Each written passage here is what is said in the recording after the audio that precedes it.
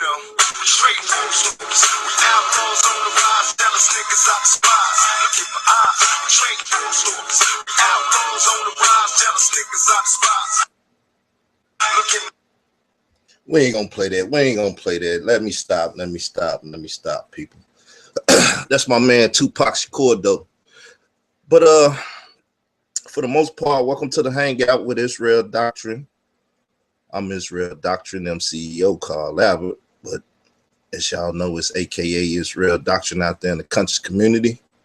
And tonight we here to deal with a question, very significant question, people.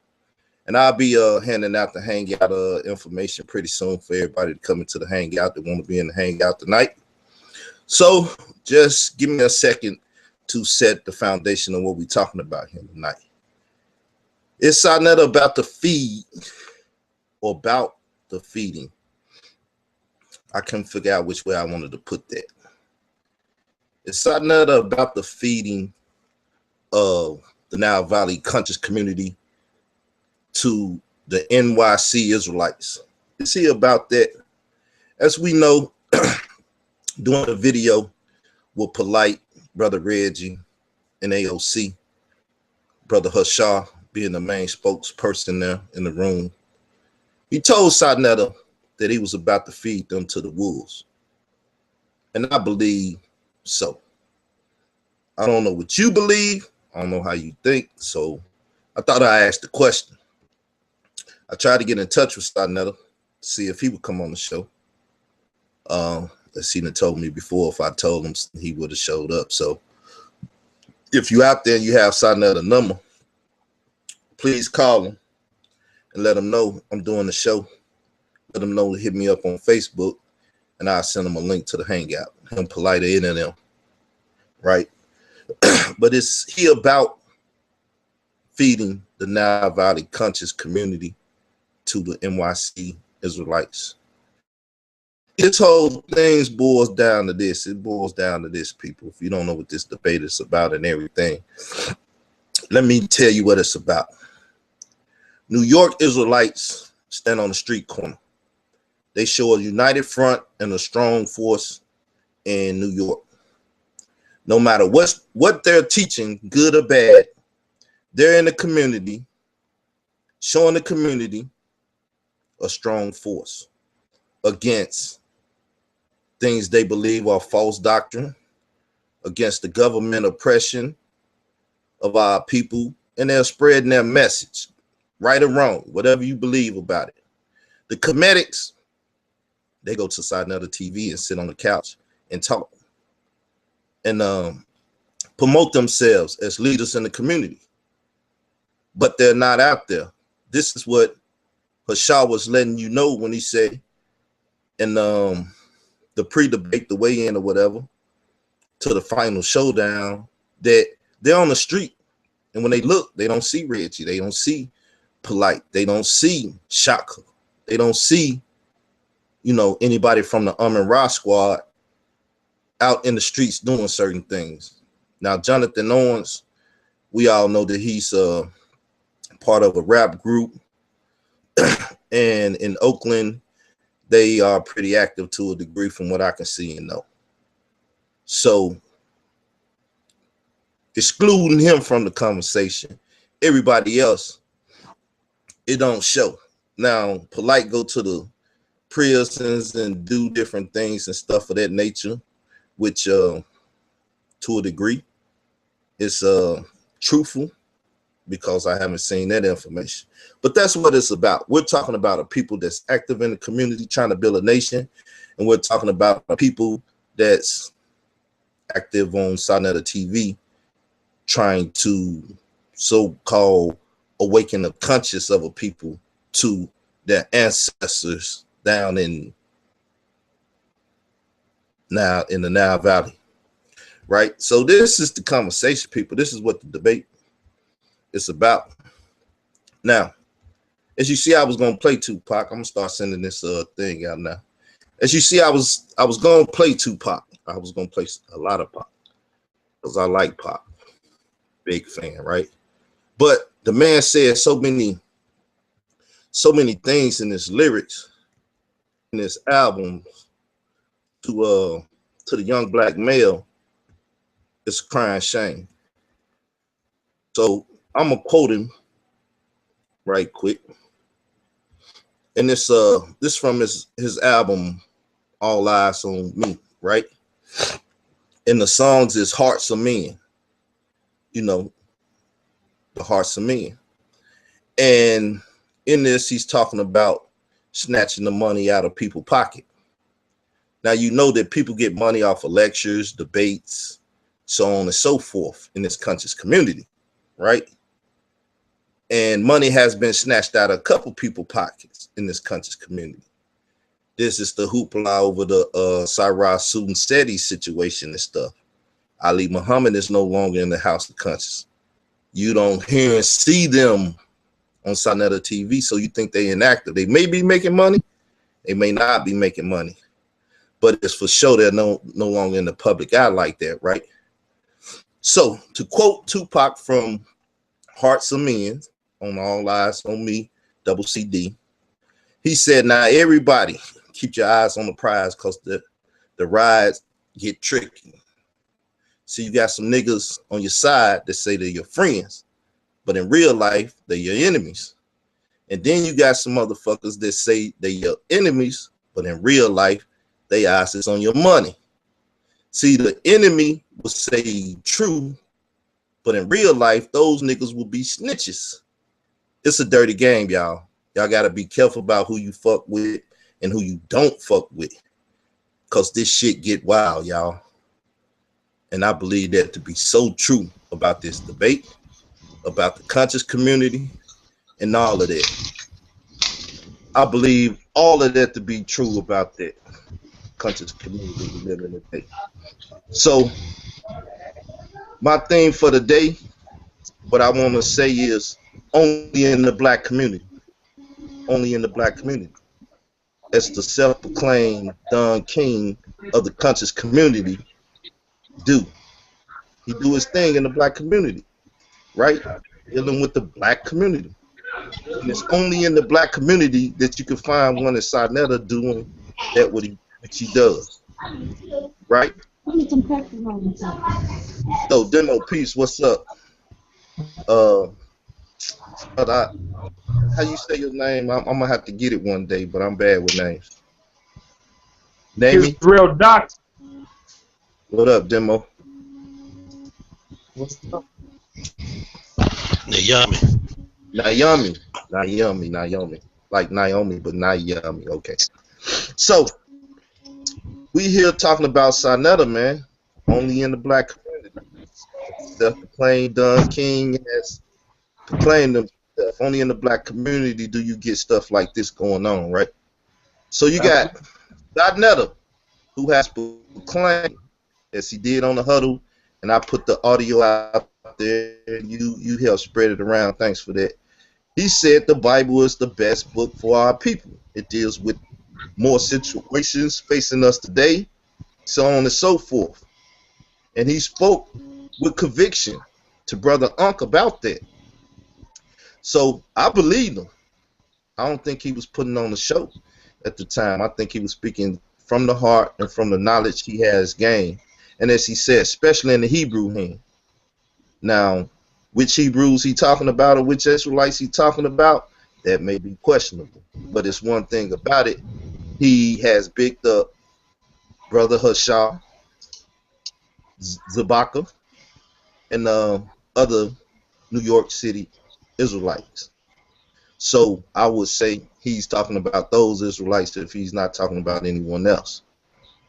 He said he see how it's causing brothers to be active in the community, as they do, as I claimed in the beginning of the show, as they do in New York on the street corners, preaching against so much, even though some of them things, you know, are questionable, like the attacks on the Africans and things of that nature. I question that, even though I consider them my brothers. I think they're foul and wrong with that in certain areas, right? Because they don't tell the people exactly what it is that need to be known about that. But this is another belief. So if he believed this, then why would he take a polite take a shot up, take a brother Jonathan, or anyone that's the Raw squad as a whole, and pit them against people. Let's be more specific, against Hebrew Israelites that uphold their Bible and hold their Bible in their hands. I don't see how he can sit back and truly believe that these brothers have a chance. Polite, Shaka, so on and so forth. I don't see it. So talk to me. Well, it's kind of like what Brother Shaw said. I think Shaw Nether fed them to the wolves because you would hear the brother say on the other hangout that he gonna be laughing at him during the debate. So why would you say that? You know what I'm saying? Unless you know the information that's about to come their way, and they know that they ain't got a chance. Don't have a chance. In the hands of Israelites, or Hebrew Israelites, he said, the Bible is the best tool to free our people, the best book. You know, I was gonna have a debate with Sankofa over that title. And yes, I was gonna pay the brother $800. He didn't come get that money. I know Sidnetta probably like, boy, you fool. He probably looked down on that because he know he wouldn't have gave him $800. But that was the title. Is the Bible the best tool for our liberation? And as I've been letting people know and telling people, they tried to jack my title.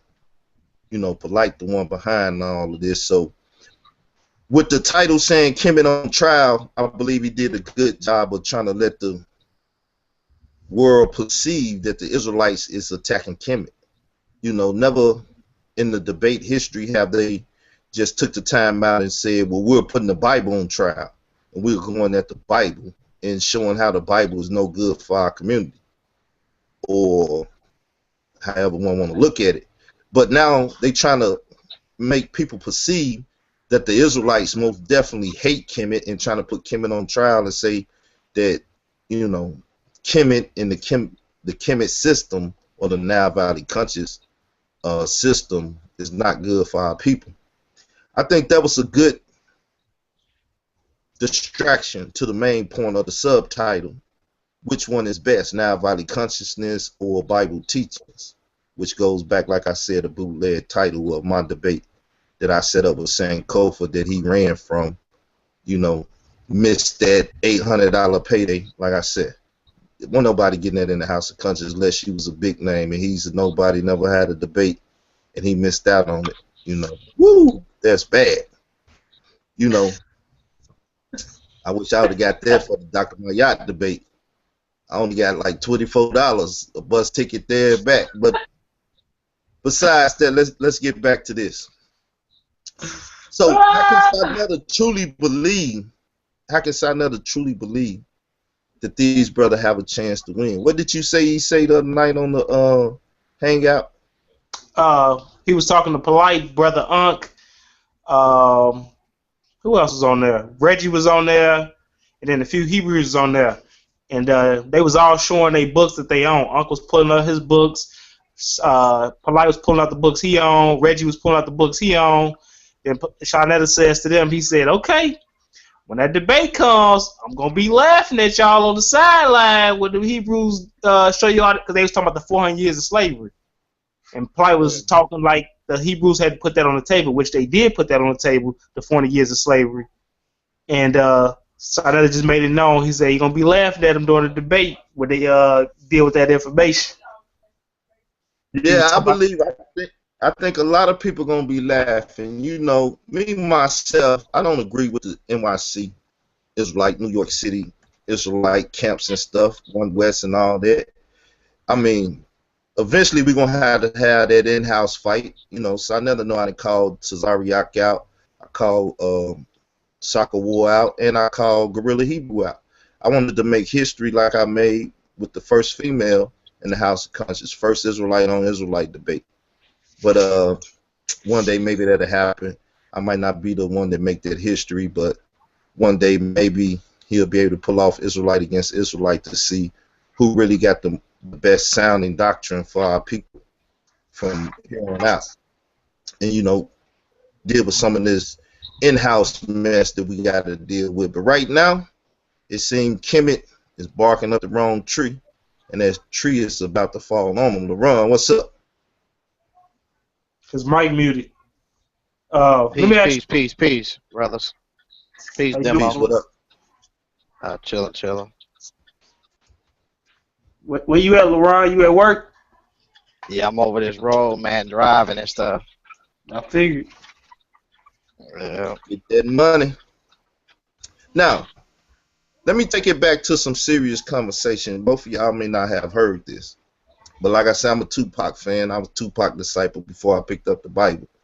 So this is the statement that he made on Hearts of Men, and I want to get y'all idea of how this relates to the debate, because I know it's a lot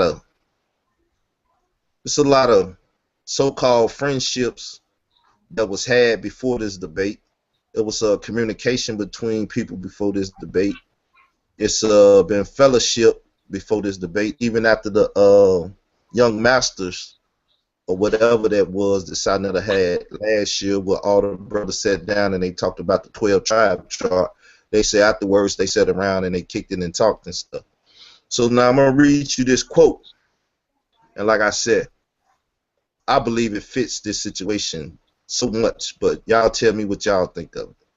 He said, now, everybody keep your eyes on the prize, because on this ride get tricky, right? So you got some niggas that on your side that say they're your friends. But in real life, they're your enemies. And then you got some motherfuckers that say they're your enemies, but in real life, their eyes is on your money. See, the enemies will say they true, but in real life, those niggas will be snitches. It's a dirty game, y'all. You got to be careful about who you fuck with and who you don't fuck with, because this shit get wild, y'all. Now, man, thug poetry at its best, but I believe the truth at its best. It's a lot of people that, you know, knew people was going at Israel, and yet they didn't go with them when they got a chance to see them. You know, I think people get starstruck to a degree. See, I think that's what it's more anything. Yeah. I'm not one of those type of people. I don't think LaRon one of those type of people, because every time he get a chance to get on the phone with a so-called superstar, he go at him like, I don't respect you, I don't believe it. That's his history, that's his MO. But a lot of people get starstruck, and a lot of people do things to become friends, to get money, to become a part of a network system. You know what I'm saying? And I think a lot of this done went on, and I think a lot of people have not been eating off of their compromise or their sacrifice. And that's why a lot of hot heads in this thing is going on. Because at some point in time, it should have been a brotherhood made between at least these two communities. As me and Brother Reggie tried to do a show last year and reach out to each other, as well as bring in some of our friends into the bond of friendship, you know, no one really took that serious. No one really took that on.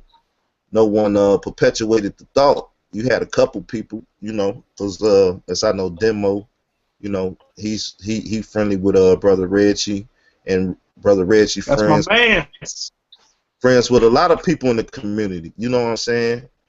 From an Israelite perspective, on the low, a lot of people may not know, and vice versa. So, what's really going on, man? What y'all think this debate is really about? I want to hear from Demo, because I know he got a little bit better insight on it. He is the Hebrew War Machine. I believe that's his tagline or whatever. So I want to hear from the Hebrew War Machine. We hear a lot from the Ra Squad, Mouthpiece, Brother you know, Mr. West, Mr. West in the building, you know. But go ahead, bro. And so pretty much what this debate is about, first and foremost, is money. That's all clear. It's about a payday. Not everybody's gonna get paid, but somebody's gonna get paid, which we all know who that's gonna get paid. That's first and foremost. Second is gonna be about entertainment. So expect to see some WWF entrances. You might see some fireworks or something. You know, Titantron going off, D-Generation X music. I don't know. But it's going to be entertainment. I believe people try to get the entertainment together for the entrance. Then you got the undercard. You got GOCC versus Shaka Utmost. And that's the over the Codex, that pseudo book he put out. I don't know why the Amara Squad ain't, you know, I'm say he go in on anybody bringing misinformation.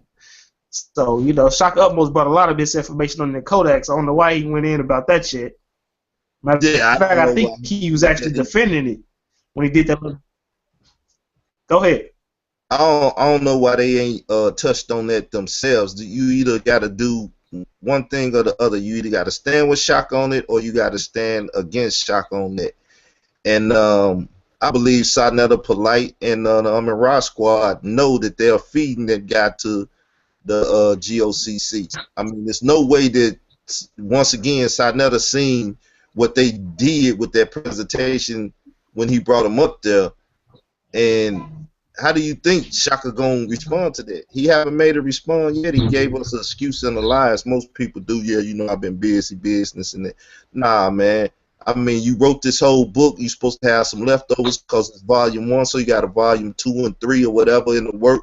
You can't tell me you couldn't go into your records and pull out some more information and just, you know, smack people up with the information. But he ain't did that. I guess he's saving it for the debate. I got a question about that. Is because the brother Alvin did a nice video on him a few weeks back about Kimmy being the first with shoes and all this other stuff. Why would he use quote unquote the coffin text in the Bible scriptures talking about where does the Bible has bread and give? See, they stole that from Kimmy. Bread and give. Give and bread. Gave. See, Christ gave. Yeah. That was clown shit. That ain't even foolish shit. That's just clown shit. You know. But why would they put him out like that? Because that's crazy. That's the only place in the world where you can say bread and give, or give it bread. Yeah. Well, at the end of the day, this comes down to, you say some people, they say they're your friends, but in real life, they're your enemies. But hold on, it get more interesting because while he's having this whole show with me, Jonathan, and Wajawa is on the hangout, and Wajawa is agreeing with the information that this brother put out. So then I'm talking to Wajawa, and I'm the bar in the background, the Magi, the servant, the slave of the king. He come in, and I didn't even summons him. You know what I'm saying? So when he come in, he gets to agreeing with the Shaka up a little bit. You break it up a little bit, LaRon. I believe they agree with the concept. They want to use that text that Shaka used, nor would they have put out that information that Shaka put out. But they want the concept. This is when Jonathan went to say, well, the Proverbs was plagiarized, this, that, and the other. And as I said, Solomon gave credit to the wise. So whoever was wise enough to write a proverb, for him to write it down, and you could go back and see who wrote the proverb, he gave him credit because he said the wise. He just didn't say his name verbatim. So that was checkmate right there in itself, you know. And he had many wives. So where everybody at tonight, man? I sent Jonathan the hangout. Let me see. I'm gonna send this to Mr. West. See if Mr. West will come out and play it on this wall. They don't want to deal with the Codex, man. Nah, Codex is like that's gonna be the fall of them. If they deal with the Codex, like go ahead. I said if they deal with the Kodaks, that's gonna make them look pseudo. You know, they love to try to not look pseudo, and that's gonna be a bad name for them. I think LaRon fell off. Yeah. I mean, you gonna see Sarnetta getting his woo on. He gonna be laughing at him, like he said. He gonna be He already laughing at said I'm gonna be laughing at y'all on the sidelines during the debate. Right there should tell them something, man. He obviously knows something or seen something that they don't understand yet. Well, to tell the truth, you know, a lot of people try to be mad at Brother Reggie to a degree about that folly that's going on with that conversation. But you got to think, Unc is the one that knew who Nazi was, knew what Nazi was dealing with, and he basically brought Nazi to the conscious community and fed Cyrus Suit and said it to him. So you got the conscious community or the Nile Valley or the Kemites or the RBGs and stuff should be mad at Brother Unc for unleashing that. I got a question, Israel Doctor. What you think about that? That's why I remember I told you, I said this debate gonna be entertainment too. What you think about them bringing Cyrus Seti to the debate to uplift the black Afrocentric movement? Well, last time I heard Cyrus Seti in public, it was on the Amin Ross Squad show, and he was basically saying, forget all that old stuff. This is a new day. You know, ain't nobody really down with that you know, old school stuff. This is new school, you know. So I don't know what leg he had to stand on trying to go back to ancient times anymore. He got to stay modern day. He got to stay RBG. And dealing with RBG, as I just brought out the other day, Dr. Khalil Muhammad, who is RBG to the core, you know, use their Bible. Okay, okay. It's a lot of checkmates out there already, man. You know, everybody putting their 2 cents in on this situation, man. Everybody feeding information out there. The debate is just, you know, it's the first battle of the year. I give it that type of title. It's the first battle of the year. You're not gonna win the war with this. You're only gonna win the battle, whoever it may be, and the war will still be on. But look, they need to rechange that title, Final Showdown, because after that debate, people could still be debating the same old tired arguments over and over again. Before this debate, during this debate, and after this debate. Well, it's due to the fact that a lot of people don't want to admit when they wrong or their information wrong. If they state something and it's not true and it's proven to be so, then you got to sit that down. You can't keep making the same arguments. Okay, you know what be tripping me out though? This would be tripping me out. Like, okay, when it comes to certain things that are consensus, I'll concede to certain things. Like when they say there's no evidence for Moses, I'll be like, okay, there's no evidence for Abraham. Okay, cool. Jacob, or all that stuff. I'm like, okay, fine, whatever. I believe they existed, but I understand it's the consensus. There's no evidence for them. But then when we start getting into King David, King Solomon, or Jesus, they say there's no evidence for that. But when the consensus is those people do exist, but it's like when I say they do exist, then they say, well, you're using the white man as a source. I'm like, now, wait a minute. When the white man is right to their side, then it's the truth. But when the white man is right to my side, it's all lies. Right. It's like it got to be some level of, consistency or integrity. Because I'll just go straight with the consensus. You know, the consensus is... It saves the argument.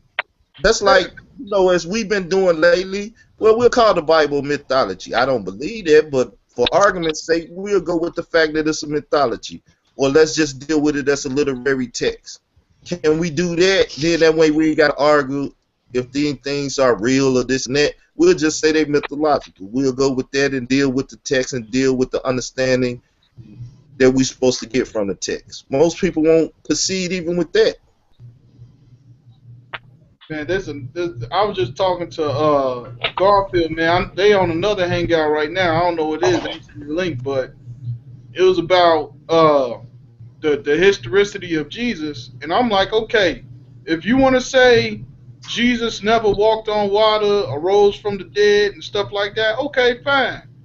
But then saying Yeshua, the founder of Christianity, never walked the planet, this peasant rebel rabbi that started a new religion in the first century. Now, when you start saying that, now it's like, come on, man. Well, reform the culture that he was living in. We got Yeah. to use terminology because you say religious, as we had the conversation the other day. You know, people try to look down on quote unquote religious people because it's the dogmatic teaching out there that there's spookism, so on and so forth. So you can't use the propaganda terminology that people use to sell people on not dealing with your information because it's religious text or religious information. Jonathan, what's up, man? Peace. How y'all doing? We What up, good. brother Jonathan? Chilling, about to walk in the store. I just was listening to y'all.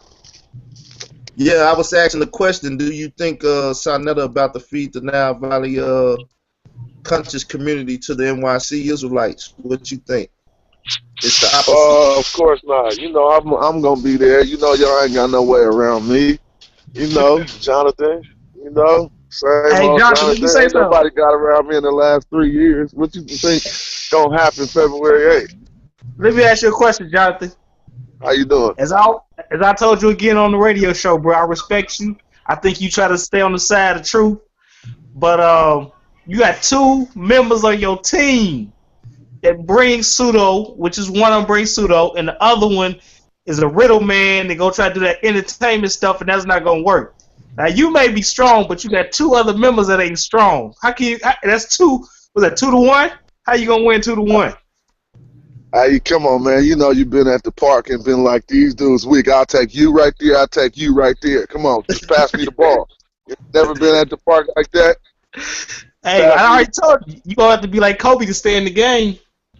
Nah, I'm going to go for 40, but, you know, Polite solid and Shaka solid, especially up against who they going against. You know what I'm saying? Like, that's a factor, too. Because, you know, there's a lot of good representatives out here, but if Shaka going against Gabrar and them, that's a fair fight. You know what I'm saying? Let's keep it real. And, Okay, hey, Jonathan, man, I want you to keep it a thousand with me right quick, man. I feel like I don't want to make fun of Shaka no more because I feel they kind of exploiting him a little bit, man.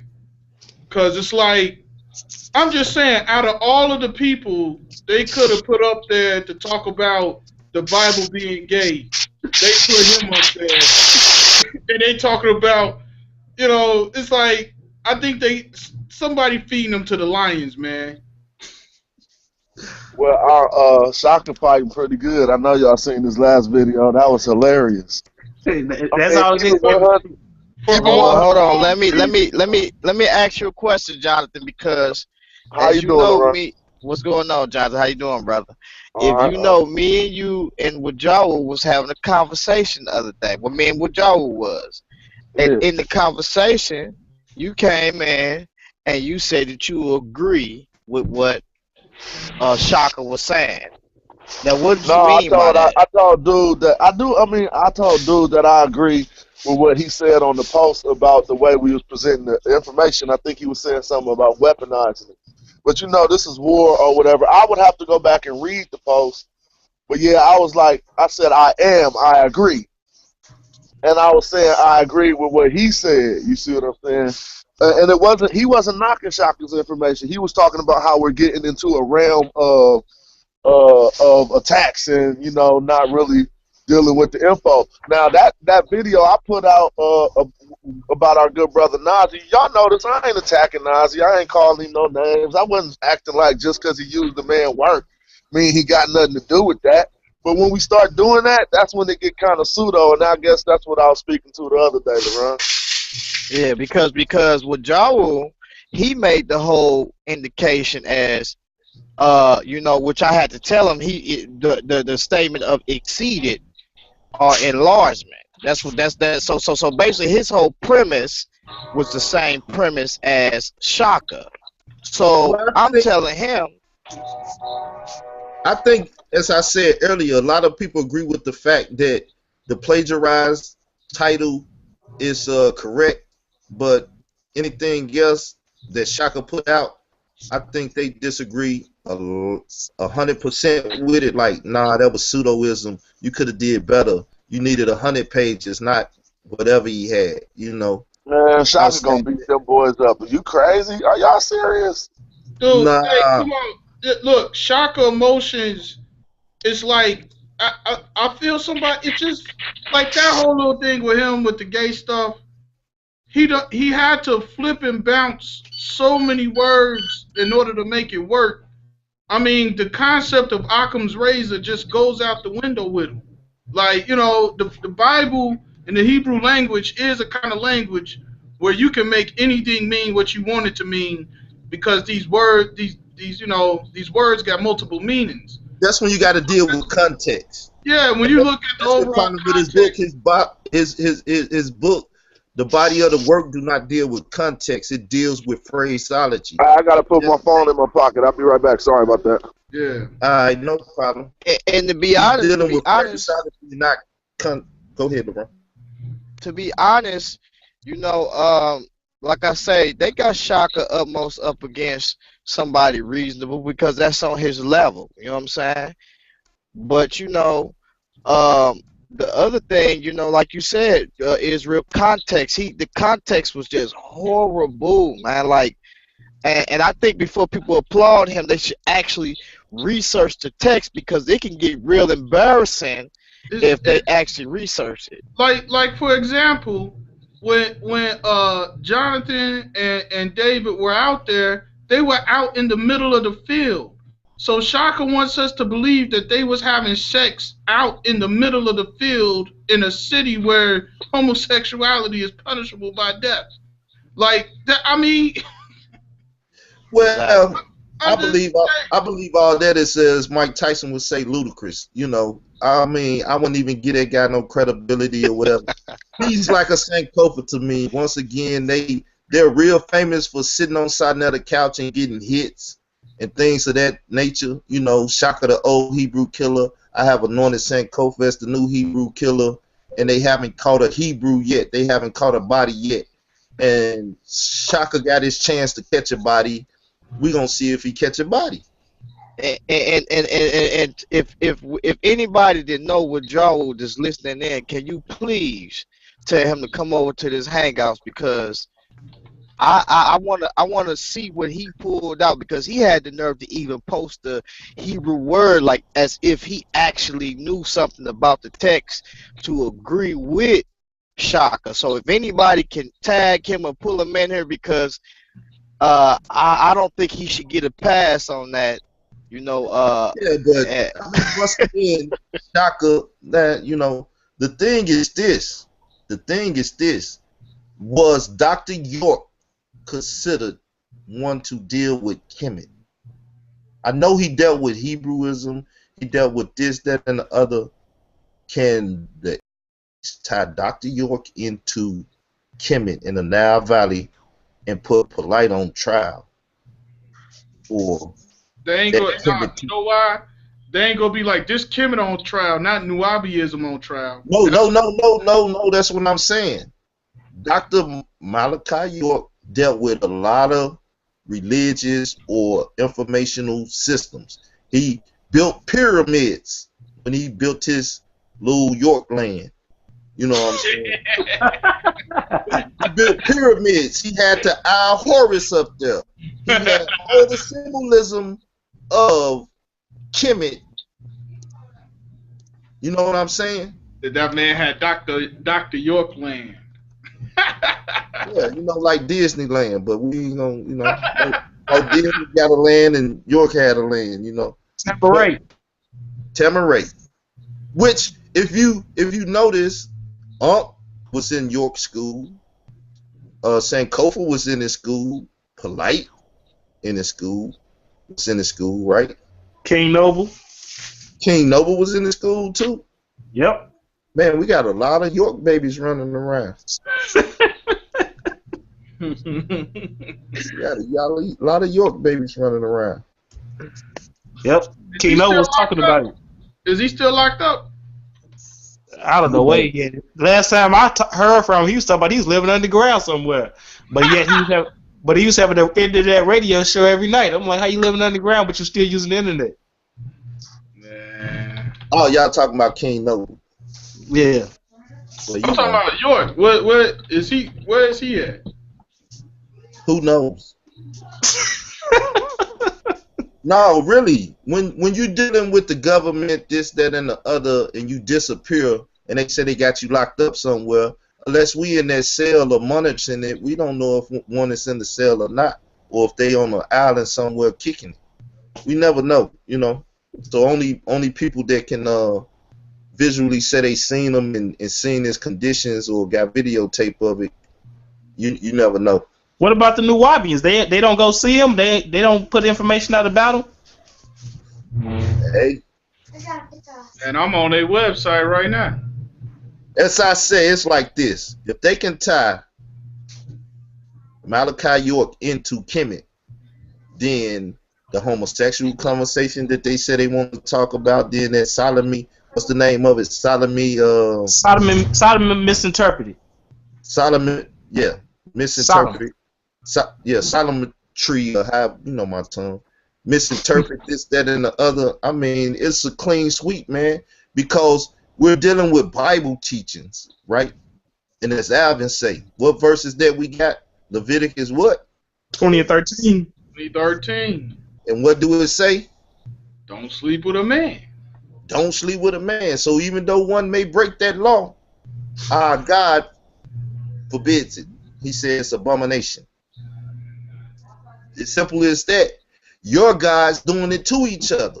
They can't believe it's an abomination. Checkmate. A good video, Alvin, like you said, because he's like, if we talking about the characters in the Bible, even if they did do it, we still got Leviticus 20 and 13 because none of them are infallible. Yeah, we talking about men. So, and as we talked before, they got necrophilia, they got bestiality, they got all that going on in their mythology. In their mythology. So is your mythology better than our mythology, our biblical teachings that you call mythology? No. You can't win with that, man. Sinetta is feeding guys to those Israelites up there in NYC. Right. He fed them to him on the street corner. Like, come on, let me take you to the street corner. And he fed them to him. Now we allowing them to get in the cage. Well, meat wrapped around them. Man, they wearing a Lady Gaga suit, ain't they? My thing is this. We did, like you said, they're gods, because I'm trying to take it on, like, we hit the civilization. Well, we're not saying the whole civilization of Kemet was homosexual. Nobody's saying that, because he tried to switch the subject up. Like you said, we just deal with their gods, their mythology, and what they believe. That's enough right there. Because that means you want me to teach my child that, who was it, Horus and Set? Yeah. Having sex with each other or whatever. You want me to teach my child this mythology about your gods. But that's supposed to be good for our people. But here's the trick. Here's the trick, though. They'll try to metaphysical that away. That's what Mikael said. They metaphysical stuff away, man. They say, well, his penis really didn't mean his penis. It meant this. And the nut in the leaves really didn't mean nut. It meant poison. And then this represents the light. Like, they could do that. That's what they do. And I'm like, check this out. I didn't get to see Shaka live. I watched some of the video this morning. He said the Israelites is obsessed with talking about homosexuality and stuff. When he lied, he opened up the door, and I don't know why I'm on Shaka. We gonna go to Jonathan after this. We'll end up at the end with Polite. Maybe they'll call in by then. But he said they're obsessed with it. You know, I didn't really want to talk this extensively about it. But when he was on there with Reggie Polite, he said you can be homosexual if you want to be homosexual. It's cool, so on and so forth. And then he said he gonna do a whole dissertation about it. He said he was gonna do that. He hasn't did it. I guess this is what he called when he did the Bible thing. But he's supposed to have did that in general, not the Bible. He's supposed to teach people about homosexuality. And for him to sit on the couch and say he wasn't talking about that, that's what opened up the door for all the Israelites to get at him. Not just his demeanor and his look, right?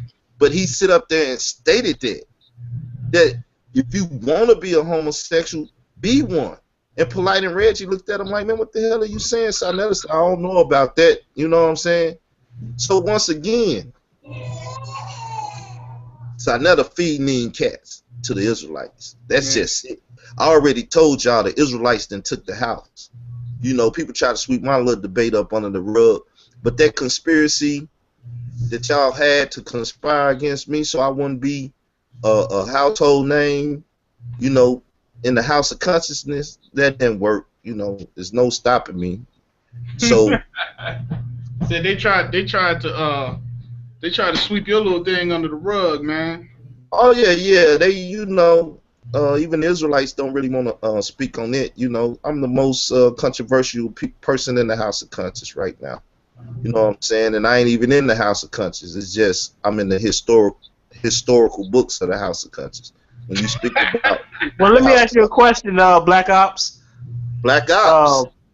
Black Ops, that's up between me and you. You know, would you be willing, if you can't debate said couple, would you be willing to take on Shaka? Because you know. Oh yeah, I still want Shaka head. You know, I want me a Heru lock in my hand too. You know, his lock kind of interchangeable because it's weave. You take it, he can easily sew it back on or whatever. You know, but I want to snatch one off too. Well, Sarnetta said on the hangout the other night, he said, make sure you got your weave tight. That's another. Yeah. That's another. You heard it, Alvin? Yeah, like that right there. He don't know that they playing him. He don't know that. Exactly. Like, he don't know that that's what's happening. Man, like, I read y'all the Tupac quote, man. Did y'all hear it? You got some people that say that your friends, but in real life you're enemies. Then you got some people that say that you're enemy, but in real life they eyes is on your money. But you know, it's like for example, man, it's like when Polite said, man, don't hold the mic, that's a red flag. Like he basically said, Shaka, yo, that's a red flag, Joe. I question your whatever. Like he did that. Nash, he said, "Yo, Shaka, don't." Right, ever... but did you see the Hashab video? Hashab took the mic and put it up to him like that, didn't he? Right, that's what I'm saying, man. It's a man. See, it's all messed up, man. It's all yeah. What was Nazi talking about? He had some news on City. That's what I want to know. Anybody got that info? Well, I don't think nobody had that info. He said he was going to drop it on the 7th. But like I said, Reggie, I consider him my brother more than anything because even doing that debate with Dr. Mayat and stuff and all that craziness, he went on the Ra Squad show and got information, basically them saying that the Ra Squad helped Dr. Mayat, which helped my argument in the fact that, you know, as I said, it was a conspiracy. Most of them called themselves knowing that she was quote unquote part of the Ra Squad and Right Angle, Brother Courtney. It was his debate. He gave it to Dr. Mayat. So the promoter, the person I was debating, and you know, outside forces was all into that. So Brother Reggie, you know, asked that question. He even tried to get Sarnetta to give me my hour to rebut what Dr. Mayat said the night before. It's a video out there showing that, you know. So I consider the man a brother. And for Nasi to try to hold something over his head, as I did the tailbearing and sewing Discord lesson the other day on my YouTube, I think that's wrong. Because what he's saying is he had a private conversation with Brother Reggie. Brother Reggie told him some things, whether if he told him or not, we don't know. So it's a insinuation at this point. You're insinuating that Reggie told him something. And then if he do bring out some information, who said Reggie told him that? So I believe that was the wrong thing to do. That was a character flaw in the brother. And like I said, I ain't got nothing personal against him, you know. But I believe that was a character flaw. The Bible don't promote that type of behavior. And hopefully he just repent of that and say, well, you know, I shouldn't have did it and that thing died out. You know. Well, to me, it depends on that information. Now, if it's something, you know, the dude did some drugs back in the day, you know, yeah, that's just. But if it's something against the community, then he should bring it out. Let's say he knew they said he was dropping dimes to police department. That might be information we might need to know. Or yeah, something like that. I mean, well, that's the case. Then you wrong for holding the information in the first place. Yeah, right. He shouldn't have put Reggie out there like that. You're right. That was a character flaw. Yeah, and we all got flaws, so I can't hold a man to fire for his flaw. It's just as a brother, I gotta say, brother, you know, you should think about that and give some constructive criticism. You know. I got another thing I want to put out there. Me, Nasi, and Ngozi at the Amara Squad show did a show yesterday, so we posted it on Facebook. So y'all go check out Ngozi speaking on Kemet, and he's not being biased. He going straight in about how he feel about Kemet and how he feels how some of the people been teaching about Kemet in error. Yeah, yeah, and Ngozi he don't be biased. It be pretty much, you know. Yeah, he's not holding back no more. At first he was holding back. Now he's kind of putting it out there. Cause he don't really be claiming Kemet like that. Like he says it's great, but he say he like a universal. Like, well, that's the thing that I've been saying, that it's a lot of people in this community that has information that proves things and say certain things, but they holding the information just like we just got to talking about that situation. They holding certain information and not putting it out in the community because they know how to verify certain things. Therefore, you won't have to argue or debate those things and make money off of that clown show. You know, it's somebody asked me about the King James thing. I don't care if King James was gay, black, whatever. God used whoever He want, and He show you that throughout the Bible to do whatever He want. You know, to bring about, when He wanted to build a temple, He put it on the hearts of those people that had us in captivity to say, y'all go build that temple. You know what I'm saying? He used people as He want, you know. So if He put it on the heart of King James to translate the Bible by whatever means, you know, hate for the Catholic Church or whatever, it's one thing about it that I believe and know to be sure, is that for me, someone to speak English, I had to have an English translation, or somebody would have had to translate it in English for me to be able to deal with the Bible, because I don't speak no other tongue and I don't care to speak another tongue.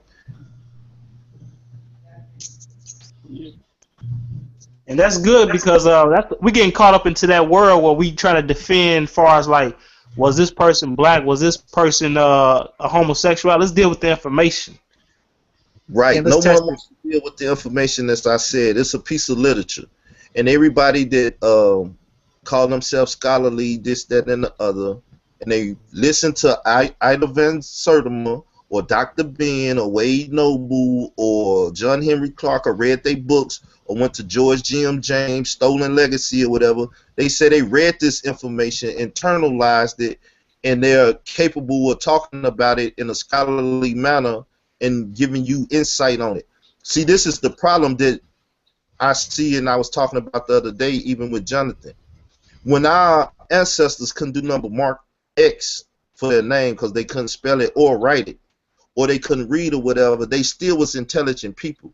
They still had the master's work, even though they could not read certain things or whatever. So we as a people are not unintelligible where we can't deal with common sense and common things in the world. So when you have people, right, that say you have to be educated by the white man system and stuff, because I don't believe none of these people was homeschooled. They went into this integrated school system and learned, right? When you have this phenomenon, you know, where people have been educated in the highest colleges and this and that, and went through these systems. Then they come back to the average Joe in the neighborhood, and they try to treat them like they're garbage and they're ignorant and they don't know nothing because they haven't went through the universal system, the university system. Which, if you know, this is that this Masonic conversation, this and that, the liberal arts and all that. See, you have your educated Negro, which is basically your house Negro, and you have your uneducated Negro, which is your field Negro. Now, the house Negro always had a problem with the field Negro because he was integrated into the system more than the field Negro. That's just it. Malcolm X taught us that. You know what I'm saying? That's elementary. It should be elementary amongst black people, right? So we see this with the Bill Cosby's, this, that, and this. I said Steve Coakley brought out. You have the boule amongst us. But once again, these people understand, comprehend certain stuff, and they will not put the truth out there because they know they will either get hurt for it or it will stop their business ventures, right? Brother and certain Ra Squad members, since we was talking about Ngozi, know certain things. That's why I brought up the fact that, we the black Jews is Dr. being worked. You could say it's pseudo or not.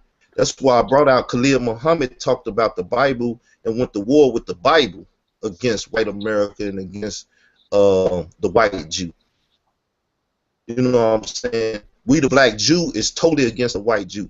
These people went to war with these people with this type of information. I don't see them using no other information to go to war with the establishment of the day. This is the same tool that the brothers in New York gonna be using when going to war with Kemet and putting them on trial. Jonathan, did you get that email about the debate topics, or are you being informed later on about that? Oh, of course I got the email. Of course I got it. And it's hecka funny. I got it. All right. So what's your take on it? Because, you haven't had a chance to speak publicly about it. I don't believe I haven't heard it. I mean, I'm just really coming for one thing, to defend against a lot of the claims that I've been researching for the past couple of years. A lot of them pertain to the stuff put out about sexual deviance. But they was trying not to have that on the bill, but then, just like Nazi said, it is on the letter.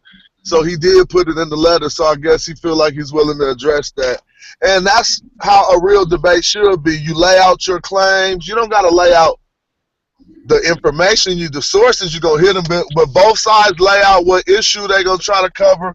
And we really should hit each other with our opening argument, so that way it would be a more qualified debate.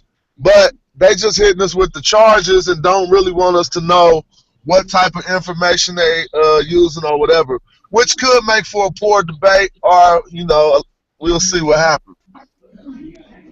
Well, I think that goes into being able to be on the spot with information and saying your information, and not just you went and did some research and copy something from somewhere, but how much you actually know it on the fly.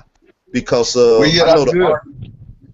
know the argument that the Israelites was making there for a sec is that we on the street corner. We out there with certain books and certain things, but whoever come up and bring an argument, we have to defend it right there on the spot. We don't have time to say, well, I'll come back next week, or let me go do some research. They have to deal with it on the spot. So, yeah, well, you also got to realize they only got one text corpus. So everything they going to hit them with going to come right up out of that same book right there.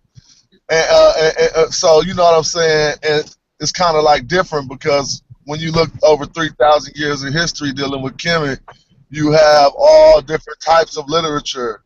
And it's not consolidated into one book like a Bible. The Book of the Dead is some E.A. Wallace Budge type of bring forth. You know what I'm saying? So it's really what all of our informations from different eras aren't consolidated. Therefore, somebody would be like, ooh, I'm going to go try to find some hidden papyri and be like, now that's easy with me, because that's what we practice to do every day. But I don't want to elude nobody or be disingenuous on what the actual study of reading the glyphs is. You know what I'm saying? And I never have. That's why I put my work out there. Yeah, and that's what we was talking about. What was that, last week or whatever? When we was talking about how the Bible was compiled and how Kemet literature or text is not compiled that way, so you can't go to one spot, and then you might find a papyrus or stela somewhere that says something totally against what's written somewhere else, because you're dealing with different dynasties, different priesthoods, different people, you know. Exactly. That's kind of like is the difference between. But see, our whole. It's hard to explain, but the whole society that people call Kemet or Kemetology, it has not been canonized or spiritualized. We take. I mean, for instance, you can go to school and study Egyptology and not even have to be addressing it from spirituality at all. You can be a Christian just about to be a PhD in Egyptology, because there's so much other artifacts left from that culture that somebody could pull up a document about a lady getting her hair done in the 3rd century and be like, you don't know about this document? Acting like it's biblical or something. You see what I'm saying? But, Yeah. you know, so that's something we need to explain. But what we have is the powers to look at that document on the spot and be like, no, I don't know about this document, but let's try to work our way through it. Let's read it and see what it's about. You know what I'm saying? So do you think the main title, Kemet on Trial, or the subtitle is best to address? Because Kemet on Trial, it opens the door for a lot of different conversation. And as I said while you was gone, do you think that, not just you, but this to the people, this is what I said, do y'all think that the Israelites have any skills to tie Malachi York into Kemet or Nile Valley? You know, because he did build a pyramid. Stop that. Why he doing that? Hey, Demo, man, you need to call your boy and tell him, like, the slowest road. Like, all them ad hominems and attacking people. See, that's why Nazi got that bomb put on his other head, because he couldn't keep his gentleman demeanor when he came on talking to Titans and had to start doing them ad hominems. And we all know both camps got a whole bunch of those. You see what I'm saying? So Lex ain't really going down a smart street trying to bring York into it. Because, I mean, really, if we all keep it real, all three of y'all probably could. I mean, everybody involved know I never met Shaka a day in my life. I never met Polite a day in my life. We simply some of the people who people say speak about Kemet all the time, and y'all want to put us on trial. But trying to make it personal to where, okay, now he's going to smear Polite to a way to where he get mad. And I mean, you know what I'm saying? It could be like turn out to be a big old street gangster party, basically. And I'm not coming for that at all. You know what I'm saying? Yeah, but I don't understand the debate though. You have an empire, maybe 8,000 years versus a religion. That's kind of what's going on. The two really don't mesh. Exactly. The argument don't mesh. Go ahead. No, that's all I was saying. The argument doesn't mesh. It's like, okay, the United States of America is going to debate the Wabians. Exactly. What type of debate is that? I don't think you can really say that, because if you think about it, there is a you know, whether or not you believe you're a Hebrew Israelite or not, or a black Hebrew Israelites, white Israelites, there is a whole Jewish state. I mean, how can you say this that the United States is backing this Jewish state? So you can't really say that. You know, no, that's so pseudo, because that was made, what, 1940? What you mean?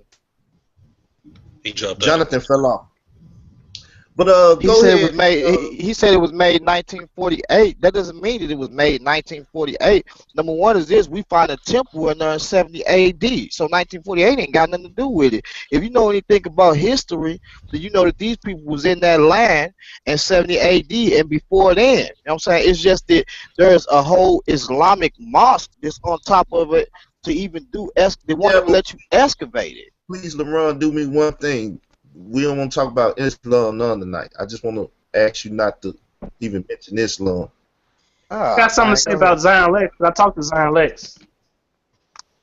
And we brought up Dr. York. The reason why Zion Lex bringing up Dr. York is because, I mean, it's obviously him and Polite got a beef from the rules of engagement.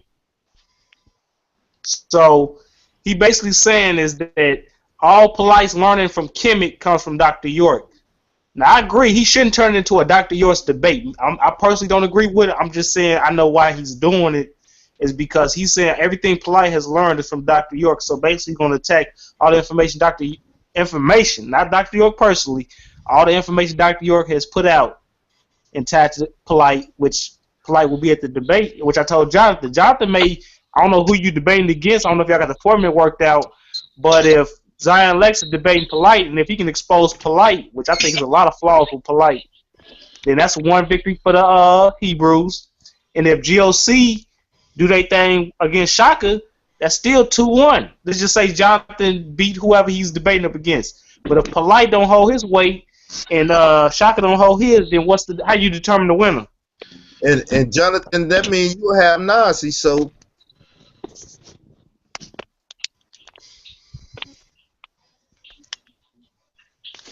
Now, don't forget about Hashar and the Lions of Israel are going to be there too.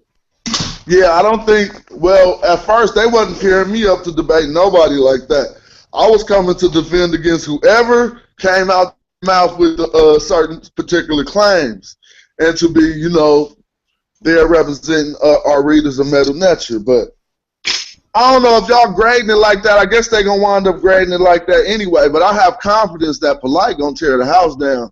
And Shaka already beating them boys up. So I don't know what y'all might be just on favorites, but are y'all watching? Me personally, what I would target if I was in that debate, I would target the first thing is the chronology of Egypt and where the hell they get it from, and another thing I would target is their dating system because that's pseudo. And when y'all understand the dating system, y'all gonna realize that y'all are playing into the hands of a conspiracy basically, because that's what's going on. Whenever you try to put a date on Kemet, and number one, whenever something come up out of the ground, the first thing they say is, well, let us take this and see if it match up with Kemet, and if it's older than Kemet, they say, well, this can't be older than Kemet because Kemet, we got them older than any civilization. Come on, man, you can't do that, and that's crazy, and that's what they have been doing. The Bible is weak too, so I mean, I can't throw a rock, and I'm living in a glass house. Well, see, the thing is this, like you asked the question right before Jonathan fell off, and we could revisit that hopefully right now, that we're talking about two mystery systems, really, right? Now, Dr. Ben said Kemet had a mystery system, or Egypt had a mystery system, and he said Moses came up out of there and converted that system and made it into the Torah. Now, either that is true or it's false, but dealing with those premises, now we're dealing with the fact that somebody's system is better prepared to lead us from this point on in our becoming a better people than what we are today with the twerking and the this, that, and the other. So what system is better? That's why I said a subtitle when you say Nile Valley consciousness against Bible teaching. What type of consciousness do the Nile Valley have for black people today? The Bible is not a complete system, though. It's more religion than it is nation building. That's why it's too. Well, I can't really say it's more religion than nation building. You can say that from a black perspective, but when you really study and you really do historical history, you're saying that from a black perspective. Overall, this is a Christian nation within itself. This is a biblical nation. So for you to say that you said the United States is a biblical nation? Yeah. Hold up, brothers. Hold up. This, I want to make sure this is understood. That's why when you use the terminology mystery system or culture, it's better geared towards having a scholarly or better conversation than saying religious. As I say, when people say religion, that term right there has been so misused and so poisoned in dictionaries and such that when you say religion, it's a problem. But if you read George G.M. James, he'll tell you that they had a religion. Other people would say Kemet had a religion. So then, if that be the case, you would have to deal with the Kemet religion against the Israelite religion or mystery system or whatever term you want to use. But we cannot act like that Kemet did not have, quote unquote, a religious system in that point. No, I'm not saying they didn't. I'm saying you talking about an empire versus a small little religious city-state. Or Israel had an empire at one time too. They had a nation. They had kings. That's not historical, bro. That's not all the way historical. And see, that's your opinion, Jonathan, because that is historical. Another thing, when you talk about an empire, you're not realizing that this is, like I said once again, a Christian nation. So this is an empire, whether you like it or not. My brother, let's calm down because we're starting to talk over each other. I'm gonna let whoever was about to speak go ahead. What was you saying, brother? Okay, I'm just saying, how do you define this as a Christian nation? What defines a nation as a Christian nation? Because when I read the Constitution, I don't see nothing about Christianity. I read in the Constitution that this is a democratic republic. Okay, well, let me respond to that. Number one is this. You recognize this as being a Christian nation, first off, because we wouldn't even be having this conversation about the influence of the Bible on the people from the get-go. Whenever you do a study and you look around, the majority of people is off into the biblical text and label themselves as Christians or under the biblical text. And this is the thing that has empowered even the Egyptian, the empire that was of Egypt, and not only that, the empire, other empires. So when you look at, you say you're talking about an ancient empire, it's not even relevant to today. And in the land of Egypt right now is Arabic. So it has no relativity to today. You cannot apply those texts to today. So that's non-relevant. That's an asinine argument. Because you act like any of you people who claim Israelites is over in Israel. So I don't know why y'all would ever get up on a person. But if you notice, I never said that, Jonathan. So how is it relevant that Arabs are in Kemet right now? That makes no sense. Y'all always talk about Kemet fell because of this. But if you guys were the holder of Israel, then it fell too to the white Jew who got it right now, correct? Correct. But one sec. My brother Alvin is back. And Alvin just did a video dealing with Israel in David and Saul kingdom and so on and so forth. So since he fresh with this conversation, I would like for him to speak on the fact that Israel was a nation and had a kingdom. From his research there's no debate on whether there's a kingdom of Israel. The debate here's the debate. The debate among scholars is, do we give credit to King Omri for all the wealth and prosperity, or to King David and King Solomon? Those are the two. That's the debate among scholars. Even Israel. Now, can I ask one question, please? Do you mean amongst biblical scholars, or do you mean amongst theologians who are inside of the seminary? I'm talking about Israel Finkelstein, who says Moses doesn't exist, Abraham doesn't exist, Jacob doesn't exist. He doesn't believe none of those people exist. But he does believe King Omri exists. And he says that the biblical authors were actually had bias towards King David and Solomon because the majority of the wealth and prosperity went to Omri, but when you look in the scriptures, they kind of played Omri to the left. You know what I'm saying? It gave all the credit to Solomon and David. So Finkelstein's position is this. King Solomon and King David didn't have a big empire. It was a population of maybe a little under 100.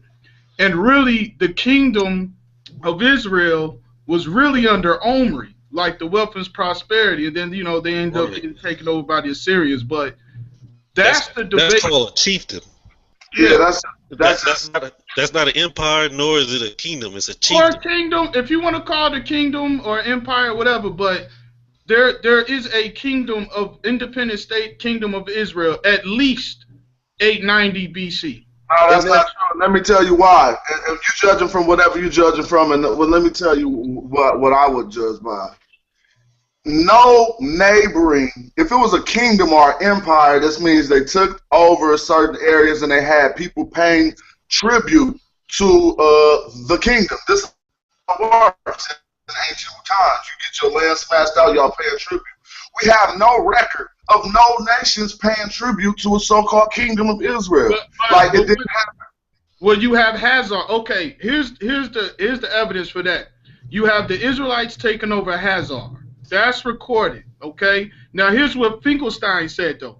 Finkelstein don't believe the biblical narrative of Joshua taking over all of Canaan and whatever with them battles. He says that Israel formed from a bunch of subgroup Canaanites that were being oppressed, and they end up taking over the land. So whether you want to say Joshua did it or these subgroup Canaanite people, they took over Hazar, they took over Gezer, Megiddo, and Jerusalem, and formed this nation called Israel. And let me ask you a question, because now we're leading on something that is somewhat historical, because we have accounts like that in the Amarna tablets. But where we have to differ is when y'all keep putting the punchline at the end and saying, and they made this kingdom called Israel. Because, yeah, they did whatever they did, and it was people in the same area. Everything you're saying could kind of be corroborated by something that ain't really in the same time period, but a little bit earlier. But when I look, I just don't find nobody in the area mentioning something called the kingdom of Israel. Okay. Well, I mean, if you don't want to count King Omri, which is mentioned heavily, that's why Finkelstein says. Well, let's do something a little quicker. I think everybody from the Kemetic side has mentioned Hezekiah and who? But hold up. Who's supposed to came help Hezekiah? Hezekiah is supposed to have been the actual king of Israel, right? And who came help Hezekiah? Well, hold on. We could go way before Hezekiah, because what I'm saying is, if we can't. The thing is, it's a parallel somewhere between Israel and other nations and stuff, right? What I'm talking about is, listen, just like LaRon said, 70 A.D. Now, you would have to say that Herod never existed and he never sit over a kingdom at that time. If you deal with the temple, the Bible say that the temple was created by Solomon. It was built by Solomon by the things that David stored it up, right? So now, if you deal with 70 A.D. and the destruction of a temple from historical counterpoints and not just biblical, then they're saying that it was a temple down there. That is evidence. This is just like saying that it's stuff written on the walls of Kemet. Well, if it was a temple down there and somebody had to build it, and the narrative is Solomon built it, then, I mean, what? Well, here's the thing. We don't even have to do that. We can actually go to Israel today and touch and see stuff physically. When you go to First King, like the Bible made a claim, right? And the claim's backed up by archaeology. The Bible made a claim in 1 Kings 9:15 that Solomon built a wall at Gezer, Hazar, Jerusalem, and Megiddo. And then the archaeologists have discovered the walls at Hazar, Gezer, Megiddo, and Jerusalem. All four walls have been discovered. And it's not just about the walls being discovered. It's the fact that they're built in the same fashion. You know, Hazar, but it was under Omri. It was under Omri, not... Okay, but see, that's what I'm saying. The argument is, was it under Omri or was it under Solomon? Now but there is a kingdom there. It couldn't be under. It couldn't be under King. See, this is the thing. When you look at the ages of it, number one is this. It dates to they date to the what they call the Solomonic period, which is the Middle Bronze Age in that area, right? So if how can they be up under King Omri? See, this is the thing.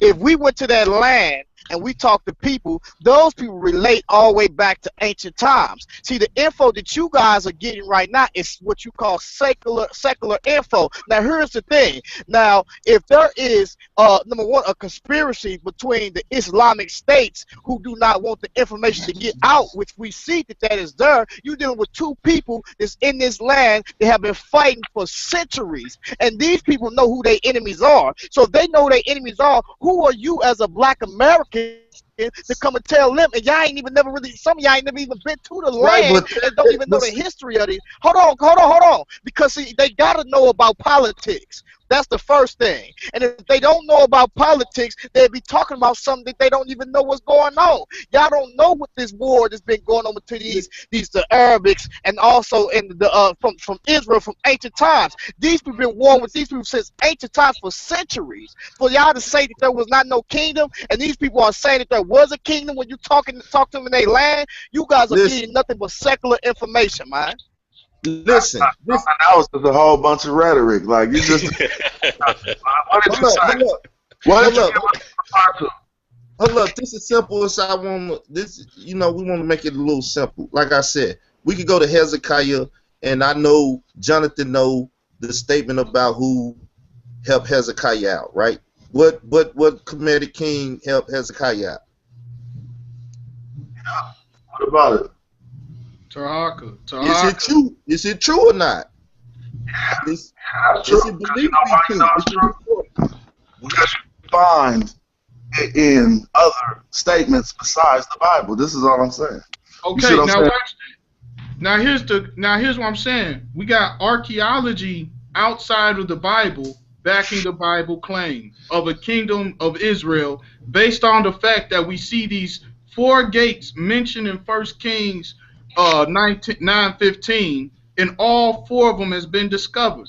On top, and then we got Shishak attacking Jerusalem. Attacking Judah right around 924 BC. We could look at the Bubestite portal, and it'll show that Shishak attacked all these kingdoms in Judah. So it's like you're very careful with your words, and I like that because you know we do the information. Because he attacked Judah indeed and left out Jerusalem, but again, we know he never mentioned. He didn't know anything about this thing we're talking about, the kingdom of Israel. But what I'm saying is, when we look at the biblical narrative, it's saying that Shishak attacked Judah. Well, Jerusalem, now, many archaeologists say that a lot of them cities been worn off with that Bubestite portal. But the fact that the Bible says there was attack on Judah during the time of King Rehoboam, and then Shishak attacks Judah during the time of King Rehoboam, there's a little collection there. And then when you add on this, even with the Tel Dan Stiller, I know there's a lot of controversy with the Tel Dan Stiller, but right there, the Tel Dan Stiller says King Hazazel attacked Jerusalem or Israel, and in the Bible it says he did that. Now, hold on. First off, hold on, Alvin. Before you do that, understand this. You cannot say he attacked Jerusalem or Israel. That's not how they label them. You have a northern kingdom and a southern kingdom. Now, if you remember in the biblical text, the northern kingdom was not riding with Judah, so Shishak had attacked Jerusalem because he was riding with Judah. So when the Assyrians were siding with northern Israel, and northern Israel was in the boundaries of Canaan, was in the boundaries of the Egyptian pharaohs,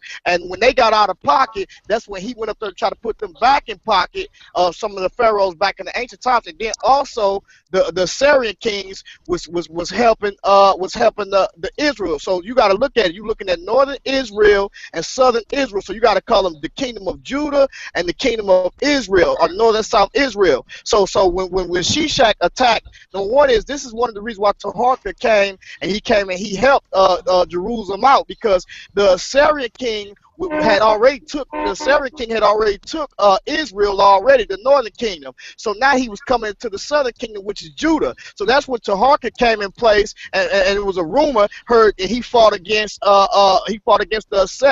supposedly he was fighting against the Assyrians. At this point, we have to agree that it is evidence of a people and them having some rulership somewhere as a people. Yeah, it's in my main this point. What you're missing is your doctrine. This is what we started. I said an empire compared to a little small chiefdom. Well, I wouldn't say.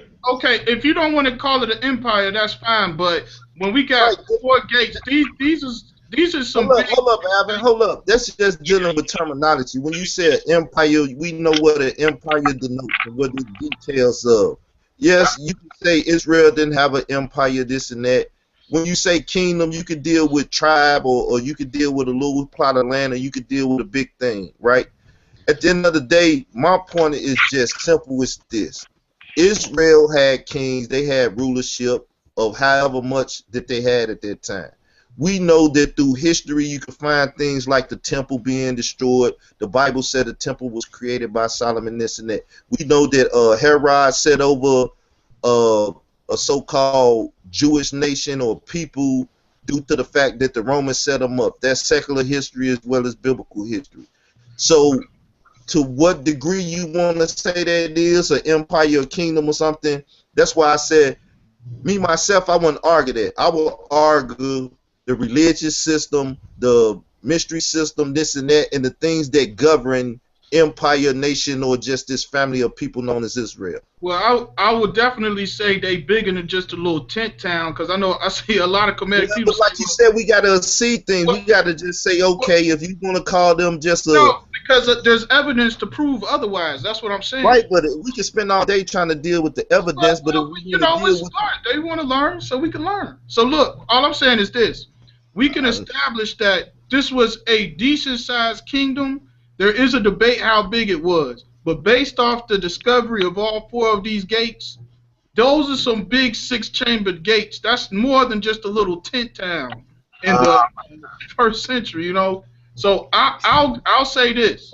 Okay, in the area of nation building or empires, can the two be compared? Can you compare Kemet? No, we're not even having that conversation, because the conversation goes more in detail. I know what you're saying, and I understand why you're saying that. But when we're talking about the debate, and you're talking about, well, this is an empire-based, this little nation, or this little thing. I'm trying to answer this question. No, well, I was saying... One second. Because, see, the thing is, I don't want to float in the area that should not be dealt with more than the other. What should be dealt with is we talking about the debate, what the debate is about, and how is the Bible teachings against Nile Valley consciousness, or the Israelites against this empire called Kemet of Egypt, right? But that's not really what the debate should be about, and that don't seem, as the subtitle lays out, that that's the situation. We're talking about teachings against consciousness. Yeah, but I was consciousness. The Israelites have biblical teachings. Which one is best for our people is the question. Now, is that part of the debate? Is that in the debate? That is in the debate title that is on the flyer. If you look at the flyer. I just wanted to address Naeem, that's your name, bro? Naomi. Okay, yeah. I was just saying this. Israel was not an empire in the context of the Babylonian Empire or the Greek Empire or these huge empires. You know, the Israelites even say in the book they were satisfied with just their promised land. You know, they didn't have the mentality of like the Romans of, you know, just world domination. They had their promised land. How did you say that, bro? They killed. Yeah, well, hold on. If you actually want to look at the land of Israel and see what they was promised to them and what Israel is trying to hold on. Listen, Carl. We listen to me right quick. You can even talk afterwards, but I'm just saying this, and I don't want to be on this long. I do not want to go down this. I want to go down another road. So let's not stay on this road that long. All right. Well, listen. If you hold on, Alvin. If you actually want to know about what Israel had and why that coast was vital and why they was on that coast, then you could actually look over there today and you could see actually what are they fighting for, what are they having. Because when I talk about Israel, I'm talking about the people that were scattered everywhere. I'm not like the black Hebrew Israelites that don't believe that there is no white Jewish state or no white Jewish Hebrews. That's crazy. Hold on. See, that's what y'all don't want to hear. Y'all afraid of that. Y'all don't want to hear that. LeBron, you will get kicked off this show, man. I'm not going to argue with you. I'm dictating. I'm done. Do what you gonna do, man. Y'all don't want to hear that, dog. No, that's what I'm saying. People trying to bring up. Finish, Carl. Let him finish. Hell no. People trying to bring up stuff that we're here talking about. Feed Nile Valley people to the Israelites. That's the topic and thing that we on here. You know, they want to be a black Hebrew Israelite or say this and say that. That's cool. That's personal. Say that for another show, or open up his own, and we could go over there and talk about that. Right now, We're talking about this debate, and it's vital that we talk about that subtitle. Like now, Naomi, however you, I don't want to chop your name up. Okay, Like my brother I got said. one last question for John. Hold up, brother. Give me your last name or something, because that one right there kind of hard to keep in my head. I'm just it's Ubuntu. Huh? Just call me you can just call me Professor N. Yeah, just call me Professor N or something. Okay, Professor N. Brother N. Oh, Brother I got one last question for Jonathan. So, Jonathan, are you saying that Israelites were looking to expand like an empire? Like, were they looking to be like a Rome or Babylon? I'm saying the Bible say, man, you can say that's some delirium. Somebody said God came to me and told me to kill all these people over in this area because this is my land. Yeah, I get that, but what I'm saying is they were content with that land. I'm saying they weren't out for world domination. They didn't have. He's saying when they came out of. He's saying when they came out of Egypt, they killed a lot of people. You saying once they got in the land, they did not look to expand. Yeah, that's what I'm saying. I disagree. I think they on some world domination even to this day, but the stories just don't stop in the Bible, you know. I'm talking about, but according to the story of the Bible, they had their promised land, and that was it. You breaking up, bro. I'm saying, according to the Bible, they were promised the promised land, and then when you even look in the Bible, the violence kind of stops as soon as they get their promised land. They don't expect, like, everybody that know the Bible story know that at the end of the day, they was cool down in Israel, and then they weren't doing what they supposed to do, and other nations came in and kicked their tail from that point to now. So I mean, expanding what once you get in the foot, put up your butt. You can't expand nothing but your cheeks for some more foot. Now. So now, once again, I got a question about the debate, though. Yeah, let's get back on that, brother. Johnny laid out the format yet? I don't know. No, not that I know of. Brother Ian. Man, they got to do that. People paying good money. I know they need to put that format out so everybody know what it is. It's coming soon. Brother Ian, did you guys know that the subtitle of Kemet on Trial is Nile Valley Consciousness or Bible Teachings? Which one is better for our people? Well, see, I understand that better. Than Kemet on Trial. I didn't understand.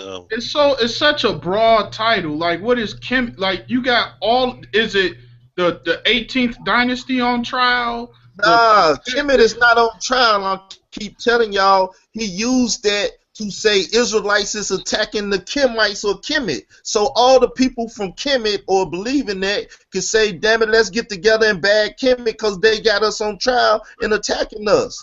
That's to get more viewers. Okay, now John. Hey, but that's a good point, though. That's a good point that he brought out.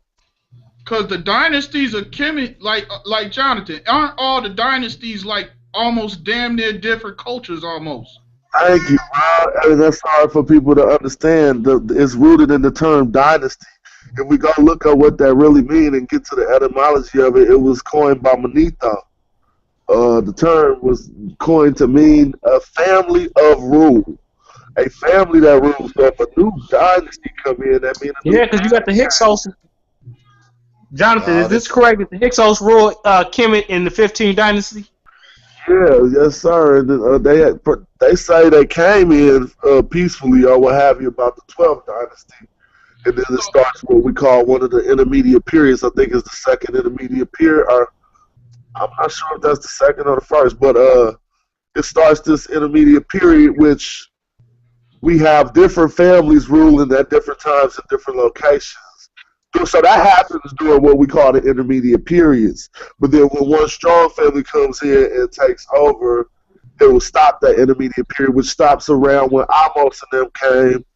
Amos and his brother Kamos and Amos came and smashed them out and started the latter dynasties. I think that started, the 17th or the beginning of the 18th? I think it's 17th, 18th to right there. So See, And that's the problem what shows the problem in the title right there. right. You have to put a certain, if you're saying a certain dynasty, this, that, and the other. That's why I'm saying anybody with any intelligence know that it's simple, that is a selling tool. The big conversation is the subtitle. That's it. And if don't know, I got some dates. I got some dates. If don't know emphasis get put on the subtitle, I believe everybody gonna get robbed, because that's what it's about. You have a black community, a nation of people here in America today that is searching for something to help them as a people. And Kemet is saying, I got some good shit for you. The Israelites saying, I got some good shit. Come get this, that chronic, or whatever. This is it. And if you saying you have that, then you need to put that on the table. Tell people what it is. Demonstrate to the people how it works, and see which one is the best. That's true. But it's also in the title, because is it the morals and teachings of the 18th dynasty that's the best, or the morals of the teachings of the 25th dynasty that's the best? It's like, it's all over the place. I mean, not to cut you off, I was just trying to address what you said, and that's a very good question.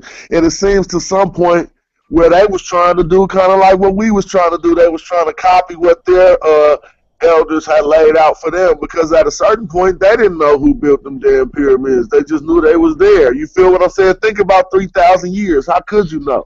You see what I mean? Right. So after a while, they were starting to even emulate their own culture, and you could see it. They started retranslating their own text and doing things like that so they could preserve the earlier culture or what was there that laid it out. So you would have something.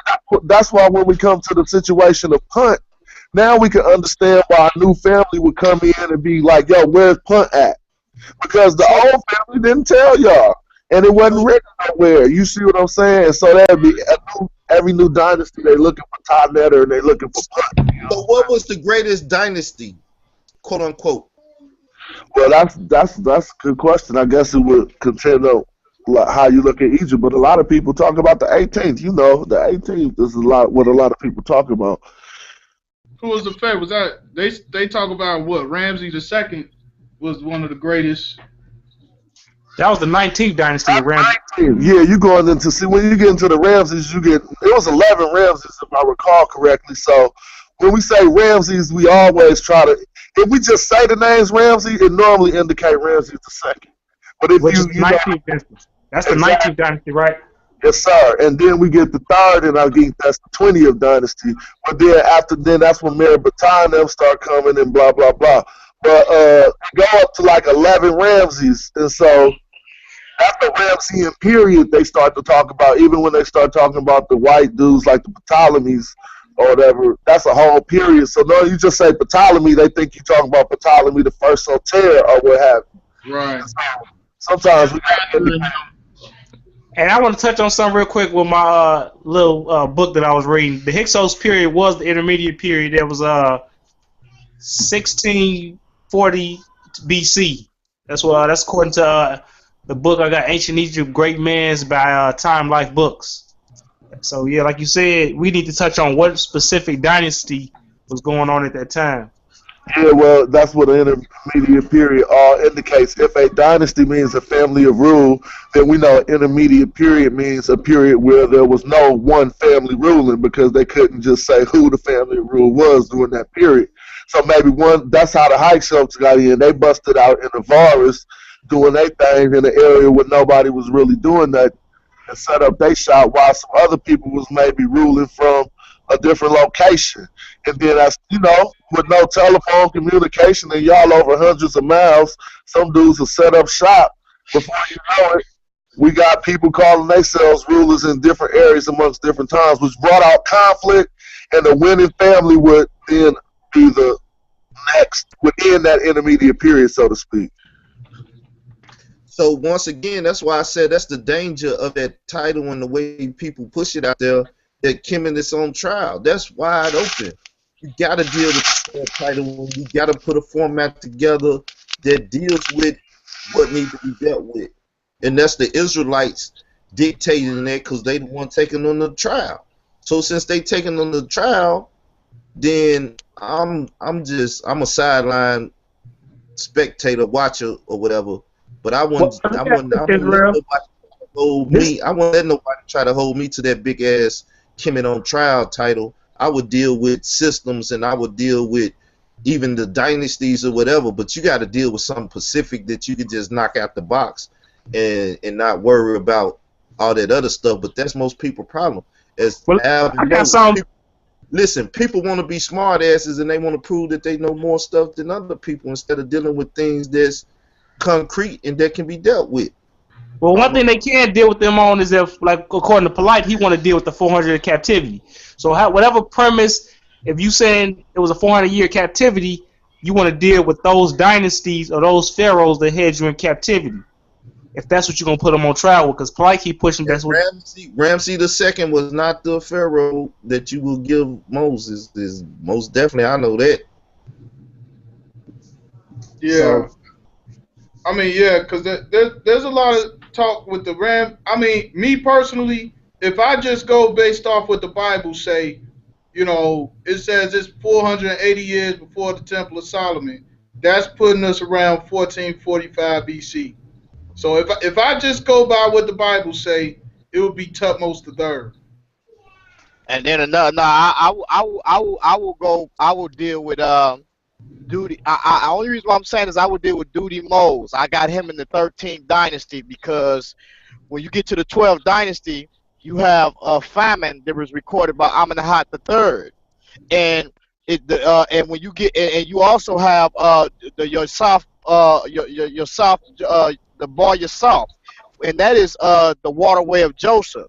And when you look up that information, the Arabic still call that to this day the waterway of Joseph. There was a famine due to the Nile because it overrose, and how we know is because the markings of the Nile River on two forts on one side. It's a fort on one side and it's a fort on the other side. I got to get the names of them, but it was a. Hold on. Go ahead, Israel. Nah, I asked him. He ain't learned the names of that stuff yet. Because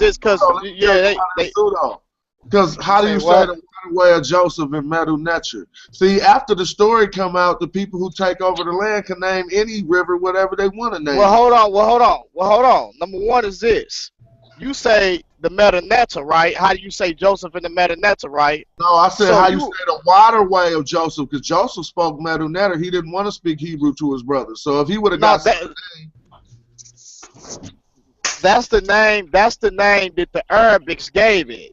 But it had another name, but they gave it that name, and it was similar to that, and they gave it the waterway of Joseph. Now, you say pseudo, you talk about the Medu Neter, but at the same time, you sitting up there speaking a late Medu Neter, when they had an earlier Medu Neter, and the influence of that came into those lands played a big role at those times. Pseudo like a cuss word in these.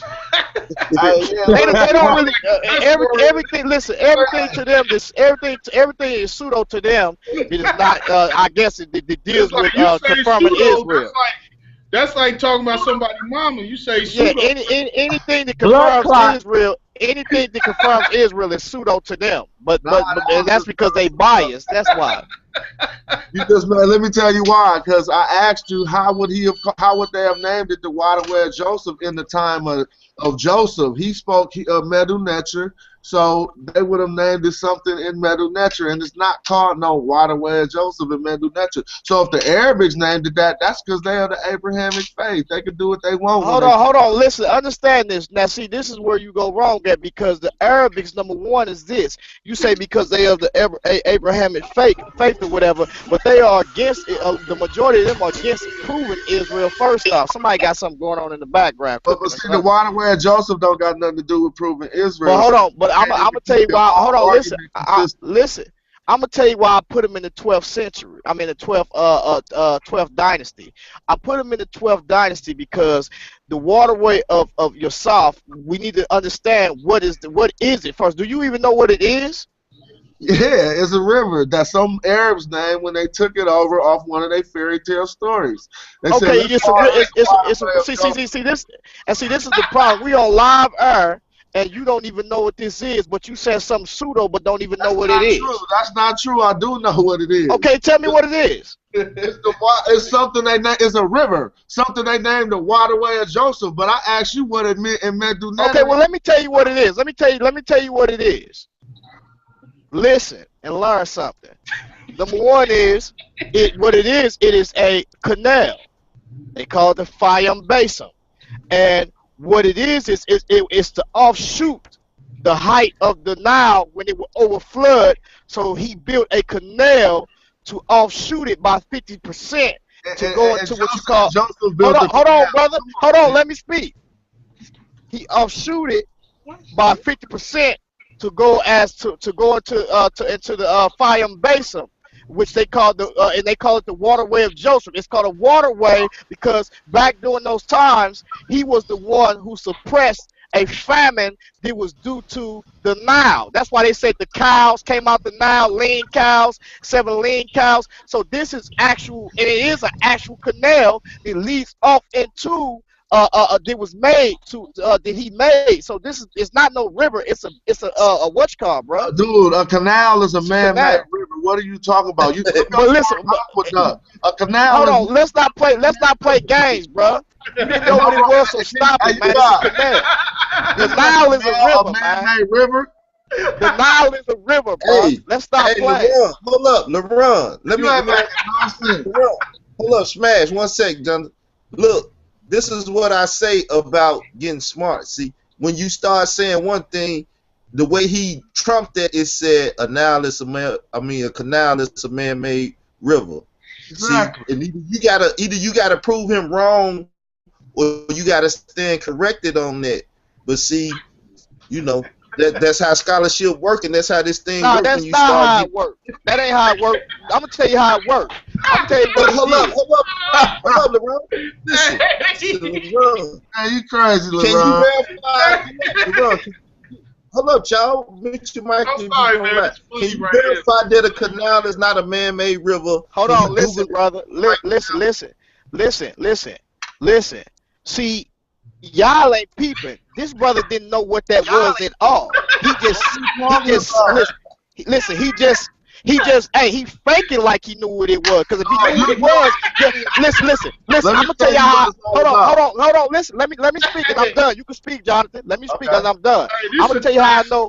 I'm gonna tell you how. Listen, Alvin, chill out, bro. Let me speak. I'm gonna tell you. Hold on, listen. I'm gonna tell you how I know he didn't know what he was talking about. Y'all know Jonathan. Usually, time when Jonathan know what somebody talking about, he'll start explaining it. You know why he didn't start explaining it? Because he did not know. That's why. That's your answer? Okay, let me tell you something. Yeah, because you know, Jonathan. Stop playing, man. First of all, let me just explain something to you. That claim ain't relatively new, but not just to address that claim. Let me say something. When you put out a claim like that, I simply asked you a question so we could address it in the primary language. I'm like, cool. What's the name of the waterway of Joseph and Medu Neter? So we can address it at the time period when it may have actually existed. But you didn't know that information. Now, I'm not saying that just because I have a small ability to read Medu Neter don't mean I read every Egyptian text in the world. That's silly to think about that. Hold up. It's not like whether you knew it or not. That's a silly argument. Is whether you can address it and dismantle it in a matter of moments. And I simply told you that's just a river that some people named from the Abrahamic faith once they took over the land. Jonathan, can you prove that a canal is a river? We all are. Yes, I definitely can prove a canal. You know what the California Aqueduct? Please prove it. I'm going to do it. Have you ever heard of the California Aqueduct? Nah. It's a river that they carved from Northern California to take water to Southern California because there was not enough water in Southern California. So I was fishing in it today. It's a man-made river. So it's called a river? It's called a river? Is it called a river? A canal is a man-made river, bro. What are you Let's stop playing, man. What is it called? Is it called a river or a canal? All right, I'm about to look up the word canal since you don't know what a canal is. Yeah, look it up, man. Now you about to. An artificial waterway constructed to allow the passage of boats, ships, inlet, conveying water or irrigation. A tubular duct and a plant or conveying system serving to convey food, water, liquid, or air. Any number of Linear market forms to report as seen as telescopic by the planet Mars. That's astronomy. Hey, that's pseudo, Jonathan. That's pseudo, man. An artificial, listen, bro, I might have read it too fast for you. An artificial waterway constructed to allow passage of boats, ships, inland, or to convey water for irrigation. What would that be called in another word, bro? Artificial means man-made. Waterway, river. Listen, brother. Listen. You don't call a damn canal a river, dog. That's bottom line. Okay. Stop it, bro. Stop that. Please stop. Just say you was wrong. That's it, man. Hey, wait a minute. What you gotta do? I just read the definition for you. No, hey, listen. If I told somebody something was a river, it wouldn't be what you just read. That river you read, I mean the canal. If I told you about a Panama Canal, if I said a river, that's this what I'm was a trying river. to tell you. Hold on, listen, brother, listen. What is the Panama Canal? So okay, well let me start calling the Nile. Let me call the Nile a canal then. Let's stop playing, man. No, it's not man-made. You see what I'm saying? It's not. Well, that's what I'm telling you. Hey, There's a difference between a canal. You can't call a canal a river, man. Bottom line. A canal is a canal because it's a man-made river. Stop, bro. You can't do that, bro. A river a canal is a canal listed. It's a canal listed on a map as a river or a damn canal. Let's say waterway. Look at it this way. One of them is a natural waterway. Man, that's pseudo. What you talking about? No, this is an explanation. Stop cutting me off, please. One of them is a natural waterway. The other one is an artificial waterway. One of the waterways is called a river. The other's called a canal. They're the same thing. The only difference is one is natural and the other is artificial. The only difference. Woo! That's pseudo. Y'all see it, man. If this brother knew, y'all know Jonathan, man. The first thing he'd do is explain. Yeah, it was a river, but it was whoop wop this and that. Y'all know how he'd do. But because he didn't know, a man-made river. A man-made river. Let's stop, man. He might have been, hey, LeRon, he might have been psyching you up to speak more so he can cut you at the end instead of cutting you up front. He can't. Because you know what, man. Number one is this. When you look up your bar yourself, it's in the 12th dynasty. First off, that's the first thing. We must look at that. All you gotta do is tell me what it was called and how you spell. I'll look it up, but I don't know how to spell your bar yourself. Okay, well listen, you're pretty smart. You're a pretty smart scholar. Tell me what it was called in Medu Neter, and that's gonna tear your whole game apart. That's why you ain't doing it. Alright, what's the next conversation? Cause y'all done got it in, boy. Y'all gave me some laughs and stuff. That's just LeRon. You know how LeRon do. Hey man, y'all gotta stop throwing around that word pseudo, man. That's you know what I'm saying. That's fighting words.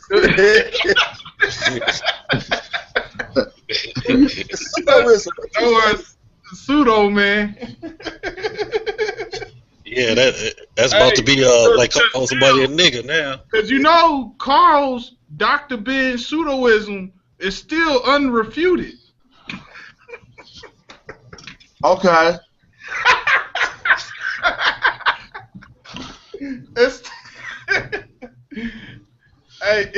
I'm pumping some gas right now, so I'm gonna chill. I'm just listening in to y'all. Hold on. Now you said Bayard Yosef. Now I looked up your little location and it's interesting. I see you was reading the wiki. Wow, and guess what it say? And you should have just been honest.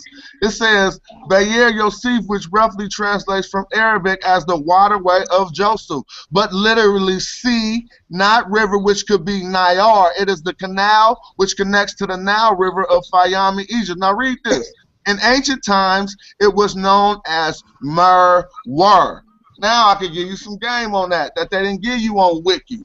They say the Great Canal, Mer-Wer. Okay, that could be true because Wer is just the word that means great.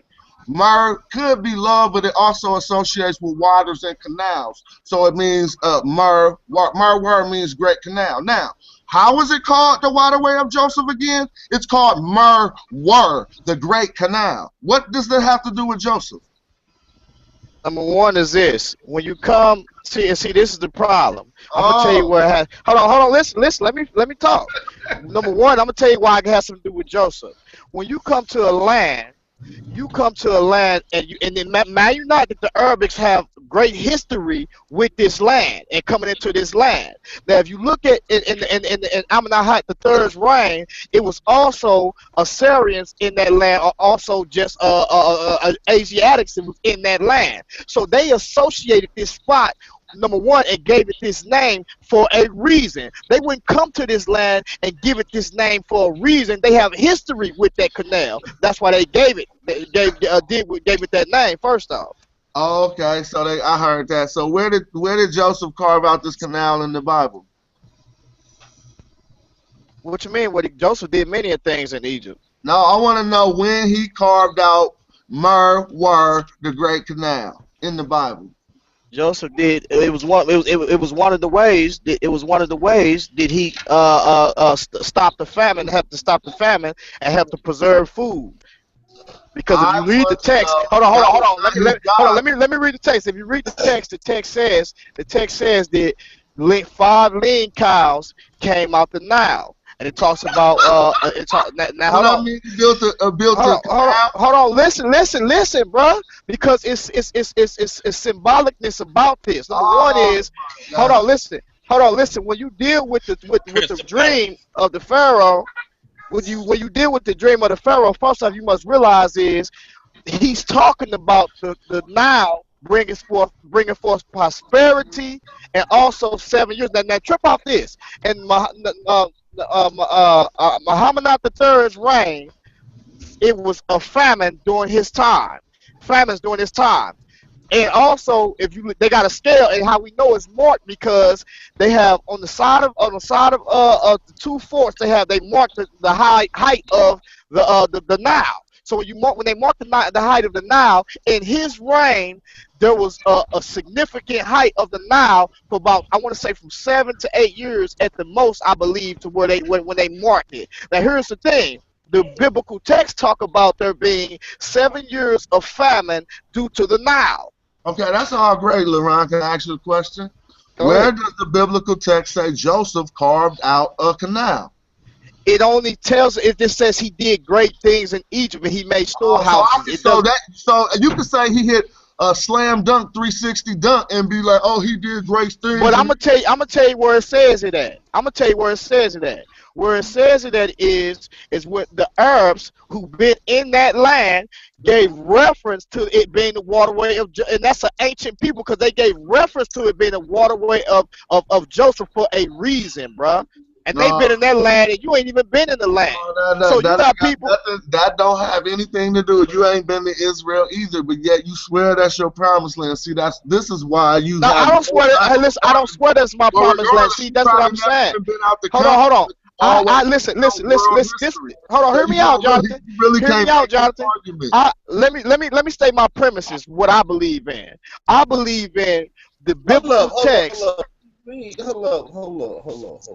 Carl, let me just finish this. So I believe that the biblical text is the best source for the deliverance for what I see to deliver me out of my situation. I can't look at no metanoia and apply that to today because guess why? It's not relevant to today. How can I apply it to today? I can apply the Bible to today, but what you're talking about, I can't apply that. It has no application.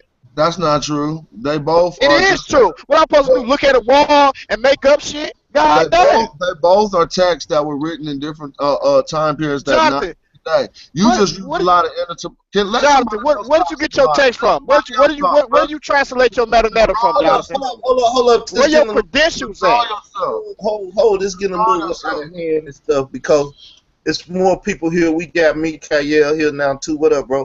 I don't know if you muted or whatever, but let's try to get back to some Shalom, bro. Peace. Let's get back to something that's a little bit more stable and constructive because this is getting a little wild. Like I said, we're reading Tupac. Let me get back to the hearts of men. He said, "Cause shit get wild, y'all." And see what just happened. That shit got wild. But that was deep, bro. Let's take the wildness out of it and get back to some more foundational stuff, some core stuff that we could deal with. And I want to get back to the subtitle because I think a lot of people missing that it's a subtitle. How many people knew it was a subtitle here? I didn't know it was a subtitle. They don't seem to be promoting I that. did. I did. I love to stay on topic, whatever the topic is. And that's what I think gonna happen in the debate if people don't pay attention. That happened in my debate with my yacht. Yeah, I'm still plugging it. But it happened in Tazariak and Polite. It happened in SETI and NYC. It happened in a lot of debates because one not really paying attention to the whole, and whatever one promote or whatever one grabs in the debate and run with, then people follow that instead of following what the subject and title is all about. That's what the moderator's for. Right, you have to have a moderator. Correct. What's the title? The title is Kemet on Trial, Nile Valley Consciousness or Bible Teachings. Which one is better for the people? Our people. This sounds like your original debate topic. Well, I keep saying that, you know. Yeah, oh, I just came in, but I know that's what the title was. They jacked me and Sankofa title, but I mean, me and Sankofa ain't using it, so, you know, I'll land it out. I won't sue. Somebody owe you some money. Yeah, I won't sue. Don't worry about it. I think that's a better debate. I think that's a more foundational debate, dealing with the systems. Dealing with the systems is what we need to deal with, because both of them got a way of life, and that's what needs to be dealt with. You're going to deal with homosexuality, that's a way of life. You know what I'm saying? Which system allow it, which one don't? Which one, as we've been talking lately on the Hangouts, which one condemns it, which one don't? You know, where's the text, this, that, and the other.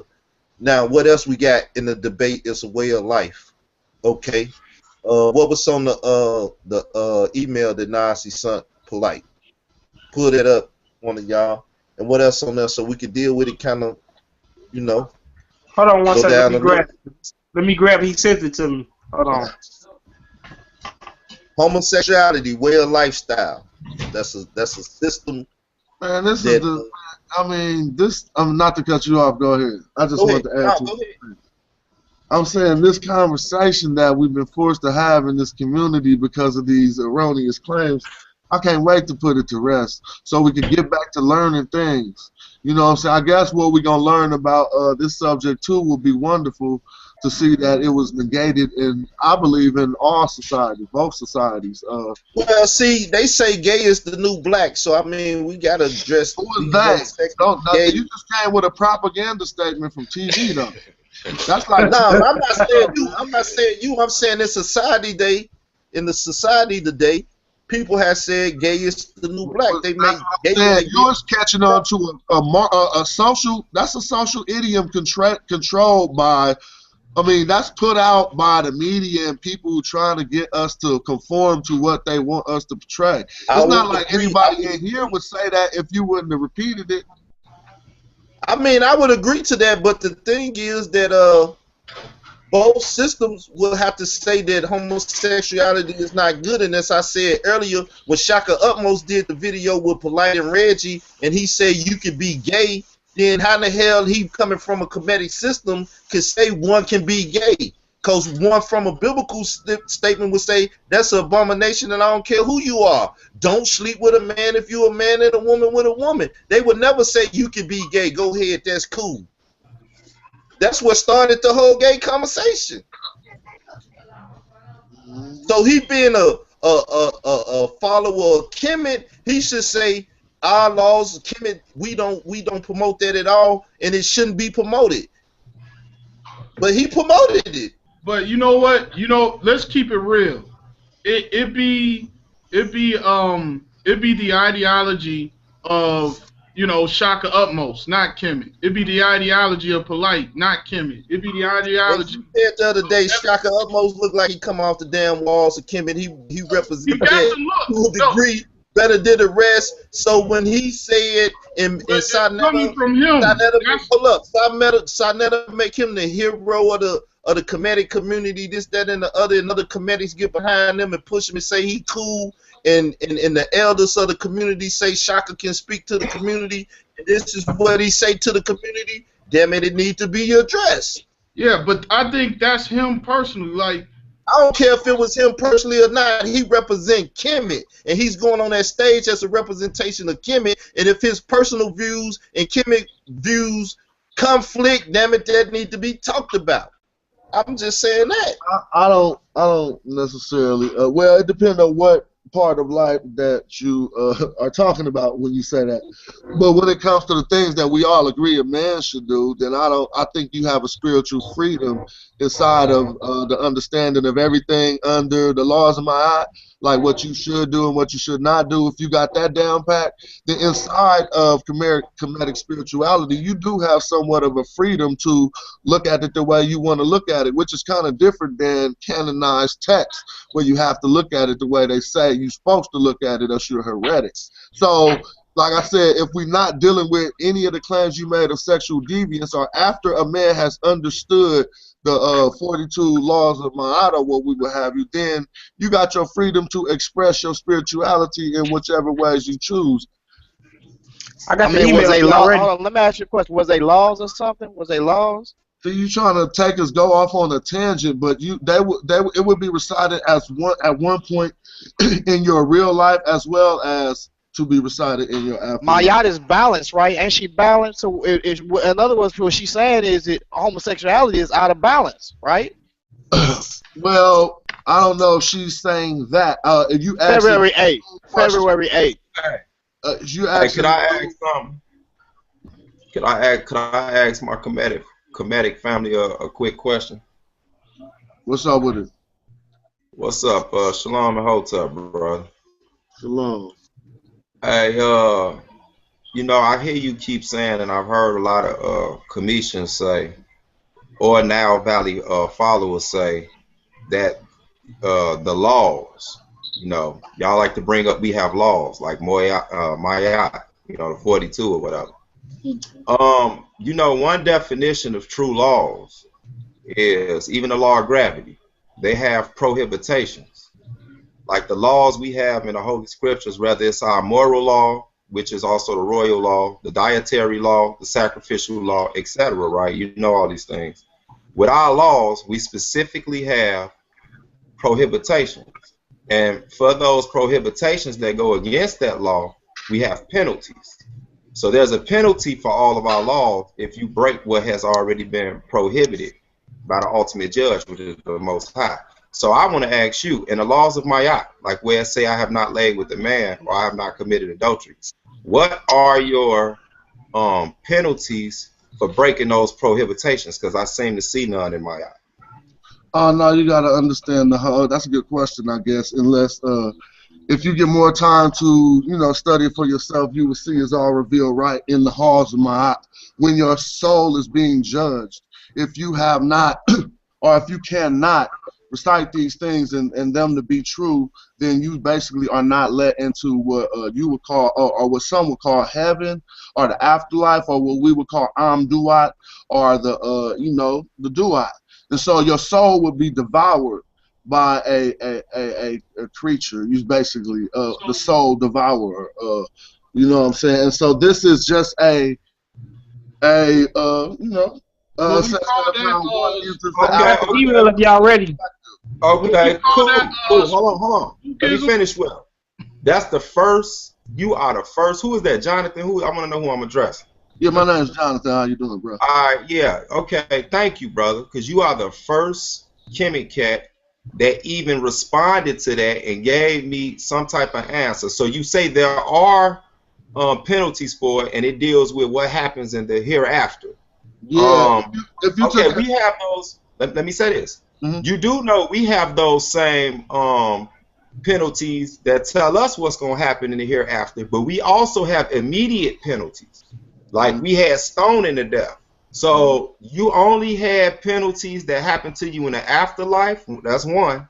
And two, did that also make Kemet spiritual or religious? Hold on one sec. With that question, let me make sure that what you said You said you only had, or are you asking him, did they only have penalties in the If afterlife? they only yeah, let me clarify, Israel Doctrine. Did you only have ramifications for the penalties in the afterlife, or did you also have them in the immediate time, like the Hebrews did? We had both. Okay, well, I wouldn't want to forecast anything as bad as stoning someone to death for whatever they might have done that was against my eye. But if we look at it generally, and not to me, you know, I don't want to be able to act like I could pinpoint everything. So sometimes we got to step back a little bit and generalize. We know that most people know that admittance into the afterlife is one of the general principles that they say Egyptians led their life by, no matter what school you look in. And so we understand that, and then we start to get into the principles of what they considered ma'at. We would start to see that an adherence to ma'at, even in, obviously, in the physical world, will first be your way to even try to even think you would get into the afterlife. And so before at death or your spirit residing it when you would be judged, as my brother Ujahu put forth the other day, one would have to recite these precepts in his everyday life, baby, just like one will recite a prayer, in order to erect these qualities in your person, so to say, I have not committed evil, or I have not made another person cry. These are certain things that we will find inside of these precepts, and they will be possibly recited in the morning or something as a, no, I wouldn't say a prayer, but as, like I said, something to keep a man you know, erecting his spirit towards the right direction. And once you don't, and everybody really don't need rules like that too. It depends on what type of culture we're growing up in. If there was 50,000 apples in where we lived, then we would not have to establish a rule about sharing apples. If there was only 15 apples. Okay, let me say this. Was you through, Jonathan? No, yeah, I was through. I was giving just a simple analogy. Okay, now the demo back with the list.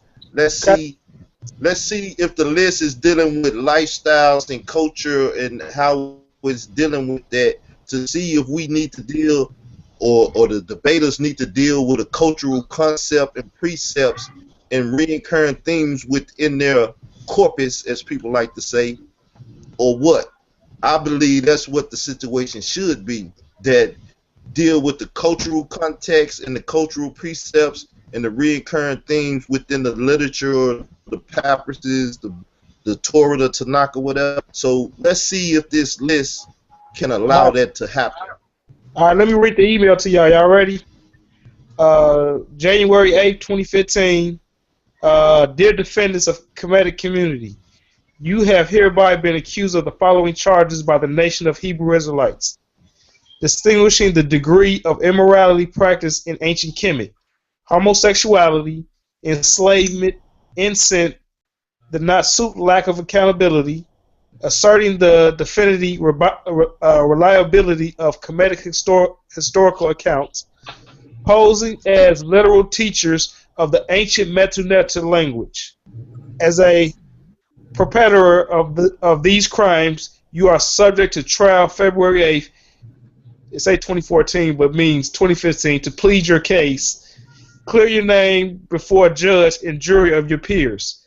If you choose to be pardoned of these charges, you have an opportunity before the date above to admit your guilt and make a public apology on record. These accusations are not designed to degrade your integrity as a culture, but to remove the smokescreen from romanescence and sensational you attribute to ancient Kemet. Please respond to the letter within 5 business days to acknowledge your receipt of the notice so objection process can proceed. Okay, so now let's deal with the list of things again. What was it? The first one? First one is homosexuality, enslavement. Okay, we addressed. The second one is enslavement. Yep, incest. That's going to deal with the 400 years and so on and so forth. Right, and, so polite lied.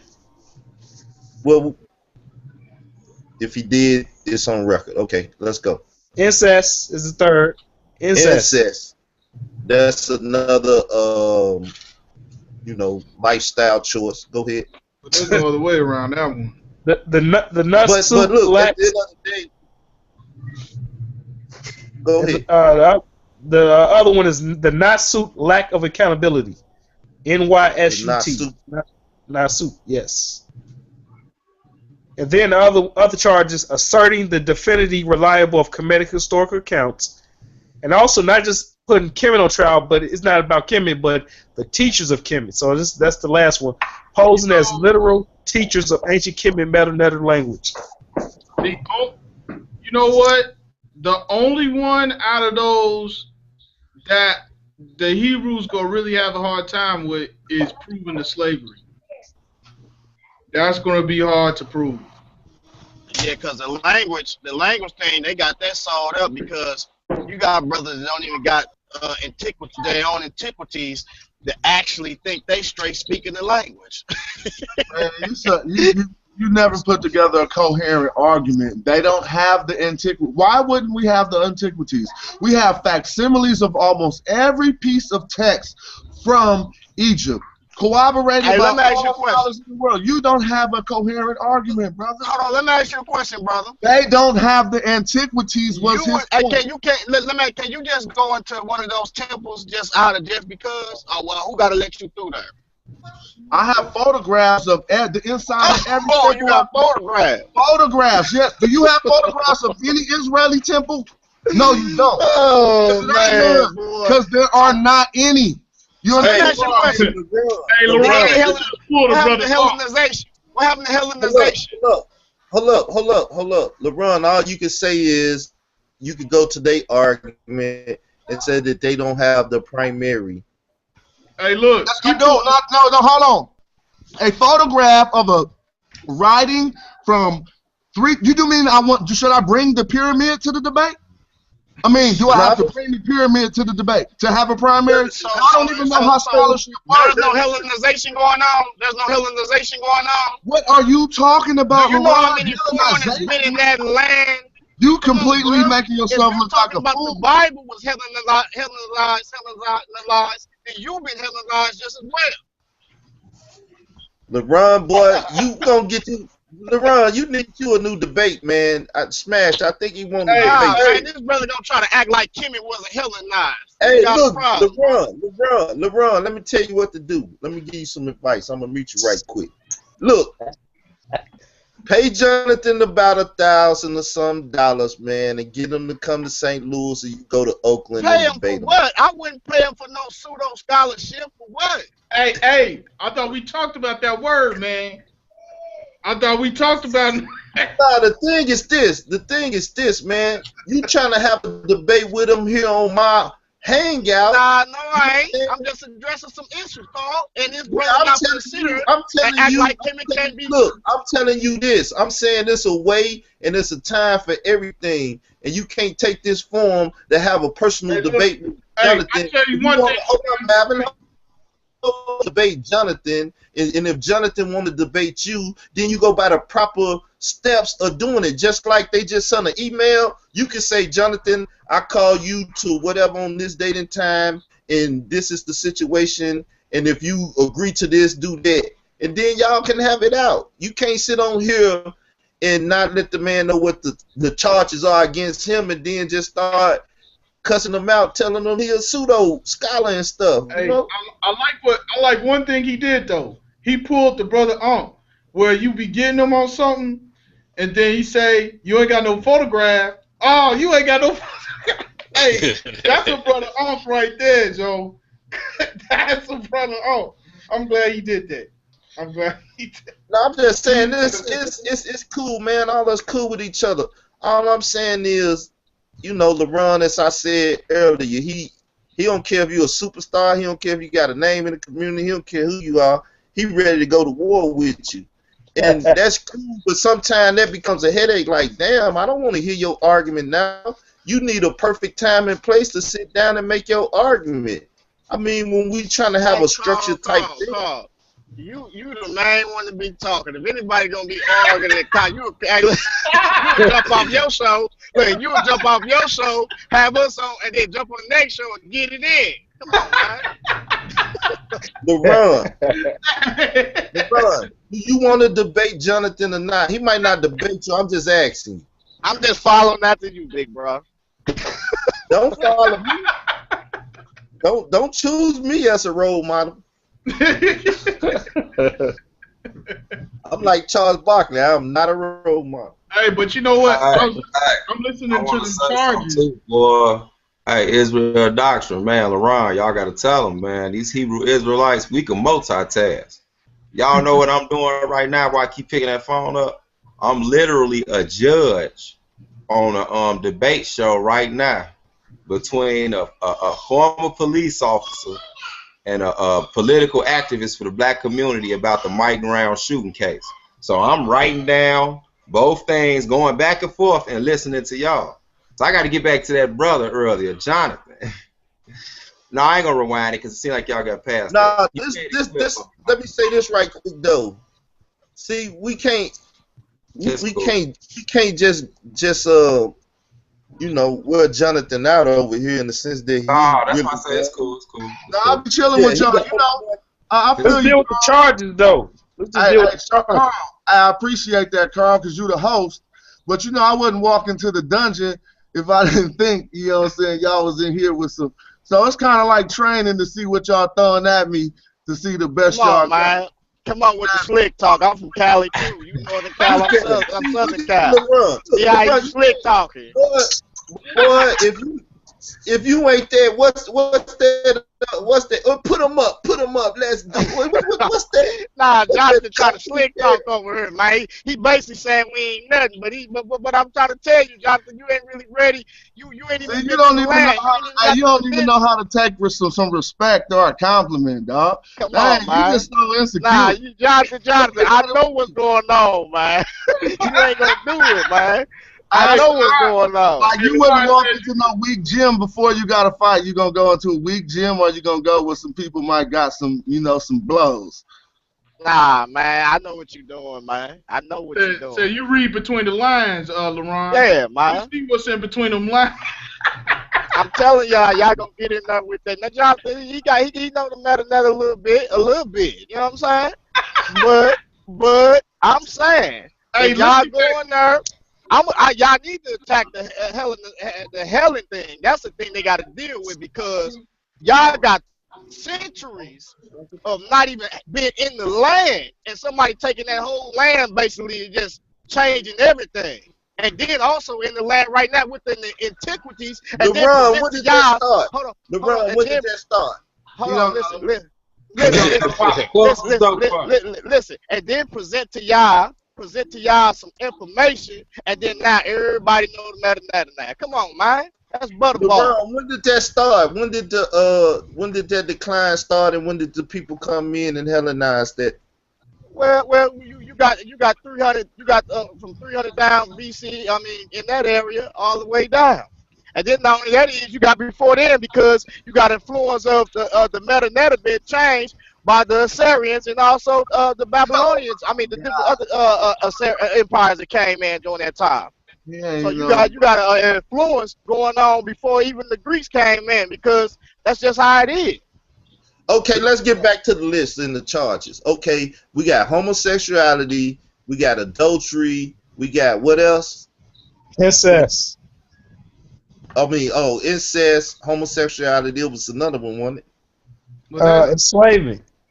Enslavement, okay. As far as the homosexuality, I don't think Egypt condoned it. I'll say it was not, it wasn't something like, hey, this is what we need everybody to do. The only thing I can say is that it was not illegal. I'm gonna help you out. What it really is about really dealing with the gods too. Were they gods having any type of homosexual acts? Yeah. And that goes to what we were saying earlier, that dealing with the mythology. If our God's a mythology, your God a mythology, why is your mythical gods boning each other? Oh, that's just all misunderstanding, and I'm gonna teach y'all that on February 8th. That's why I'm willing to dialogue and kick it about these small topics, because the book that I wrote is 270 pages on this information. So I got my hand on my cheek like you do, Carl, right now. Like these boys don't really know what they in for. Okay, it's like this is my only thing though with the scholarship. Yeah. It's like I get it, the white man tells lies and everything, but what I've noticed when I debate a lot of comedics, it's like they'll say stuff that's not the consensus. You know, it'll be like, I mean, I understand what you're saying, and I would not be one as weak as to pose as an independent researcher and then discredit a man because of his sexual deviance and then not have done the homework behind to corroborate the claim for anyone who wants to walk up and say, well, you just hating on him because he gay. No, I'm not talking about that. I'm talking about we have all these other PhDs that say this is what happened with Horus and Osiris. I mean, Osiris. What happened?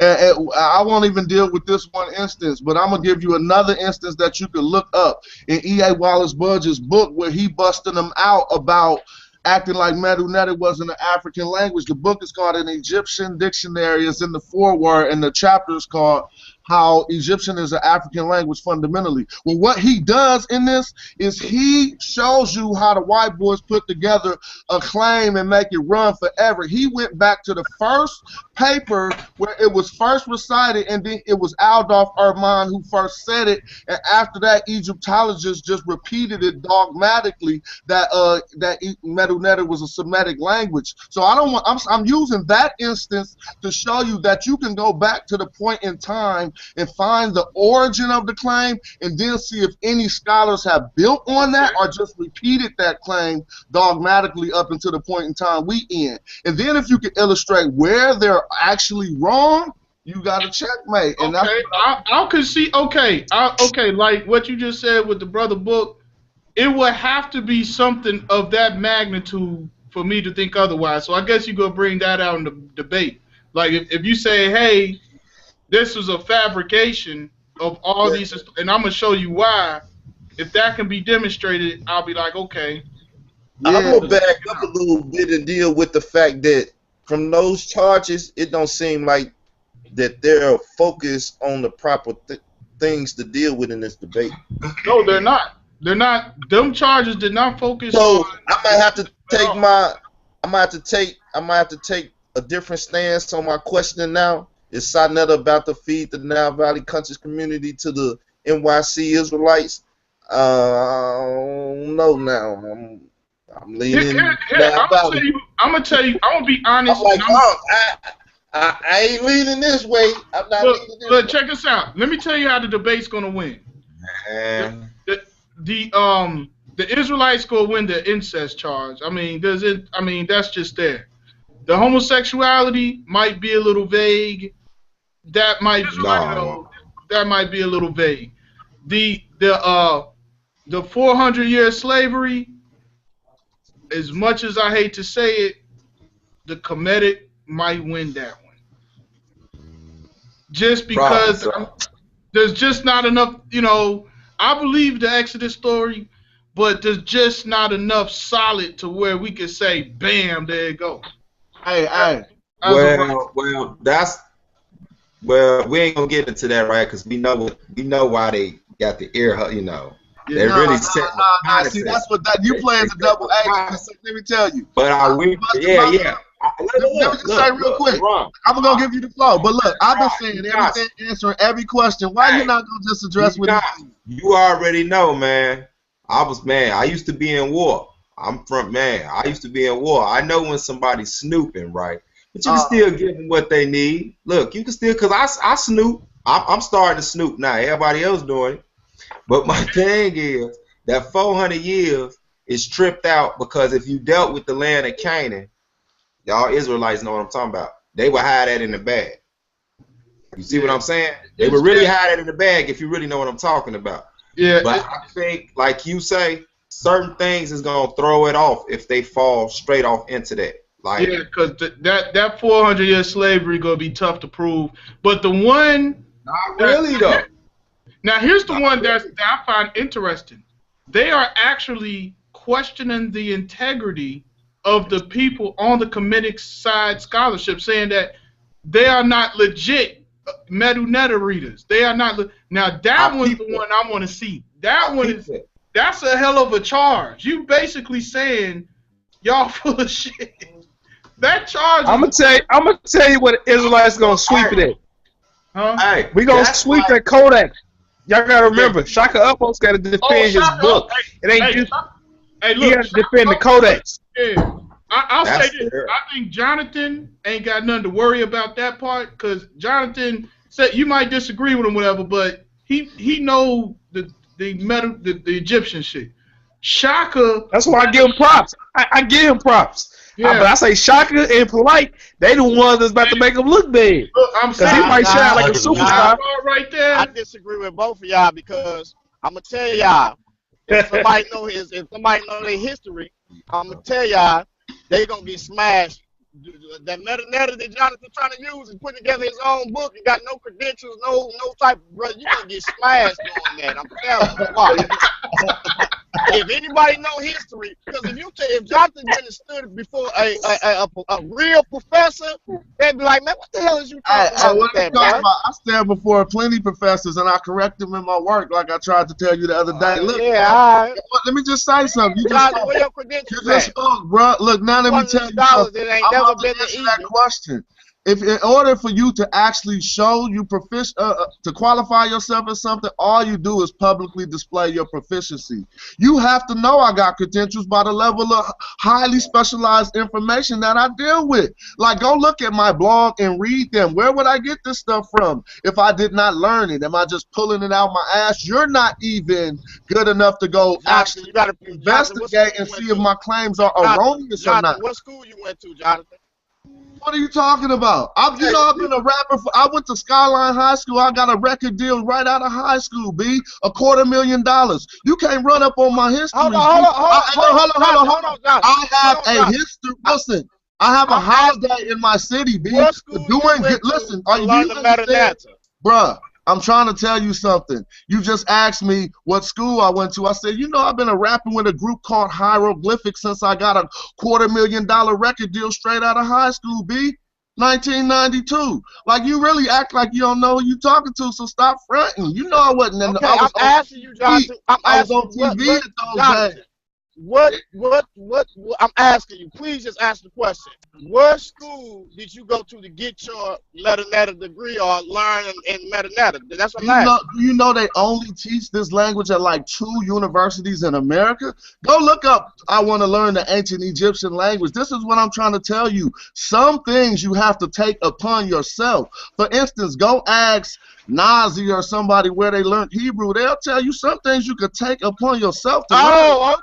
Okay, it's one of them type of parties. Okay, yeah, but this is what it is. I'm done. This is what it is. Before you can ever profess to be qualified as something, you would have to be tried by your qualified peers. So you publish your work and you put it out for people to look at. And when your people look at your work, qualified to write a book about meta, man. What are you talking about? I have 3 years of writing on Medu Neter publicly, unrefuted. What are you talking about? Anybody can get on Wikipedia and write some information. LeRon, it's Wikipedia, not Wikipedia. He said, I'm not even a funny guy like that. Israel, dog. Hey, go put him out there, man. You know, that brother from the South. He said Wikipedia. Like I told him. Come on, man. Hey, look, I'm down in St. Louis, man. Let's stop playing, man. It's the same as Wikipedia, man. Wikipedia. Hey, man. Let's deal with the Kodaks, man. We can't get away from the Kodaks. Hey, so on that let me section, project it in. hey, Shaka better be very scared, man. Hey, Alvin, let me get in there, bro. That's what I want to get in there on. Come on, y'all. Come on. Really? Are we still talking about the Kodaks, man? Come on, Jonathan. I mean, let me say this. Hey, Jonathan, did you buy the Kodaks? I'm laughing because y'all sink my little debunk. Look, I'm finna take the man serious. I'm not finna disrespect that man because he a man and he believe in what he believe in, and I'm never gonna question his scholarship. It's very real rare. Now, with all that being said, that book is horrible. He need to use it for, man, for some homeless Look, people. hold on. This is real serious, Jonathan. Yo, that book is horrible. Is it pseudo, Jonathan? Is Codex Game I have not read his work. I have not You read heard me his right. work, and I'm sure Is he's it going to pseudo? defend it well. I have not read it. I have not read it. Oh, so supposedly if nobody, hold up, this would kill me. So now somebody, hold on, listen, y'all. So now somebody come out from the House of Consciousness with a bootleg, bogus. I mean, he even created chapters in his book that ain't even in our Bible. And you know why he was able to do that? And I'm gonna say it to you, and they all know what I'm finna say. He able to do that. I'm finna tell you right now. Somebody can come out and say they're a chemic professor, like they just the master, right? They do the meta-netta the whole nine. They could write a book saying bogus claims about the Bible and get away with it with y'all. You know why? Because y'all will not read the Bible for yourself to find out if it's true or not. It's like kryptonite to y'all. For that man to make a book and then sit up there and say he built that off his whole life, that's horrible. Like he been sitting to drop this book. The book got missed most chapters, both verses, and then he based it off of stuff like bread. Everybody in the world, man. He just wasn't the only people that ate bread. Listen. You can't take that serious. Listen, man. Hold on, Listen. fellas. Go ahead. Let Israel say what he was about to say. Yeah, let me say this. Shaka told you what it was from the title. He told you he dealing with the Codex and his game over. The game is over with. It's over. It's nothing really else to talk about. And after the 8th, I believe it's gonna be buried. It's gonna be Codex 6 feet under. But he didn't say who the game was over for. It's for y'all. It's for y'all. Let me ask you a question. Why, when he hit y'all up on January the 14th about that David and Jonathan stuff, why nobody ain't said nothing about that all night? Would y'all tell him? We did. Hold up. We was talking about when we first started. Hold up. Would y'all tell him? Oh, I wasn't here. My bad. Same time. Got it. Hold up. One sec. Number one, let me answer first. Then we're going to go in order. We're going to go Michael, then we're going to go Alvin, then we're going to go Demo, then we even go LaRon, because LaRon did a show somewhat addressing that. For anybody that don't know, he'll tell you, he'll plug, let you know where to go. I haven't seen it yet. I started to do a show on Shaka and that this morning. I only seen so much of it.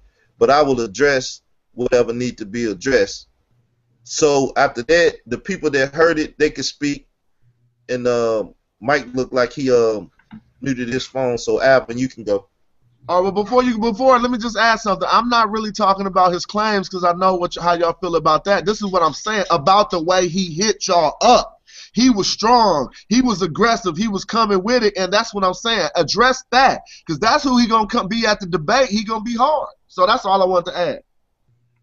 Okay. I'm not understanding because I didn't see it. Go ahead.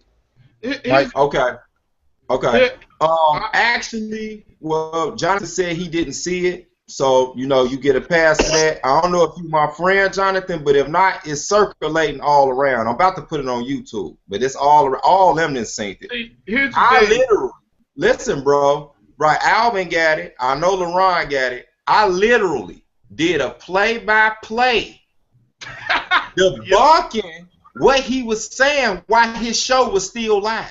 That's never been done before. People just hit me up, told me, man, that ain't never been done before. So I'm about to start doing play-by-plays when people go live on Google. When they kicking some bull, I'm going to be right there with the sword and history books, debunking them while they talking. So I ain't got no time to Google and stuff. I got to know what I know. If you go back and check, when he did that thing about King David and Jonathan, I was right on the scene.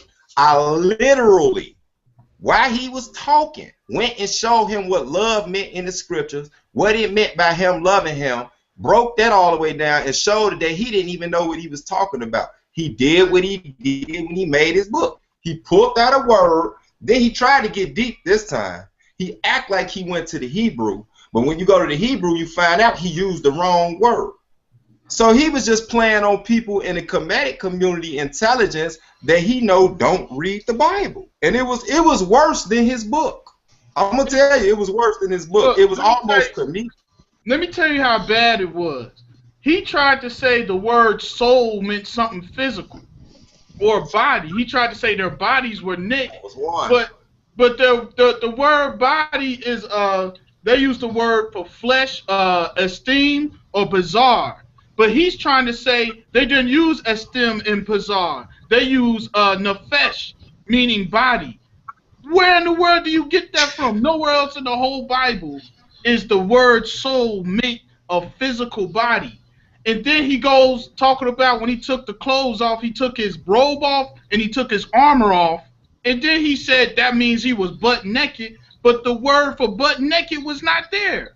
The word for Aaron. I read that verse though, brother. It said he takes off his girdle though. You don't remember? His girdle with his sword on it and his belt. Nah, that's not the girdle. Go look. I don't want to get into that debate, so I'll let you have the floor. Go ahead. But I'm just saying, and on top of that, that's happening in front of Saul. He's giving him. It doesn't. If the word, the Bible's not shy when somebody's naked.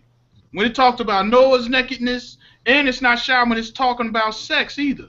This whole thing of talking about exceeding meanings he's having sex, the penis is referred to as the fountain in the Bible, but yet there's no reference to semen, fountain, bareness, nakedness. It's like he literally has to go all the way over here and over there to make something work.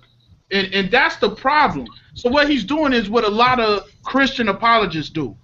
When there's a verse, like when we talk about the killing of all the women and the children, you'll get a quick Christian apologist that'll try to flip and bounce verses in order to make it fit their narrative. So they'll go all the way out over here just to make it fit the narrative. He's doing it with this because there's nothing of a sexual nature that's going on over here. Well, the thing is, another thing too is when you talk about girdle. See, this is the reason why you got people that don't just only study African culture and don't study other people's culture that don't understand. When you talk about girdle, the girdle he did was, if you look at the order, was a belt.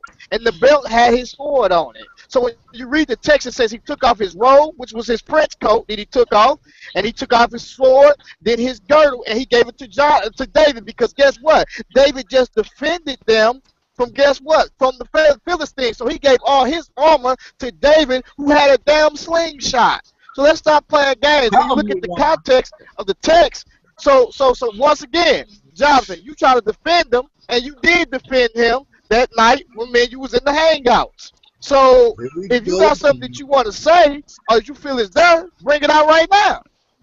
What are you talking about?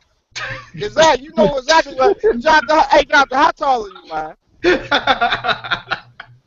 How tall are you, Jonathan? I'm 5'7", 5'8". Boy, if I was a little bit taller, I'd knock. Hey, but look, but here's the really but Jonathan, you know what it is. Stop playing, man. Y'all know, man. That's not what that text is conveying, man. Look, I said I'm 5'7", 5'8", and you said if you was a little bit taller. What, you 5'4"? Yeah, man, I'm a short. Now I'm 5'6", 5'7". But yeah, man, you know, Jonathan, stop playing, man. Bring it out, man, because that text is not saying that. When you read the content, and Jonathan, I know you better than that. Go read from 18 to 20. I'm telling you, you cannot bring that or get that out of that. Then he said, here's the thing, though, Lamar. Hold on. He said exceeded. Then when you look up the word exceeded and you look at the usage and what words it's only used 2 other times, you're going to realize he's not talking about that, man. See, this is what I was trying to do earlier when I said I wanted y'all to address how strong Shaka was coming with the information and how good his presentation might do at the debate. Not necessarily because, you know, if y'all want to address information, the information Nazi put out last year wasn't that solid, but his presentation was good enough to kind of win the debate. That's what I was asking. But you know what, Jonathan? That's the whole problem. The presentation wins over the information. A lot of times, yeah. That's what's messed up in this whole. Yeah, but I mean that's a valid question. My whole thing is, for the most part, Sinetta been trying to put that battery in Shaka back for a minute now. He might get it in there, but Shaka done killed himself. I mean, he done destroyed his whole brand, really. He done destroyed his whole brand. I mean, if you look at him keep holding that codex up that night, and Polite was sitting there beside him with his head down and stuff, like, could you put that damn book up? You know what I'm saying? Everybody know that people are not really behind that codex like that, and then for him to do that craziness with the microphone, he killed his brand, man. Hey, look, I was a Shaka fan. I was a Shaka fan until he did the codex and he did what he did the other day. I said, man, Shaka say anything to get people on his side. He wasn't true to biblical Hebrew at all. He was just making up stuff as he went. I was like, oh man, Shaka, you lose your credibility when you do that. Was he really doing that, brother? Yes, he was. Absolutely. Absolutely. Let me say something real quick. Oh, go ahead, bro. Hey, I guarantee you, Jonathan, you will never team up again with Shaka after this debate. Hey, hold on. See, y'all keep saying team up. Y'all looking at it wrong. I'm on trial, right? Oh, man. If you got a subpoena, you ain't teamed up with who you wind up in the court with. You just on the court. Hey, look. Hey, Polite said it was team debates. Polite said that y'all was having team debates. Hey, look, don't get it twisted. We on teams like Nile Valley. That's what we all represent. You put Kemet on trial, you got the best people to talk to. But y'all keep like I have not even had one conversation with Shaka yet. You notice that? I don't know what he bringing to the debate. I'm bringing my information. Let me say this. Let me say this to Jonathan's defense. I don't think he's gonna have to make up our own. Shaka and Polite may have to make up our own. Y'all don't understand the science, B. Y'all just don't understand the science, B. Look, check it out. Hold up. So you gonna put the eye on too? No, I don't rock the eye, but they rock it for purposes why they rock it. Talk to them about it. But let me ask you something. Have you ever played football? Yeah. That's hold on. You felt good putting that gloss under your eyes, right? Like you was about to go to war, huh? No, bro. I can explain the science for football players, but y'all don't understand no academics about war paint. Hey, look, when football players put black shoe polish under their eye, it's the direct sunlight, or baseball players, it's the direct sunlight to their cheekbone and off of their pupil. Yeah, now when a man draw, hold up. Now when a man draw a Haru eye across his face with some mascara and slap a 29-piece weave on the side of his head, I want to know what's the science to it. Hey, Jonathan, you know, you from Northern Cal. Northern Cal niggas ain't riding. Come on, man. Jonathan. I've been waiting to get an Amara squad. How you gonna ask me that? I need the whole temple to explain this to me, man. So now you just laying out some questions. Now I get to taking back your questions. See, you messing up because that ain't a question for me. Hey, he just said we don't know the science, or that he didn't know the science. I don't know exactly which statement he made. So Jonathan, what you saying? We don't know the science, or that you don't know the science? No, I said, why you're gonna have to ask the man who's being scientific with the gesture to reveal the science. I don't want to put out nothing that y'all be like, Jonathan said you did it for this. Hey, check this out. I have not seen one Kemetic person defend the Codex. I have not seen one. Not Polite, Reggie. I have not seen one person defend the Codex except Shaka. Whoa. You won't see one. Hold up. There's one dude out there. His name is David Taylor or whatever. He said he is brother, some shape, form, or fashion, and he tried to attack me after I did it on Talk with the Titans. He tries to defend the Codex? Yes. And man. And Christine what's her name? I've never seen a heavy hitter try to defend the Codex. So I've never seen a light hitter try to Can I ask y'all a quick question? A quick question, just I don't know. I should know, but is his section about the Codex? Because I don't think his part is about the Codex. Is yeah, when he gets GOCC. Yeah, the undercard is the Codex. Okay. The undercard is the Codex. It's defending the Codex. Yeah, You got to defend that book, man. I got my money on Shaka. What? No. How much money you got? How much money you want to put up? How much money you want to put up? Jonathan, it's bad. What's the odds you giving, Jonathan? Oh, this is what we need to do. We need to put up a live internet tally so that we can look and see what people thought who won at the end, because there's no clear way to judge. You see what I'm saying? You talking about so he's going to defend the Codex against Gabar, and that Codex book is going to stand.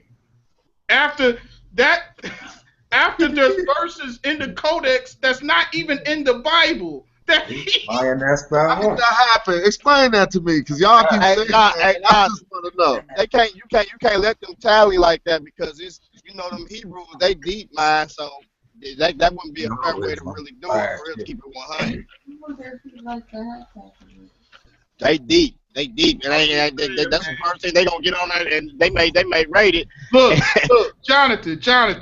The man said, "Give bread" on the pyramid text. And he says that's where we got give bread from. Jonathan, I know you saw that. I know you saw that, Jonathan. Jonathan.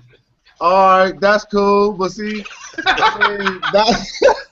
no, I'm saying, you know, that's where y'all got getting bread from, right?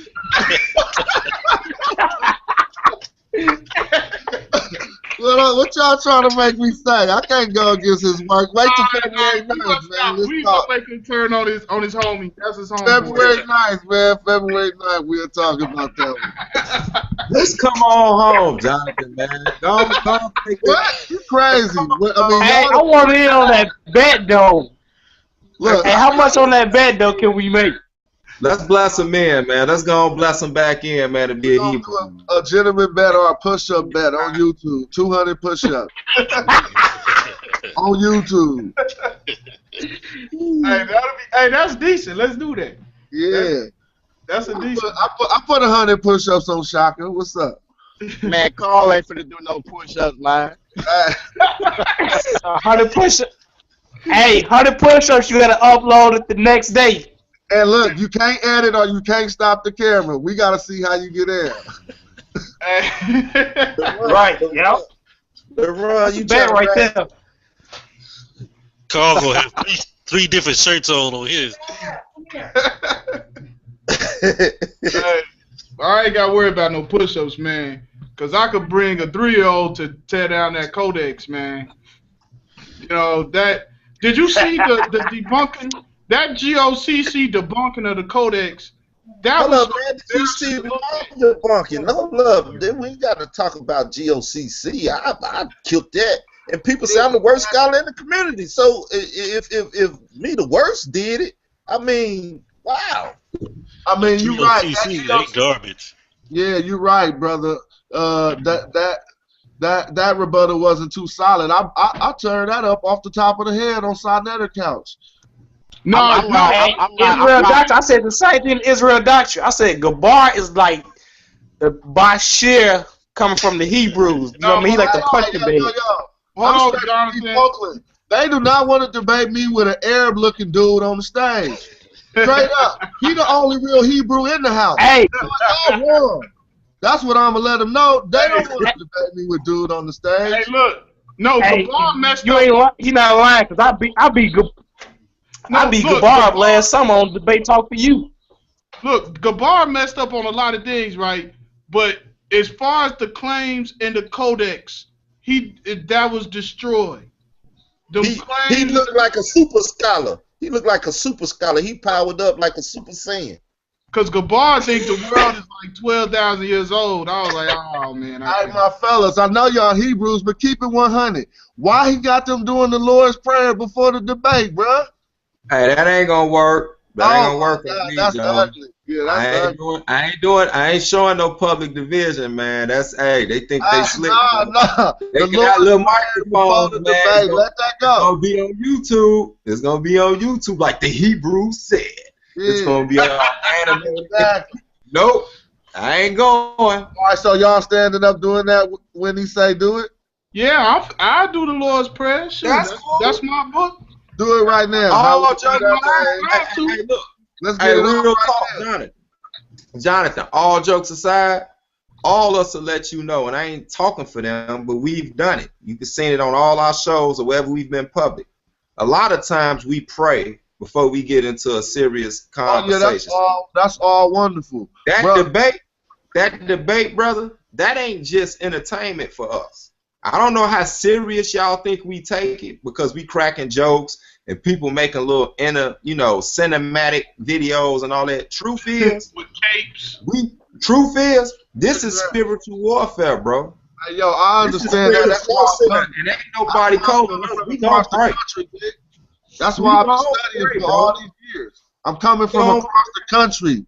You know what I'm saying? So I understand just exactly how pertinent it is for us to have a good representative on our side so that y'all won't think that there's nothing over here going on wrong. You know what I'm saying? I'm riding with Nasi, man. I'm riding with Nasi, man. That brother, man. I like how he did. I like how he spoke on the other day. I'm riding with him, man. Man, Nasi, all good. Yo, I want to go back to that thing. I want to go back. Yo, I don't care what y'all say. That's kind of like turning a debate into a little bit something else, because I could come in there and sacrifice a goat. Hold up. I could come sacrifice a goat and whip out my voodoo dolls right on stage. And y'all going to be like, oh, this is a little bit too much. You see what I'm saying? That's a lot more than just somebody praying with the goat. Hey, you can't say how another man can venerate. If we going to do scholarship, why is we in there mixing things up a little bit? We not coming for no Bible Sunday school. We coming to do scholarship. You don't got to be involved in the prayer, though. No, I don't understand. I don't object. I'm with it. Yo, I'm not with it, but I was laughing at it's amusing to me. Because we're coming to discuss scholarship, and we really up here praying and doing hella other stuff. It makes me think a lot of other stuff is involved with the situation that I ain't really keen to. Like, did you gonna go in front of a classroom and do a debate and start praying? No, something else is involved. That's what I'm telling you. It's a debate. Okay. Hold up, y'all. If y'all okay. Hey, brother Jonathan, let me ask you a question. The Bible will be involved in Kemet on trial, right? Let's not deny that. Let's stop playing games. The Bible somehow will be involved in Kemet on trial, right? Oh, definitely. So why in the world can't the Lord's Prayer be involved when it's part of that same Bible? Oh yeah, no, I never said it could. That's what I'm saying. Listen, I'm speaking from the perspective of the accused. You see what I'm saying? Okay. And you guys supposedly holding the accusations, and then, like I said, I'll just sacrifice a goat in the beginning and splash a little bit of blood on the stage, and we'll all have a practice. That's so much more dramatic. Hold up. I thought you were gonna be spitting one of them hotel raps. Hold up. Why we big on this? At the end of the day, either they gonna pray or not, and that's over. No, but y'all making it bigger. I was just being a little joke, and I felt that y'all. I appreciate y'all response. Let me say, yo, I'm just saying I appreciate y'all response. Like, you know what I'm saying? You said it's real. And so but look, I was a Christian doing that same fake ass prayer. It ain't brought nothing, and it ain't gonna stop what's happening at the debate. And that's what I'm telling you. Listen. That the whole thing is making it big about a prayer, the debate or not. The thing is the ones that's holding the event is gonna dictate if it happened or not. So we ain't got nothing to do with that anyway. I don't object to it happening. I'm totally fine with it. I was cracking a joke, and then y'all corrected it. And I said I like the way. I'm like you. I don't know why people took it so serious and start talking about it. Because the thing is, it is gonna happen or it ain't gonna happen, and if it do or don't, we ain't got nothing to do with that. Like, we ain't got nothing to do with the conversation. But on some seriousness, this is what I don't like. You got the GMS cat. They told Shaka not to show up. Like, what does that mean? I don't like that kind of talk. Well, I mean, at the end of the day. At the end of the day, this is what, look, it's coming down to this, man. People is taking this shit too serious. They becoming zealots, and sometime or another, somebody gonna get hands put on them. and that's just what it is. If it I don't think happen, I think they're not gonna allow that though. Like there ain't nobody finna sit around and allow you people can't stop to follow it. you can't stop a crowd of people from getting wild. We only thing you can do is pray and hope that somebody use the cool head, and that's where we go again. Listen, I'm not leaving something as pertinent as what we just said up to prayer and hope. If you think this is how I've survived in East Oakland, because I know that if my friends are going to a gangster party, then it's possibly not the best place to go. I'm just saying simple things like this. I'm not going to go there and pray. You feel me? I'm gonna say I'm not gonna do that either. He got a good point. See, once again, y'all let them say that, and then y'all get stupid as freaking. You know what I'm saying? The thing but I don't think it's gonna go that far. I'm just saying, look, outweigh the thing is this: it makes one look stupid as hell to say they believe in the Bible and they believe in prayer, and then somebody say pray about something, then they say, well, I'm not gonna leave it to prayer, and you say, yeah, I'm with that. I ain't gotta pray to the Lord. No, I'm not saying that. That's not what I'm saying. I'm telling you. Listen, prayer is what's up. Look. If you don't believe you can pray to your God and he step in and have a chairman or something like that, then you don't believe your damn Bible. So that make you look stupid as I don't know what. I see where you're coming from, but you know what I'm saying? Go ahead, finish. That's all I'm saying from somebody that's supposed to believe in prayer, and prayer can take care of things and God can step in and supersede whatever else. Then I mean that ain't no joking. Now, okay, Carl, let me ask you a question. Quick question. Why would he tell them to take up their swords? So now you go on with guns and they got guns and now it's going to be a shootout instead of I'm not saying that. I'm not telling you that. I'm telling you, you better pray. I'm telling you better pray. That's a must. But at the same time, you better make sure you have that sword because it's a time for prayer and it's also a time to get busy if you got to. Well, don't say nothing about prayer and say you going there as a warrior, anything jump off. So look, that's the whole thing Jonathan talking about. Exactly. Let me say something, my brother. If it's a gangster party and gangsters gonna be there and niggas in the street gonna be there and they like, well, if I don't like what the nigga's saying, I'm gonna put some hands on them. Then you know where you going. Hey, let me add this. Hey, it's cool if they gonna pray. They just better have their information. That's all. I mean, that's at the end of the day, that's what it is. I agree. You can pray, but have the information. I started that, but this is what I was saying, and we got to the root of what I was mentioning. I'm saying, when you put it this way, when you see a fighter going into a fight and he start praying, he know he could get his ass knocked out and possibly die in the room. So it's peculiar to me, why is we about to have an informational debate and y'all starting to do this prayer like something might go down or something? Because it's an undertone. Hold on. See, chill. Let me say something. No, bro, don't make it seem like them brothers praying because they going into a hostile environment. No. Don't nobody know why they praying though. Nobody just suggest they want to pray. They just giving honor, man. They giving honor, man. That's all they do. To the Most High. That's what cool. we're doing. Thank you, LaRon. That's the whole thing. You may not understand that, Jonathan. We don't just pray because we under threat or the situation bad. We pray because we happy we in that situation. They might be praying because they like, man, thank you for finally getting me right here so I can smash Kimmy. You know what I'm saying? Give me the weapons I need. Give me the power. That's how we get down, bro. But that's what I'm saying. But look, once again, we at this prayer thing. I don't know why. Look, number one, when you pray, you should go in your prayer closet. That's one. You shouldn't make a public display of a certain type of prayer.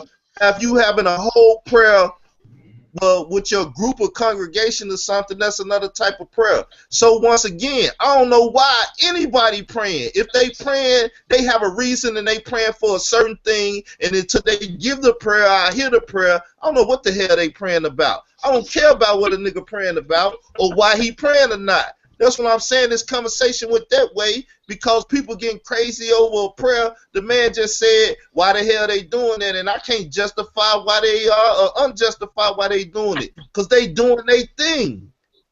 That's all we can say. Now, outside of that, we talking about going into a hostile environment. Me, myself, I wanted to go, then I said, nah, I ain't too cool with too many Kemetic people, and I ain't too cool with too many Israelites. I don't think it's smart for me to go in the midst of two parties that got a problem. And even though I might want to go to the Israelites, they might be Carl, you ain't got your peace down there though, Carl. Carl, you ain't got your peace down there. Your daddy peace right there. I understand that, but I'm trying to. What's going on? You ain't got your daddy. That shotgun, so you can't go up there. I have just a knife. make it to Buffalo, Carl. I get the poking. Just make it to Buffalo. Just make it to Buffalo, bro. You know we got you. Yo, I just want to get back to that so we can dead it, so nobody won't try to take what I was saying out of context. It started as a joke.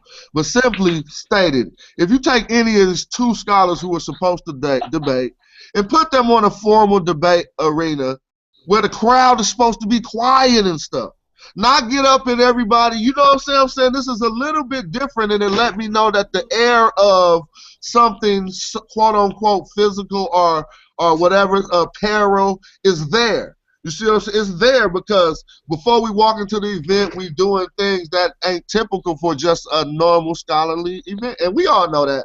And so I pointed it out, and just to point out to get us to open up this discussion we having right now. People start talking about acting like this is gangbanging, B, and it is really inappropriate. We doing a disservice for our children, and we actually giving the black eye to the knowledge. Like acting like, yo, I can't go because I got beef with some Kemetic people. I'm like, man, I could go back to doing what I was doing if this is actually crabs in the barrel still. Yeah, like, I agree. I don't like that. I don't like that either. Like, I mean, everybody be disagreeing, but at the end of the day, putting your hands on somebody because you got a different ideology is dumb as the hell. Like that don't be the situation. That don't be the situation. It becomes a matter when a man disrespecting another man, and it's not based up on scholarship. It's like that. You know what I'm saying? Whatever GMS saying about Gorilla Hebrew, because I heard you say that earlier or whatever. They say Gorilla can't come. Then they say Shaka can't come. Them brothers ain't got nothing. But now listen, them brothers ain't got no skin in the game. Sinetta ain't invited them. I don't think none of that community care about them.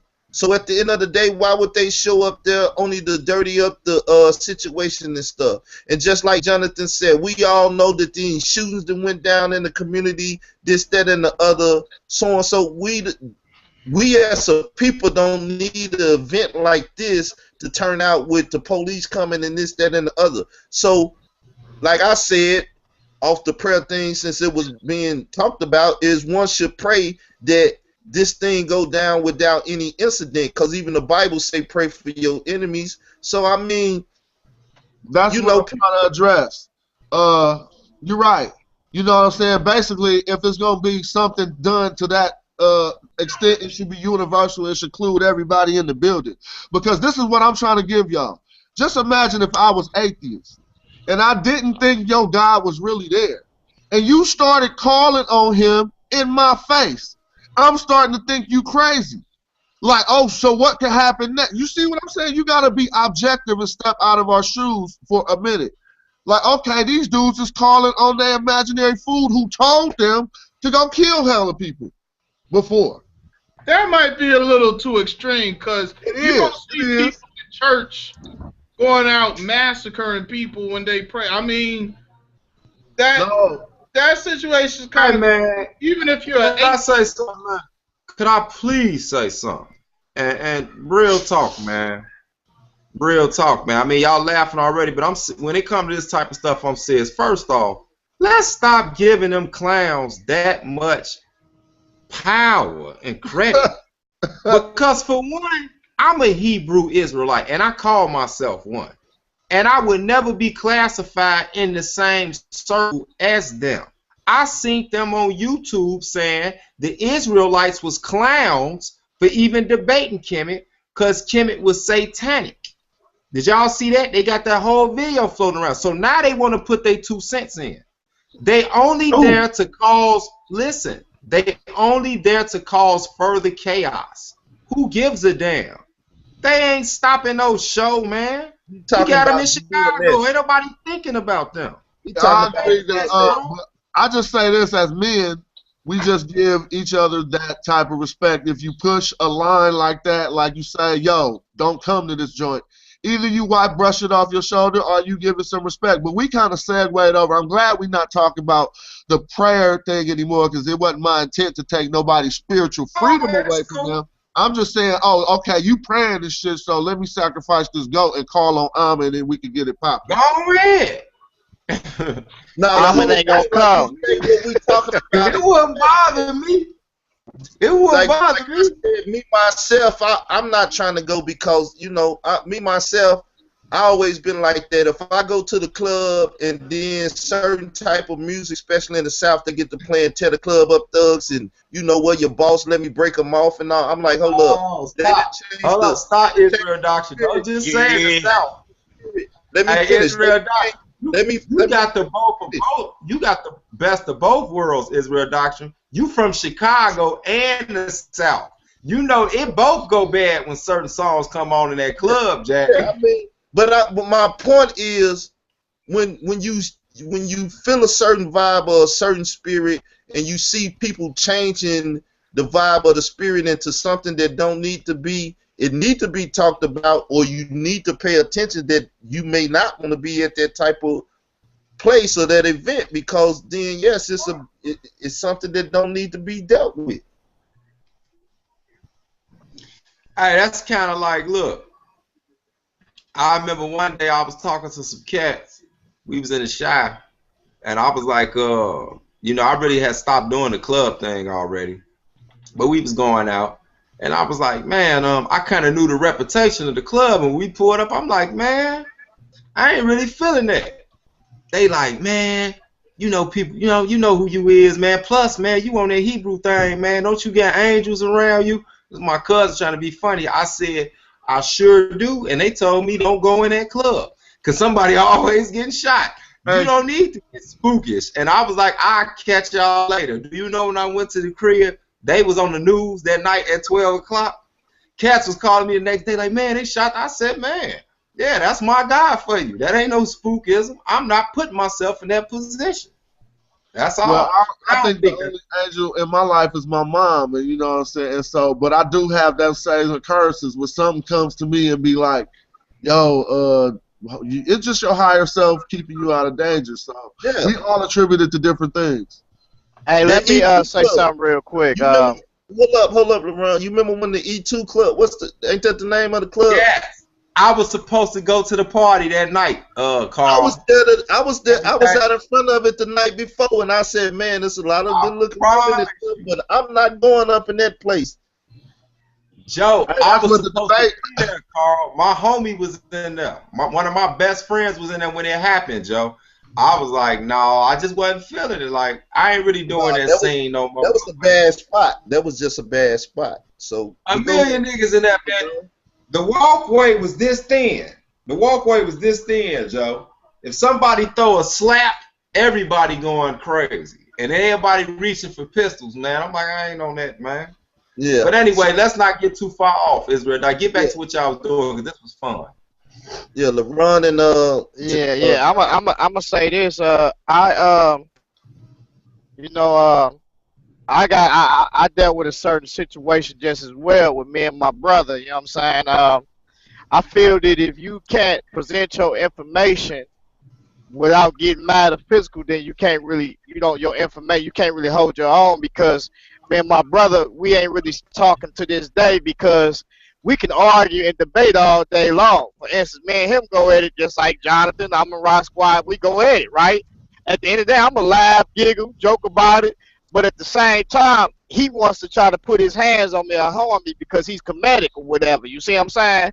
So that's where the problem come in, that because one cannot hold their information or hold they not the information, they cannot hold the part of that violence in them instead of just bringing the information, right? So that's what we're dealing with. So if you can't, big brother, that's your big brother. Yes, my big brother, y'all. Kevin's a big brother. I got yeah. I'm gonna say this. Yeah. Hey, that's Yeah. a So shot, man. So I definitely see, and that's why when I was talking to Up when he was on TRL, I had told Up, I said, see, man, this is why y'all make the biblical text and y'all say it's not true to be true, because we have a Cain and an Abel. We have one person that believed in one way of worship, and because the other person came with another way of worship, therefore he stones or kills his brother. You see what I'm saying? So if you can't hold if you can't hold your composure, you don't need to go to that event at all, because it will be some foolishness going on. But just know this, because I was told this. I was told that, LaRon, you know, you get into it with the Comedics and also the Hebrews. So they was like, you sure you want to go? And I said, well, hold on for a minute. I said, if they that mad at me, I don't see how, because at the end of the day, you know what I'm saying, I ain't game banging no more. This ain't supposed to be that type of party. But you do have some people probably, what they were saying is, they're probably on that mission. You know what I'm saying? And that's folly. I'm just saying, man. When I saw Hashar with the Hebrews behind him sitting at that desk with Polite, man, that was some. They just look like some gangsters. Yeah, I didn't like that either, man. Me and Carl talk. I didn't like that. That was not. I was pissed on that. What are y'all talking about now? Let Brother Ian speak. With man. the Reggie thing, man. Man, that looked like Ian speak, man. All right, I just was saying, it's funny. I mean, I came up Hebrew Israelite, and over the last 5 years, I've been hanging out with the Kemetic brothers, and it's all the same stuff. It's all the same. Like in the Hebrew camp, we were getting fights. What was the real new moon? And we had to break brothers up. About a month ago, we had to break these two brothers up because they was fighting. What is the real zodiac that we in? I mean, we had to break them up. I said, man, it's the same thing. It doesn't matter what we be. We bring that same immaturity. So it's a level of maturity that we got to get to as a people, especially as men. We always want to get back to the gangbang. But it's like, you know what? Like the environment we having right now is like real cool. Like Jonathan a Kemetic, but we ain't like just trying to tear down his whole thing down.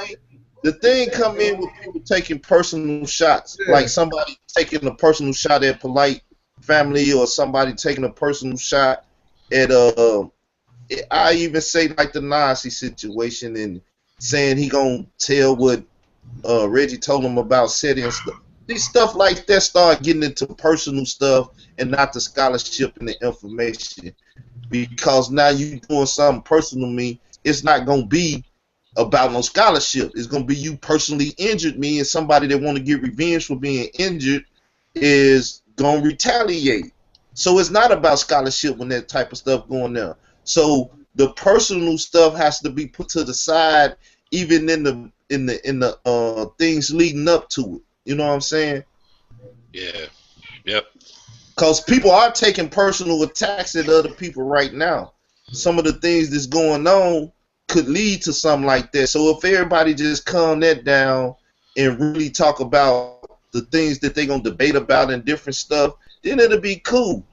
That's what needs to be done. But people are afraid to talk about information, put their information out there. And if they're not talking about the direct information from the debate, put some more information out there to allow your people to still know that, yes, I'm on the battlefield and we finna go to war over information, not none of that personal stuff. Hey, let me add two things with that. One thing that I want to see out the debate is that after the debate is over with, regardless of how people feel, I don't think it'll all just stand on the same stage and, you know, show some type of unity for the kids, for the community, and all that, to show some type of maturity for us and an example. That'd be good. That'd be real good. And then I got one more thing I want to ask Jonathan. Unc said last year sometime, is the Amara Squad ever going to debate white academia? Because he said that's the reason why Amara Squad was put together. And I don't know if he there. He might have fell off, but his icons may still be here. I know that happened again one time, and he Man, called back. these white people, man, is not going to debate them, man, and half of them can't even put on a suit, and then they at debates and lectures with their head all turned to the back. Ain't nobody gonna debate that, man. Hey, actually, somebody tried to debate SETI for 5,000. Yeah, he tried. Yeah, that dude. Yeah, the white boy. He was telling Sadie to put forth a claim, but he smashed Sadie, man. Sadie ain't no scholar, man. No doubt. Like I told you what I'm gonna do. I'm gonna get David Rose on G Consciousness Radio. When I get him on, I dare want him to call in. Man, we gonna have Joe Osteen debate Carl. He gonna smash Carl. he gonna smash Carl. He gonna turn Carl's whole beard gray. He gonna have Carl. Look how he looking, y'all. Look at him. Check him out. Check him out, man. You ought to look tell at him, man. Hey, Carl, the bully, man. Smash you hey, took. No, fact, Black intelligence. Hold up. Matter of fact, Carbon hit me in the inbox today and said that he trying to hook up a debate between me and you. Like I said, you be all hyping stuff, man. You don't want it, man. I want to see Carl and Issa. That's what I want to see. Cause Issa been on fire. Like he been real loud lately. Everybody want to see somebody take me out. That's what happened when you wear the crown. The crown is heavy up on I mean, it's not hard. It's not hard. I got a guideline for it. You just gotta check my guideline out because I smashed him like 2 or 3 times. LeRon, you super pseudo. Hey, look. So now you, look. In our word, now you being disrespectful. Super pseudo. Yeah, hey, Carl, man, them fighting words, man. I didn't peep LeBron's game. He started talking fast, started talking country, and you take the word in there. Like, hey man, look, check this out, man. Oh man, come that pseudoism, boy. Hey, that pseudo, man. That's what. Hey, people be turning up as soon as you call they work pseudo. Like they. That sound like. Hey, look. When Jonathan first said pseudo, I said, "What's that soup?" It sound like a soup. You hear me? I didn't know what he was talking about. You hear me? Hey. That's like you talking about somebody, mama. You say pseudo, man. You saying my stuff pseudo? All right. But nah, man. I mean, at the end of the day, man, I take on any challenger. But my thing is, I defend the Bible. I'm not finna be arguing all that other stuff, cause to me, that's a bunch of BS. You know, it's a waste of time. It's vanity. It's vain. You know, if your system or if your text or whatever is not trying to help people be better, then you got some BS. That's all I see. And people say the Bible is that, but the Bible proved that it's transformational. It can transform people's lives. And I don't see nobody else running around with that. And then as I was going to win the debate basically on, you got everybody from Malcolm X, Martin Luther King, Farrakhan, any black person of any stature have dealt with the Bible in the black community. Even John Henry Clark had to deal with it because he had to talk about it to a degree, right? It ain't like he ain't never talked about the Bible. We have to talk about that. Then you got Dr. Ben. He did We the Black Jews, and he did the chronology of the Bible. You got to talk about the Bible. You got to deal with that. Why? Because it's the #1 system running the world today. Whether people living it like it's supposed to, or they taking it and co-opting it and doing it in the name of the Bible or the God of the Bible or Christianity or whatever. You have to fight that system with that.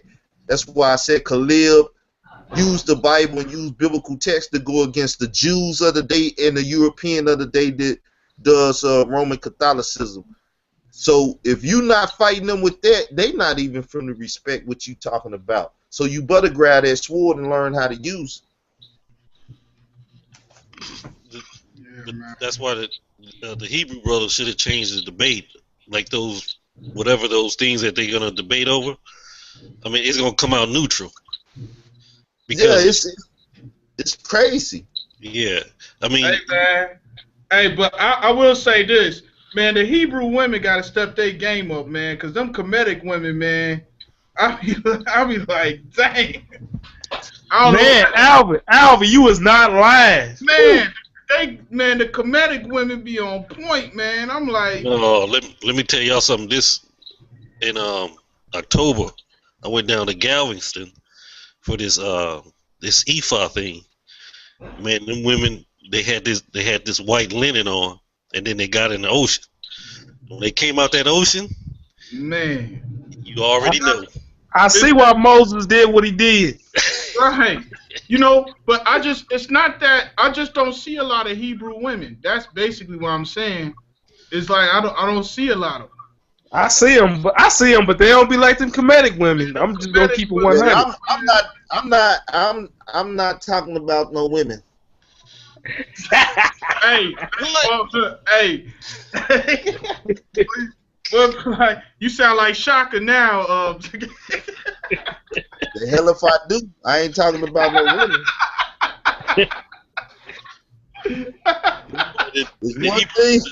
They should have. There's one thing about it. At the end of the day, and everybody know it, and some people have been talking about it lately too, because I heard it. Women's is the backbone of our society and a lot of stuff, right? And even in the Hebrew community, the women's are the ones that's holding a lot of stuff down. Oh, and yeah. I cannot say nothing about the women because I don't want the women mad at me. I ain't got nothing bad to say anyway, but I'm saying I don't see them. That's what I'm saying. They're invisible. I don't see a lot of. They're not invisible in those congregations. That's the ones cooking the food, taking care of the kids. But they be like older women though, man. But a lot of Hebrew fellas or beings or whatever, they do keep their women in seclusion. Like they don't parade them. They have them parade them. Cause them Kemetic women be all outside, be on the blogs. I'll be like, dang, they all over the place. But see, that's what if I was in the debate, I would make it about the teachings, the Kemetic teachings of today versus the teachings of the Bible of today. That way you can get people on teaching about aliens, planet risk. I mean, that's what it should have been about. That's on there. That's on the charge. Oh yeah. They got that's the third charge as far as charging the teachers of today. Oh, okay. Man, that I don't even understand why that incest thing on there, because that's just actual factual. I mean, hey, sometimes you gotta put it out there though. Yeah, it's just some crazy stuff, man. I mean, even if you didn't bring the charges up or something in the thing, my thing is people could be using the time now to really deal with information and the Kemetic people and their doctrines and stuff, and then doing the debate, deal with those specific things at that time. But that's the thing. Once again, Polite said it, I forget what video, but he basically talked about, it probably was the elders a little bit before that. He's talking about being a leader in the community. And like Pac said, you do certain things together, dialogue, and people bring people to the table. I thought that's what the debates was supposed to be about. I don't care how you get a person there or whatever, you get them to the table to deal with this information to help the people, help the community. Not to gain money, not to gain fame, so you can, smash these women that y'all got through talking about and this, that, and the other. The thing is, it's supposed to help the community. So the information is supposed to help. Nothing wrong with that. Huh? Oh, that part about the smashing, I don't see nothing wrong with that. I think that's a good thing. Now go ahead. I was just saying. It's a very natural. It's a very natural thing, but the Bible also say a woman make a man out of bread. Shaka ought to use that bread reference. I don't plagiarize too. But yeah, and what I do, I like to know people that's always trying this division. Every time we have a debate, it just looks like it's just splitting more people up. So yeah. Yeah. Yeah, that's why I said that they stand on the stage at the end of the debate and show some type of unity, say something, but you that's know. what I tried to have my debate about when I did that. That's why I gave the information about God loving the African and salvation for the African, other people too. But I'm just saying the African. That was to bridge the gap between the Kemetic community and the Israelite community. That the God of the Bible don't hate them people, even though you heard brothers perpetuating that. He don't hate them people. He created all of mankind to prosper and get to what he created them to be. We had a quote unquote fall. Hey, let me say this. Hey, Alvin, I think you remember. You remember this when you was on there with Reggie and Polite the other night? Yeah. And I love Reggie, so don't get it twisted. Reggie's my brother. I've been talking with him for over a year, but he did say that they don't want middle lane Hebrews. They want them Hebrews that attack Africa. Yeah. Alvin was saying basically what you said, Carl. You know how salvation for the Africans, all that. Then Reggie came behind Alvin. He was like, "No, we don't want you a middle lane Hebrew. We don't want middle lane Hebrews. We want the ones that just want to attack Africa and all that other stuff." Yeah, it was like if you're not an Israelite, that's not cool though, because we supposed to be seeking truth. You know what? I was watching something earlier today, a couple days ago. I was just running through YouTube and I ran across one of Israel Doctrine videos. I don't want to bring it up. He know when it happened, and I saw how they was trying to get down. Like, he ain't really no Israelite. Let me say this, man. Look. They actually are more ignorant than anybody because all they did was took the Israelites they were familiar with on that corner, on those corners, those 5 barrows, and not even knowing the history of the Israelites. Because to be truth with you, it did not even, I ain't gonna get into the whole history thing, but it didn't start in New York. Chicago is like, damn it, the Mecca of this thing. But my point is, we have many, many, many different type of beliefs amongst the Hebrew Israelite community. And actually, the largest belief is any nationality can make it to the kingdom if they're righteous. Meaning, we don't dismiss that the white man has been wicked. We don't dismiss that the Arab Ishmael has been wicked. We don't dismiss that the Hamite, African so-called, because we got Israelites over there too, but we know how to differentiate the two, has done us wickedly. We don't dismiss any of these things. We say they're all going to fall, but this is the key. They can get salvation once they turn away. These are 2 different mindsets amongst the Israelites, but they're not really, they're only by a hairline. Because if you ask those same Israelites, they'll tell you salvation is only for Israel, right? I want y'all to hear this. They'll say salvation is only for Israel, right? Then they'll turn around and tell you, oh yeah, the Gentiles, Edomites, they can make it in the kingdom, but they're going to be our servants. But guess what? Hold on, listen to this. Hold up, bro. Listen to this. If they're going to be your servants in the kingdom, then they found salvation. Because it tells in the scriptures, I'd rather be a doorman in the kingdom than to be out here, you know, being a king or whatever. You know, I'm paraphrasing. Well, to even simplify it even better, if you make it into the kingdom, you're not in the lake, so therefore you got salvation from the second death. You saved from the second death. Right, but most of these cliques, that's my point. That it's supposed to be a covenant doctrine. I don't hear a lot of those New York camps talk about the covenant. They're talking about, okay, we all, you know, a bloodline. It's just it's a covenant. Abraham made a covenant. Every time you think about they talk about dealing with Yahweh, it's about the covenant, not the bloodline, because you could be part of the bloodline and still not be part of the covenant. Yeah. Correct. Who just said that? Not Naima. That was a Kemetic cat that just said that. Professor Ian, who used to be a Hebrew. You need to teach some of the Hebrews then, because that is true. I'm not saying I used to be. My thing is, I take truth and I build upon it. That's true. The Hebrew, the covenant doctrine, I call it the covenant doctrine, has provided me with a good life and provided my kids with a good life. Now I'm moving on to new stages in my life, and I want to see. Okay. I want to see all our people win this war that we in. And I know everybody not gonna be a Hebrew, so I'm lowering my. I had a high standard for everybody. I'm lowering my standard so we all can win this battle. And then I deal with my creator when when I see him. But I'm gonna tell him, hey, we've been in a war. These people killing us. They don't care if we Hebrew, Kemetic, atheists. They killing us just because we black. So we got to stand together. And I ain't got nothing against you on that, bro. I ain't got nothing against you on that, brother. But I just said that, and I know Israel Doctrine don't need no shit. He a beast. He don't need nobody defending him.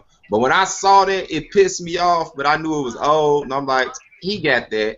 But my point was, they really don't know. I saw that. What you talking about? You know what I'm saying? But look, we ain't gonna get on. We ain't gonna get on that. We ain't gonna get on that. Look, Albert. Look. This is my whole point.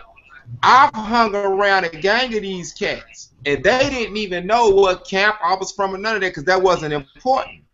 You know what I'm saying? I'm talking Hebrew, the whole nine, break it down to his. They never saw, and yes, I've said out my mouth, yeah. These, I've never called them devils, but this how I look at it, man. I'm finna keep it 100. According to them scriptures, if you do the works of the devil, you a devil. We got black devils. We got as many black devils as we got white devils. The only difference is it's admitted in our scriptures that Satan ruled the kingdoms of this earth. So whoever ruling the kingdoms of these earths, you got to look at the nations. And you say, okay, this nation is that nation. It's every other nation but Israel ruling the earth. So therefore, you got to say that's white and black. They all are devils at the, from that perspective. But this the key. Is it reformation for them? Yes, it is. If you turn away from it, this is what we chosen for, which a lot of Israelites don't understand. And that is to wake up the rest of the sons of creation to bring them to non-destruction. Now, if they say to the hell with us, they get what they want. Unto the covenant, and that's the whole thing. See, just to speak on the debate a little bit and put the resume back out there, the attack was on the Bible, the God of the Bible. Is the God of the Bible a friend or enemy? That was the title of the debate. So my strategy was to show salvation and reconciliation.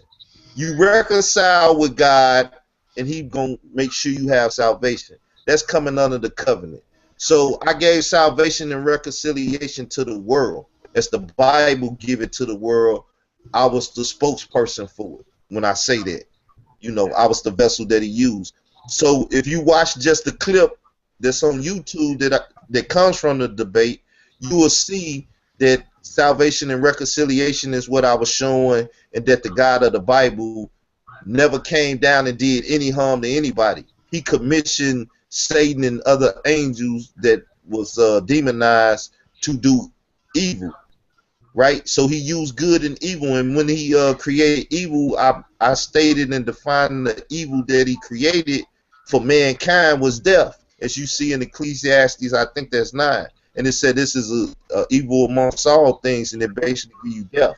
So if death is the greatest evil, and being raped or molested or slaughtered in a taking of a village or whatever, you still gonna resurrect. Once you resurrect, then you should have reconciled that you may be able to receive salvation, not from the first death for that situation, but from the lake of fire, which we talked about in the beginning, and Jonathan even talked about it in the Kemetic way, where the thing is to make it on the good side of afterlife and not be eaten by the monster or beast or whatever, crocodile or whatever. So that goes back to the mystery system, afterlife, and how to live this life, that you might be able to gain a better life in eternity. No matter what you go through in this world, it's a life after this, and we can suffer in so many ways in this current situation, but once we die, we want to look towards eternity in whatever shape, form, or fashion one believes in. And that deals with what Mike was pushing, and he said when it comes down to reward and punishment. And people know I was talking about that the other day. without punishment, people feel like they can be anarchists. They can do whatever, because ain't nothing gonna happen. I can rape somebody, I can sleep with a man, I can sleep with my mama, I can sleep with this animal, I can kill this person, I can take their goods, I can move their landmark, I can do this. Well, you have no governmental system now, and all you have is chaos. Well, that's the thing. Why Jonathan, want to be a Hebrew? Why would somebody want to be Kemetic? It's got to be your character. right? See, you have to offer people something. And that's what's happening right now to our young people. Yeah. What are these different groups offering our people? And see, and the beautiful thing about it is we got a template. Like, let's look at Yeshua. He was friends with the scum of the town. His best friend was a prostitute. He would hang around thieves, murderers, robbers. But guess what? The gangsters, all of them. Yeah, but guess what? You don't never hear him talking about them people. All you hear him talking about is the hypocrites, the quote-unquote righteous, religious people. Right. You don't hear him talking about the thieves, murderers, robbers, gangsters, rapists he's hanging around with. He talk about, but see, all of them criminals wanted to change because they saw how he acted. You know what I'm saying? They liked how he was getting down, so that made them want to leave. So you got to come in with that spirit. Did you call But me? that's black. Look, that's black liberation theology. That's how we're gonna win the debate against Sankofa, because black liberation theology just don't fall at the Bible.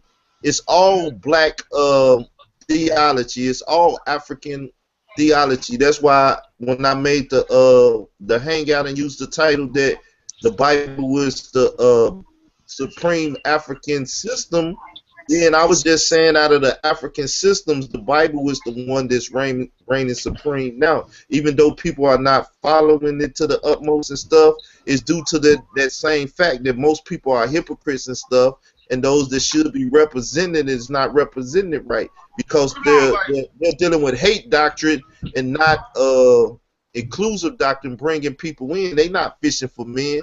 Like I'm just saying, when we see these people that talk about Yahweh Shai this, Yahweh Shai that, are they acting anything like them? You know what I'm saying? All you hear them on New York saying, Yahweh Shai go kill you. Yeah, that's what I'm saying. They don't act nothing like Yeshua, Yahweh. They don't act nothing like. And the GMS do. I pray the Lord put something on you and kill you. He gonna take you out. That's all they say all day. Yeah, man. The first time I ever seen a Hebrew on the internet, it was a woman walked past and like, bitch, you going to hell, bitch. I'm like, oh man, they always see GMS first. That's terrible. That's always GMS first. That's terrible. That's the conversation that we was gonna have the other day about revolutionaries and what was the title? The agent provocateurs, yeah. Agent provocateurs. Oh, yeah. And that's when somebody made a statement that they believe GMS is part of that agent provocateur. Yeah. I believe the heads of One West there. I believe the whole heads of One West. I won't say that. Damn, Debo. I'm not gonna agree with that, brother. Hey, you can disagree. No, let me say something. Real talk. This ain't getting, because I don't care. I say what I want to say, but I'm gonna be honest. I really. Oh, you got that sock puppy. Hey, yeah, where your sock puppy? Where the sock puppy? Hold up, no. It ain't got that serious yet, man. Socko, matter of fact, he went to the store like 2 hours ago and he ain't came back. I think he knew we was gonna get deep, because that nigga has not came back, right? But look, right? Hey, Israel Doctor, I've been looking for that, man. People want that on YouTube. They're like, man, where the hell was that? But anyway, you'll find it if you want it. But look, right?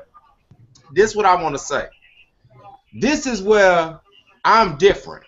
Like how Israel feel he different. He don't care who feel what he feel. I've heard Alvin say he don't really care who feel what he feel. I don't think Alvin ever been with a camp or not of. But let me say this. I don't care what people say about what we call the quote-unquote militant Hebrew camps.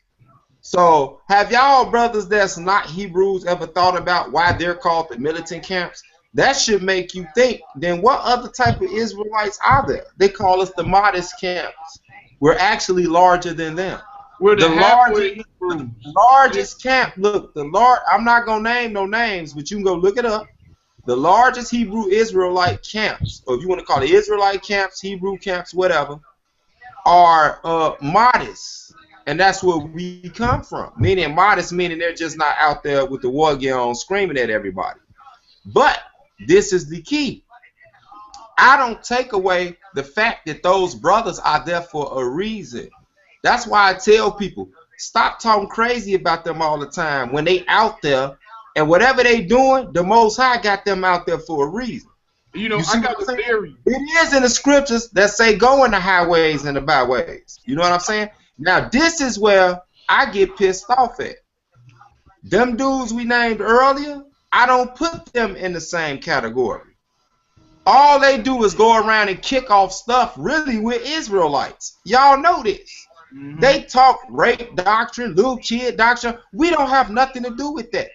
So I could kind of understand Kimmy when we bring up the homosexual thing, and then y'all like, well, I ain't no Nubian. I heard a Kemet dude say that the other day. He's not a Nubian, so we shouldn't bring up Malachi York with him. So my question was, well, why y'all got Nubians in y'all Kemetic movement? You know what? He kind of messed me up, because the truth is we got Israelites because it's not a religion with us. It's a nationality. We got some retarded ass Israelites. I got a theory behind that.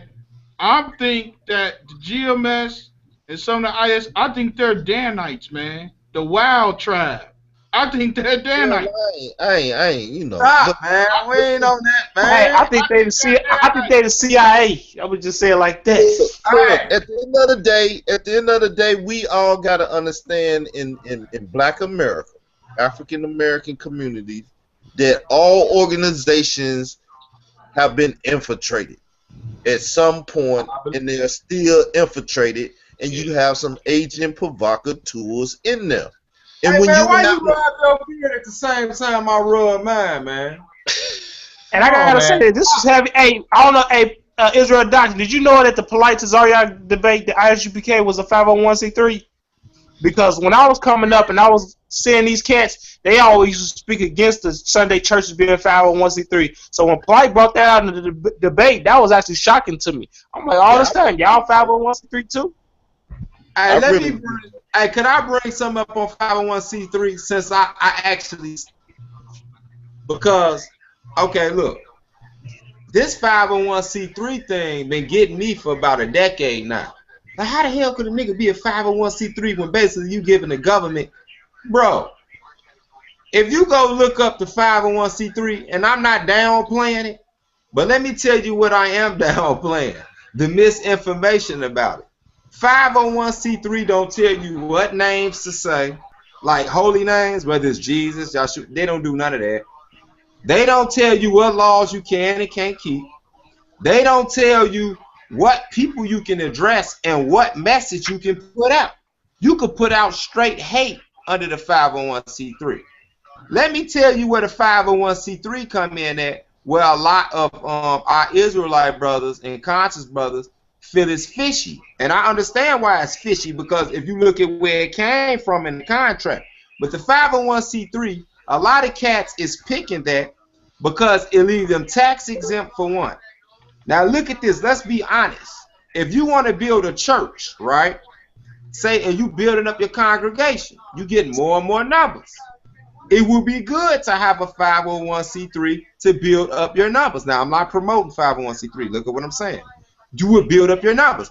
Take the 501c3 apart and try to do it on your own and try to go globally and see what happens with the taxes. For one, you're going to get taxed for that building wherever you're gathering at for them to come to. You see what I'm saying? Do you know religious people are not the only people with 501c3s? It's people with liquor stores with 501c3s. Yeah, so they don't bring that up. The whole thing is what they call philanthropy. When you watch The Godfather 3 and you see Michael Corleone, that he have a 501c3, but what he doing with the Vatican City immobiliarity? He's trying to buy immobiliarity, and he's trying to buy into that. because he's in a position with money, and that's all it is. It's philanthropy. It's really that's what rich people do. They take their money. They don't get tax exempt, but what they do, they take their money and they give it to a 501c3, and then the tax people don't mess with them because now they're taking that extra money and they're helping somebody. So we're talking philanthropy now, and we're talking about building stuff, doing that stuff with helping the community. If you help the community and help people, the government will help you. And that's the problem that most people don't understand about the dollars in the church. What they fail to realize, when you go dealing with tithes and offerings and the Levitical priesthood, which we under the priesthood of Melchizedek now, that money was to take care of the people. That money and that food and stuff, that was to help the poor. That was the quote-unquote religious system. So when you look up pure religion in the Bible and go to James, it tells you, look out for the fatherless and the widows and this and that, because that's what the religious system was about. The priesthood was about. It was taking care of the people. They were set apart to take care, do labor for the people, minister to the people. That's what the church is all about. But people don't know why it's real doctrine. And let me add to that. Now I'm really finna drop a bomb, cause every time, now look, at first I was anti 501c3, right? Listen to me, y'all. I'm not promoting 501c3, but what I'm saying is 501c3 ain't what people like to throw it out there like, oh, they're government agents. No, it don't mean that. That's why I like ISUPK went public, like we 501c3. So go check it out. And I went and checked it out, right? Now this is what I thought about. A lot of these groups, at least with 501c3, you go check and you see it's 501c3. What about all these groups that's Masonic? Now look at what I'm finna say. They Masons, right? And they get into this little secret hood. As far as black people go, we like, oh man, we ain't the same as the Greek Masonics, you know. We just, we the brick Masons. We ain't them type of Freemasons. We the brick Masons. Hold on now. Then you get to researching that and see how many of them are connected. That is more of a secret. Why is you holding it a secret? You see what I'm saying? Now let's go look at the whole Kemetic community. Let's look at Amara Squad and House of Consciousness. How many of them are Masons? Compare them to the Hebrew Israelite community. I'm going to keep it real. I ain't saying we don't have none, but especially on the elder level in the Hebrew community, ain't no Masons running around here. If they they definitely. That's when it come down to the agent thing. We put that out. Down to the agent thing. It comes down to the Baphomet and the Boule and so on and so forth. We all know, as I've been playing Tupac and quoting Tupac since the show been known, Illuminati, these people, that's the thing. That's why when I was speaking about conscious community, what you conscious of and what you making other people conscious of, and enlighten them all. We need enlightenment in certain areas to help the community and help the people. Some of this stuff that people enlighten people about, like who was that, Alvin? You said you go in a Kemetic group and pretty much they just got dates and times and artifacts and so on and so forth. I believe them. It's like that's all you enlighten the people on. That's why I said at the same time, this whole thing about Kemet on trial should be about that. What information you putting out that's making the transformation amongst the people? When we was doing that the other day, when and on here and so on and so forth, you see how they got out of hand and stuff. And just like you were saying with Issa and stuff, and we know who was all there. But when you ask for the solutions and to deal with the issues, most people ain't got that. You know what I'm saying? I can get the Bible out right now and tell you how to raise a child. And if you train that child right and you bend that branch wise little, you can shape and mold it into whatever you want. You know what I'm saying? If you prune it right and you do some real cultivation on that seed that you planted in that woman. You know what I'm saying? I can do that from the Bible. I don't know who else can do that from their text or their information. I can tell you about how a man and a wife the wife's supposed to be a helpmate from the Bible. She was created to be a helpmate, to help you, to support you, but you also gotta be the breadwinner, the backbone, and everything else that, you know, at the end of the day, she's helping supporting it. So you gotta be a thorough brother to have a thorough woman behind you supporting you just in case you fall. How would you say that to a Muslim? How would you say that to a Muslim? I agree. But see, Yeah, because they were using Nation of Islam in their example of how they carry their family. I'm just saying this. We talking Kemen and Israel now. As I told LeBron and I was saying earlier, I don't really care too much about Islam to even talk about it. I never talked about Islam. I never talk about Islam because to me, it's insignificant. Damn, Israel Doctor, you a beast. You just hey, hold on. Let me ask Mike something about that 501c3 because I'm gonna be honest. Hey, Mike, isn't that true? The 501c3 it says it's the creature of the state. Go ahead, brother. Go ahead, brother. He didn't hear you, Demo. Okay, isn't that true that the 501c3 is a creature of the state? As it states in there. That's what it says. Also is your social security card. Also is your every time you sign into a login online, it's a creature of the state. So we actually creatures of the state right now while we talking. Right. Real talk. Yeah, what it's saying is. So now you have to break down what it really means. I mean, I'll be honest with you. I don't think that's even the same for us to say logging into Facebook versus setting up a business where the government's gonna be really checking up on us. They checking up on us, but what that means, a creature of the state. A creature of the state means that you create this entity that the government now recognizes. Yes, that's what it means. That's what it is. And then that creation is separate from who you are. So just like I have a business that I created, the government deals with that business. It doesn't actually deal with me. Yeah, that's why you get an LLC for limited liability. Limited liability, yes. Corporation. Right. That way, if someone try to sue, they can't sue you personally. They sue their entity and all the stuff that falls under the entity and stuff. Okay. Well, let me bring this up then. One second. Let me say this. So even you could get as an individual, you could get a personal tax ID number. You could get a tax thing. So when you do certain things, you put it under that tax number, and it don't fall under your social and things of that nature as we talking about. That's business stuff, though. That's business, right. That's what I'm saying. See, this is what I'm saying, man. This really what I'm saying. I ain't the oldest cat, Joe. I've been in this long enough, though. Being that I was a former Moorish American, man, I know all the games of this system. I don't know all of them, but I know a nice amount. That's why that thing, hey, Israel Doc, you got me, let me put a plug in there. That thing coming up with me and Lord Abba next month, I think it's February 23rd or 25th. I'm gonna bring out a lot of stuff about that. I want to check that out because he's yeah. Like he's like the ultimate poor person. Man, trust me, I was raised Moorish American. And let me tell you something. Their whole thing is how you put words, right? Like if I say a word to you, or you say a word to me, right? And I submit to that word. Like if I say a word like I understand, I put myself under your jurisdiction. You see what I'm saying?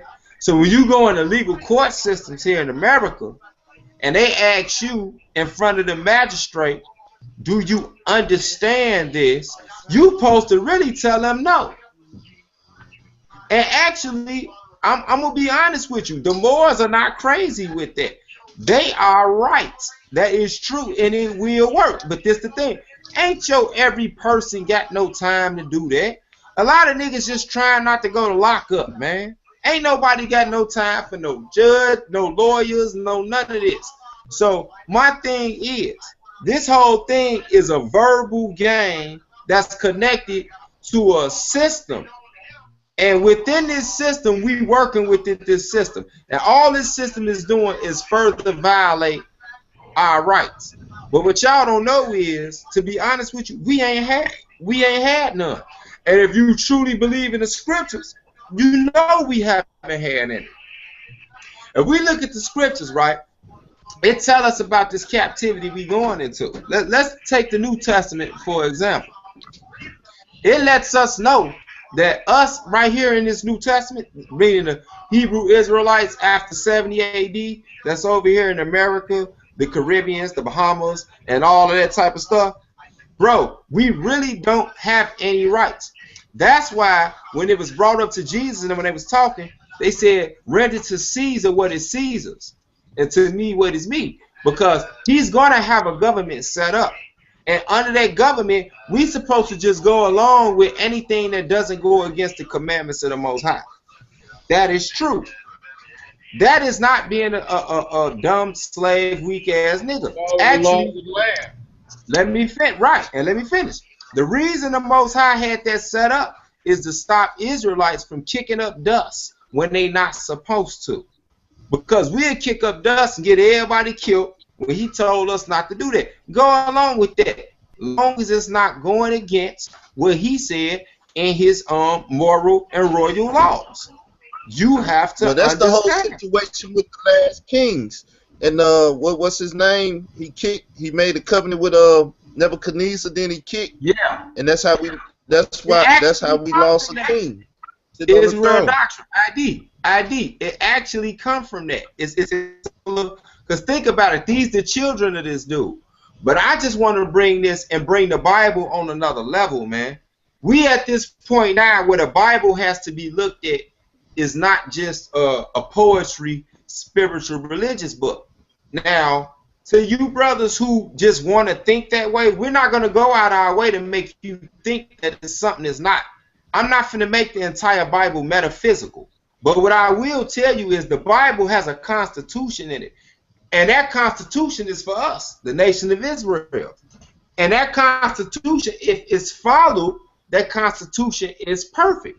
The 10 Commandments, the royal law, or the moral law, all of these laws are literally the constitution of a nation. If you go back in the scriptures, what do it tell y'all our God is, y'all? Y'all know don't he call himself a sovereign God? What do sovereign mean? He can. Now what do Moors go out of their way to say that they're a sovereign nation? Y'all don't understand. If you represent the God that's a sovereign, invisible God, you are literally a sovereign nation. You are a sovereign nation. Now, this is what I'm saying. If you look, Vatican City, Vatican is the only sovereign nation within all the governments, the UN, NATO, and all of that. You cannot touch them for nothing they ever did. Well, even more than that, you can't even touch they property and stuff. They tell you can't go into their churches and get people out of it. They tell you can't. Because that's how sovereign they are. And what is that? That's the Pope saying he's the vicar of Christ. He has dominion. Let me say something, Israel doctrine. Let me tell you, because I see a couple of brothers itching. This where the Kemet brothers might come in handy if we learn how to get along. Because I know they be studying this. But let me tell y'all something as an Israelite. Why we are not a blind religious people.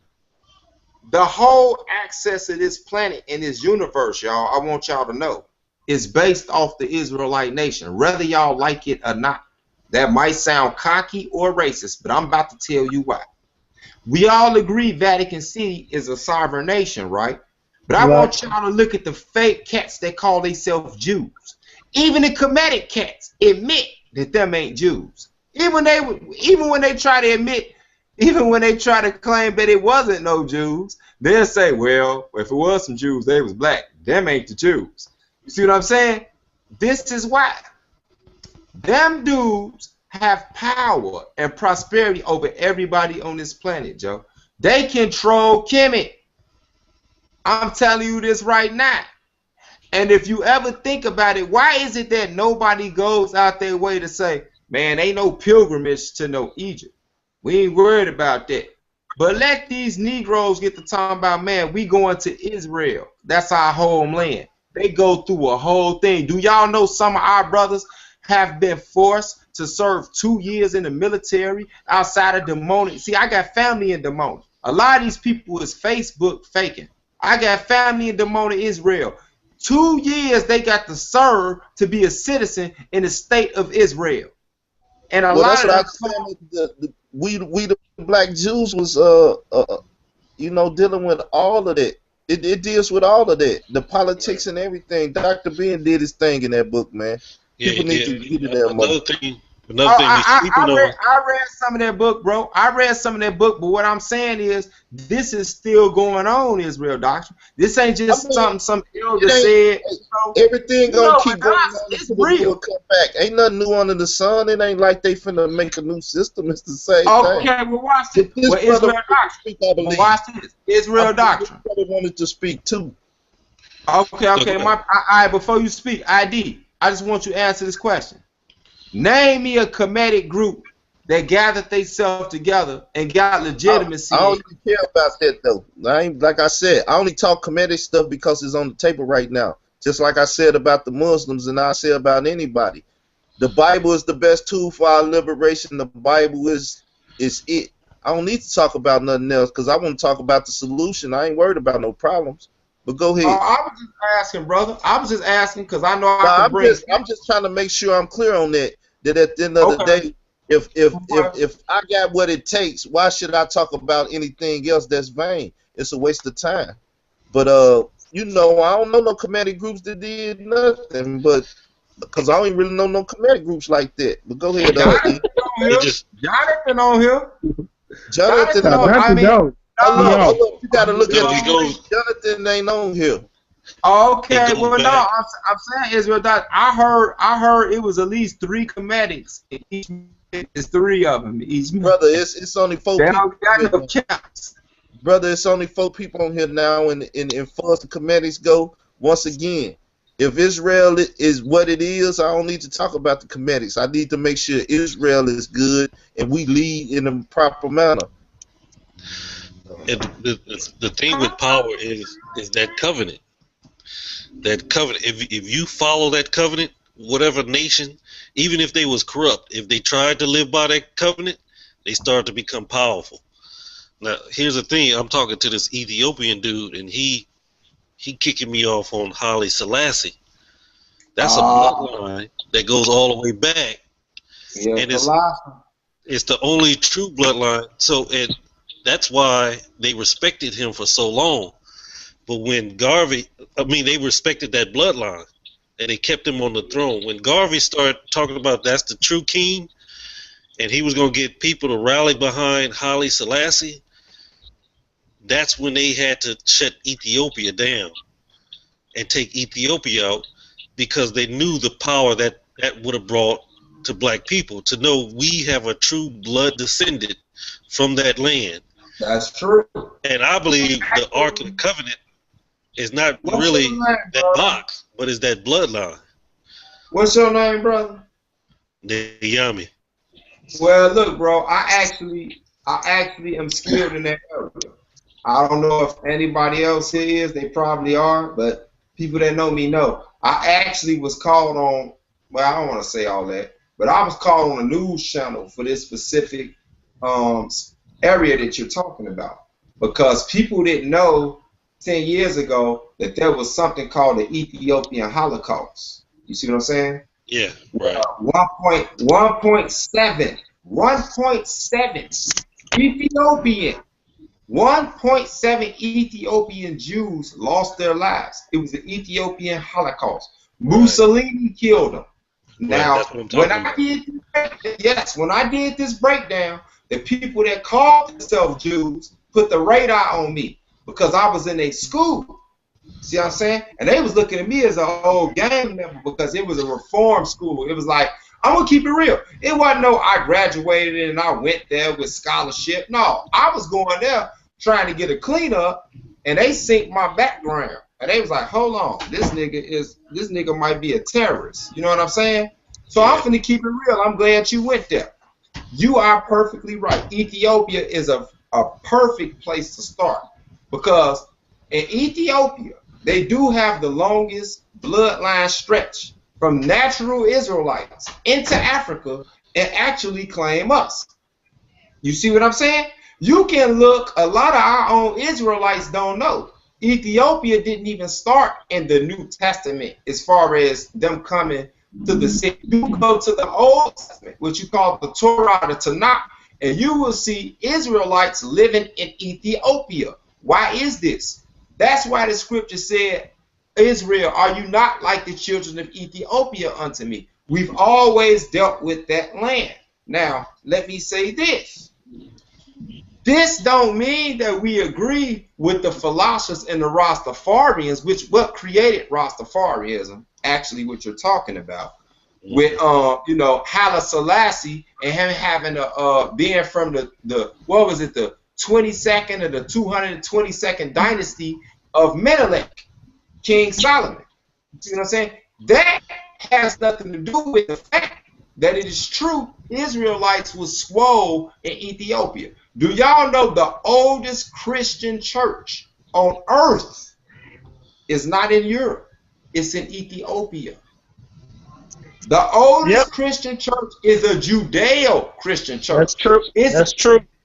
Those dudes are Christians, right? They're Christians. They're like us, Israel doctrine.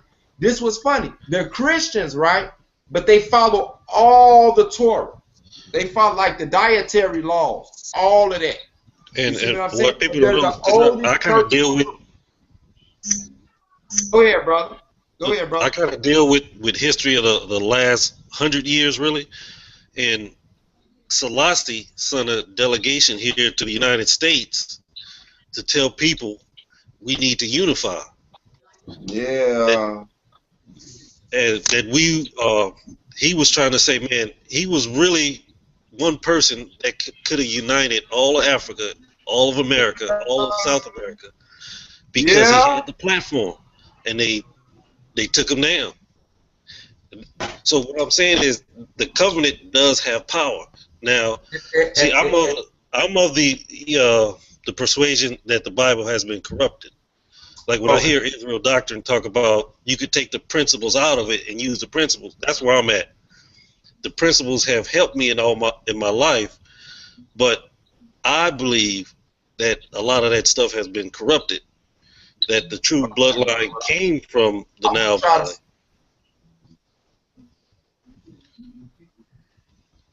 What's that? Go ahead.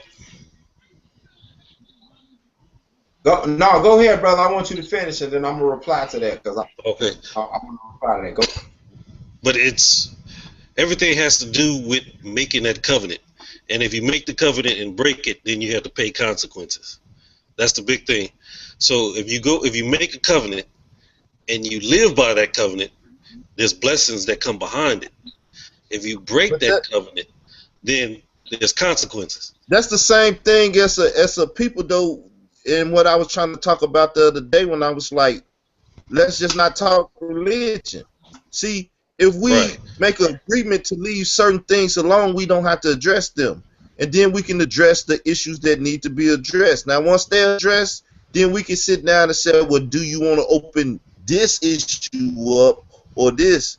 And as a black people or as people trying to build with each other, we have to, just like the debate or whatever, we have to sit down and say what is the number one thing that we must need to deal with. Everything else get put to the sideline. That's why I say most definitely I learned when you're dealing with subject and title, stick with subject and title. Know what it is you're talking about. Go into great details to prove what it is you're talking about and leave no stone unturned. Then you can go to the next subject and title the next day or the next hour or whatever, but you need to stay on that because most people have low, what you call it, where they can stay focused. Oh, I know what you're talking about. Low attention span. Attention span. You know, they want everything microwavable and stuff. That's why you hear me sometimes say, well, people trying to be too smart. Let's do this. Let's just break it down and make it real simple as that. Now, if you can understand that simplicity, this and that, then we could probably try to build and show all the complexity of it. But most things, you got to make it simple.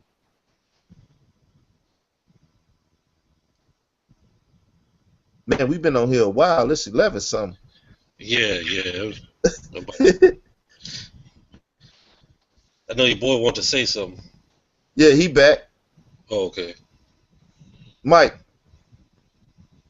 But I believe this was a good show, man. I believe it was a good show. I hear you, bro. I'm listening. Tell the brother to speak. I'm listening. I want to hear him. I'm just I'm done. But you got the flow now. Yeah, you got the flow now. My thing is, we need to find a way to work together. I mean, that's just the bottom line. Well, it goes to that covenant thing, because the Bible speak about covenant breakers. When you have agreements and you sit down, that's treaties. That's you know, you making a treaty with somebody. You saying, look, as long as y'all do, that's what the Moors talk about when they talk about Morocco and America. And at the end of the day, Morocco said, we not going to stop the American ships with the slaves on it, this, that, and the other, so y'all can get y'all cargo to America. And vice versa, America say, you know what I'm saying, if y'all do certain things, we ain't going to prosecute y'all to come against y'all. We got a bark or agreement with each other, let each other do this type of dirt or whatever. That's something that the Moorish people don't talk about when they want to talk about, right. You know, they thing with America and Morocco. Okay. Oh boy, you know this is, man. I got a thing coming up, man, next month with a Moor, Lord Abba. Y'all might know him. And like my thing, I was saying to him, I didn't want to debate him because the debate wouldn't really be no good for the people. You know what I'm saying? So we gonna have a conversation and try to see where the Hebrew Israelites stand with a Moorish American, and how do we blend this together and be real with it, and still have to, because there's some things we got to reject, and they will see why Hebrew Israelites are the way we are, because this is what I don't like. Let me say this to you, brother.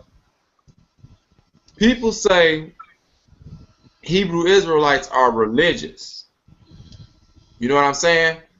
But then they'll turn around and say they have a science, and if it doesn't fit that science, then you know what I'm saying, they're not really measurable to what they're saying. Well, we're telling you our science is the Bible, and you can laugh a million times and say King James, the Europeans, they did this, they did that, but we can pull stuff in these scripts, like right now, on a random conversation, brother. We could bring up the Bible. I guarantee you would bring up something you always wanted to know and say, man, I bet you this is something the white man changed. I guarantee you, if you pull that up while me and Israel Doctrine right here, I give it 5 minutes, it's going to be explained and broke down. We can do that with our text. But other people can't do that with their text. You're going off what somebody told you about what's wrote on some ancient walls. You see what I'm saying? So that comes down to the same thing at the end of the day. And I mean, the people don't know their text. They got too much text and too much stuff spread out. You can't deal with the whole corpus of Egypt and all of that. Like LeBron was trying to say, you ain't even got access to certain things. And if they do exist, you don't know it exists because you ain't even went over there to look for yourself. So you're only dealing with what you got. But the point is, like you were saying, well, I'm gonna get off that point. I'm gonna take it to back to the point that I like to deal with. This stuff got to be transformational, man. We got to deal with these covenants and agreements. The Bible speaks about covenant breakers. It's talking about basically agreement breakers and stuff. That's why I said let your yay and your nay be just that. If you're gonna do something, do it. If not, say you're not gonna do it. Have some morals and some values to yourself. This right here is what's the fortitude of mankind. That's a mankind. That's what you call integrity. That's why I tell people I never made a vain threat to nobody. I ain't never told nobody I'm gonna kill you, cause you know what? It'll be somebody dead somewhere. Cause I most definitely gonna try my best to do it. But this the type of things that we find people today in our society doing. I used to tell the young kids, I was like, You know, when you say I put that on my mama, that's saying if you don't do that, somebody can come kill your mama. Right. Yeah. Somebody can come kill your baby. I put that on my baby. Okay, you know what you just said? You said if you do not follow through with what you said, someone can come kill your baby. Exactly. And And you know that's and hold up. And see that's my point what Israel doctrine just brought up. Do you know all of these principles are in our holy scriptures? In our scriptures, it tell us don't take a vow by man or God. What is man? The species. I will never, that mean don't say on your baby. Don't say on your wife. Don't say on your mama. Don't say on your, this would, our scripture cover that whole entire thing. So what I'm saying is, how is it that if you going back reading the metadata, right, with all the great things the metadata, we gonna leave the metadata and stuff, man. Let's just give them the answers to stuff and don't worry about people keep okay, well messing. Okay, well let me finish then. Well, okay, let me just talk about the Bible then. I want to know, how is it that all these keys in the Bible can get ignored because they come from the Bible? Now it got to be set up in my mind. People hate the messenger, so they don't deal with the message. Well, most people hold the Bible are hypocrites, this, that, and the other, and people didn't learn this about people, so therefore they don't want to deal with the Bible. Like I said, I was 19 when I picked it up and read it for myself. Before then, I stayed 2 houses down from the church.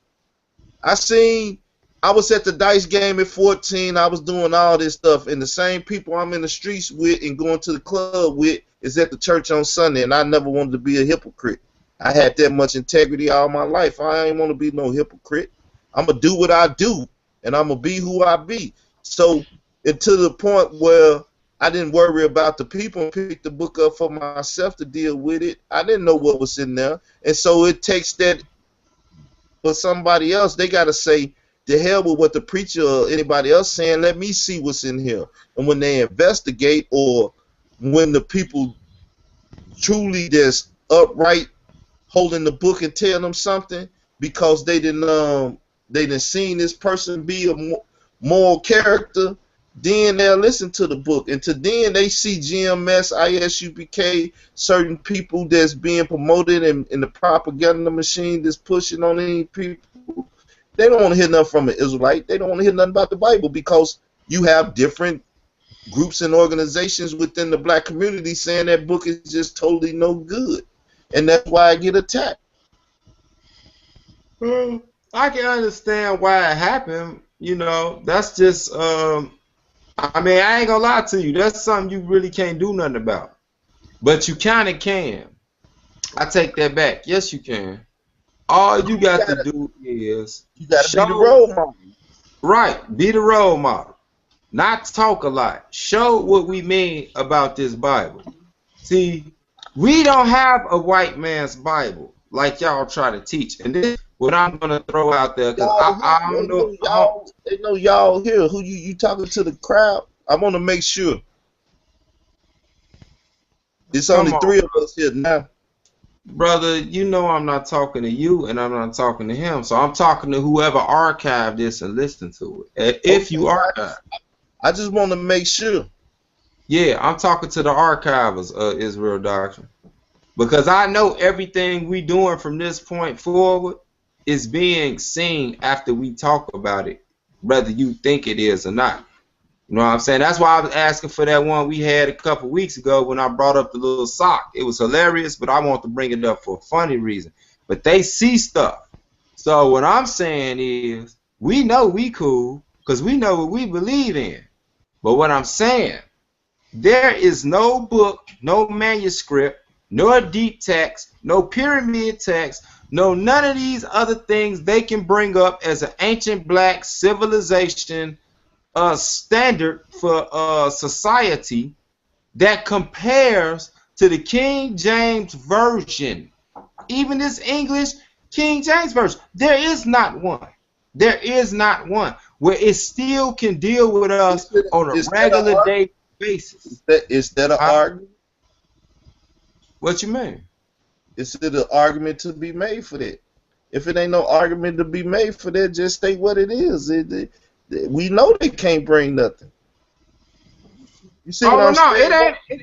That's It just ain't my a. whole thing. That's just my whole thing on the thing. Like, you know, I'm steady pushing up.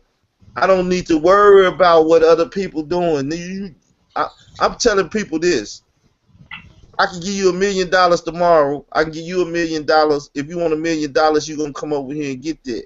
Most people ain't passing out $1 million like that. So the point I'm trying to make is I got the Bible. And you know, and everybody that used to follow the huddle, and which will be back up as soon as I feel like paying this money. I was teaching what I consider sound doctrine every day. If people want it, they can come get it. That's the whole thing about what we doing and everything. We should be the ones that say, "Oh, y'all trying to put the Bible on trial because y'all keep attacking us." That's why I said the title "Kemet on Trial" is propaganda, man. Cause ain't nobody attacking Kemet. Right.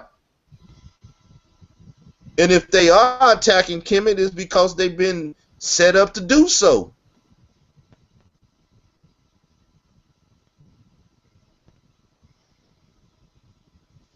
So, LeBron, brother Ian, whatever, you know, What's y'all can cracking? have G me. Consciousness in the house. This how your scholarship is. It's just straightforward. Look at my screen. That's what you standing in front when you break that crazy.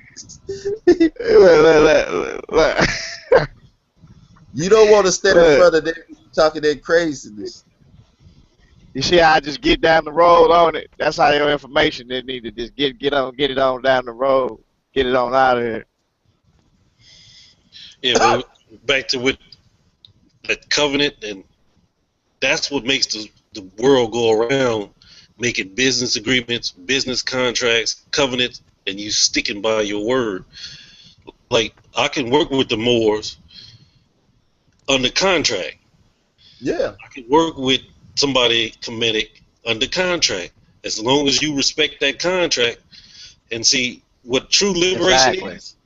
True liberation is I make a contract with you, and if you break it, I got the power to make you pay me back. Right. That's true power. That's true That's sovereignty. Yeah. That's all of that.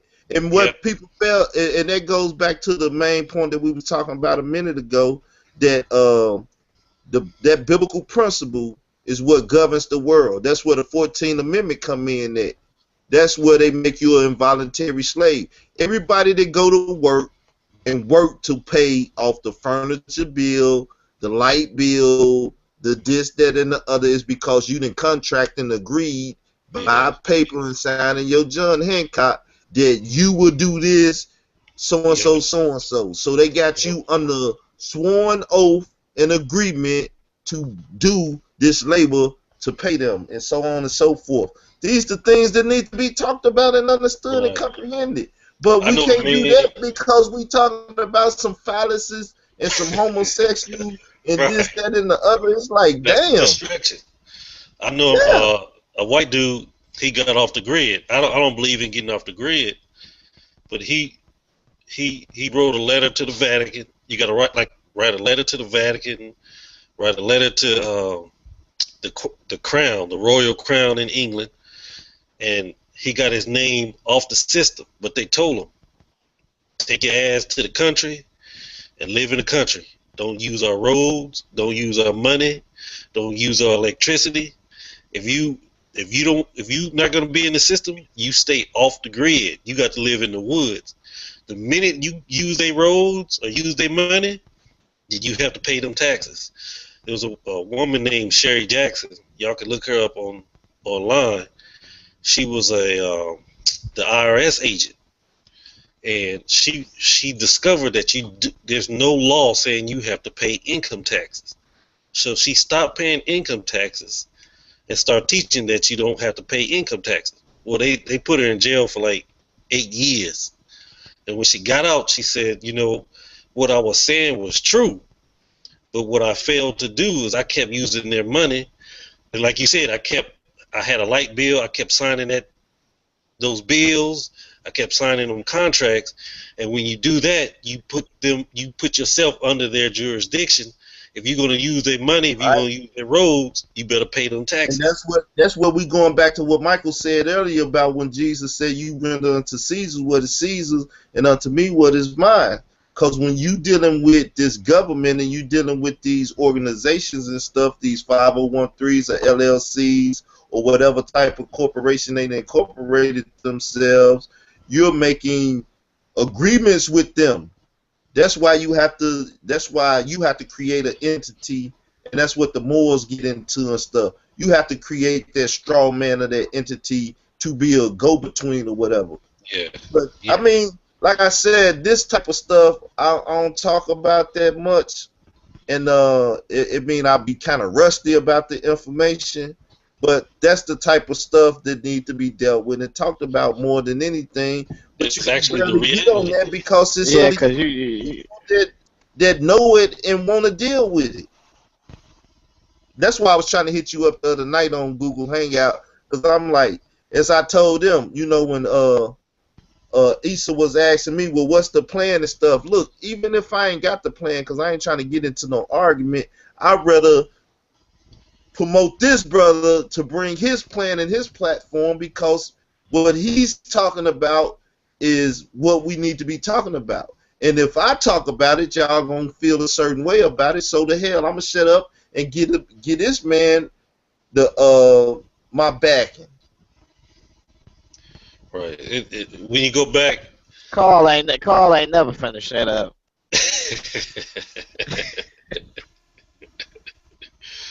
but like I was saying before, even you know, there's no proof that Abraham didn't exist historically. You know, there's no record, but that covenant, all you need to know is that the covenant is there. Right. But see, what we fail to realize, just like what we talking about, when if the Bible is real or fake, when the Bible was created, it was a system created that now exists in the world, and it's a functional working system. Right. But if it's a myth, if it's a mythology or whatever it is, and it's usable because the world is using it. See, what Noble Jew Ali did, y'all got me on this Moorish conversation, Mike. What Noble Jew Ali did, he set up the MST of A after the blueprint of the Vatican City, and he tried to make himself a Pope-like position. Yeah. Mm-hmm. Most people don't know that. Most people don't see it. And that's what I'm saying. People in the community know certain stuff in it, but they're not talking about it, and they're bringing up arguments about other stuff for distraction and vanity's sake, because no one want to deal with the true stuff. This is what, see, I was going to debate Lord Abba first, right, before this brother, and he seen me address Lord Abba, and now he going to talk to him. That's cool. I ain't got to talk to him. I know at the end of the day, real recognize real, and that's why a lot of brothers be running this stuff. You know, like LeBron down that highway, they be getting on down the highway, because they be like, man, that brother there. Even though I tell people I play ignorant, I play this and that. That's the smart thing to do in the society in the world today. That's shown people that really understand and can function beyond the basic level that most people function on. Yeah, I tell you, I did business with this old Asian guy, and every time we would go to negotiation, when he get in front of somebody, he just started bowing down and laughing. I'm like, dude, why you do that every time we go do a business deal? He said, because I'm acting dumb, and if I act dumb, I got the advantage. That's how Asians feel.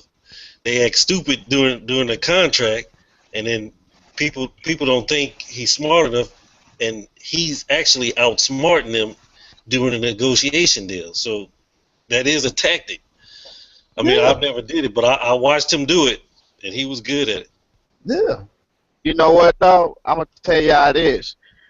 It's two people on this phone that I done smashed in a debate. Mikael Ben Israel. Who? You yourself? And also Carl Albert. you leaving out of it.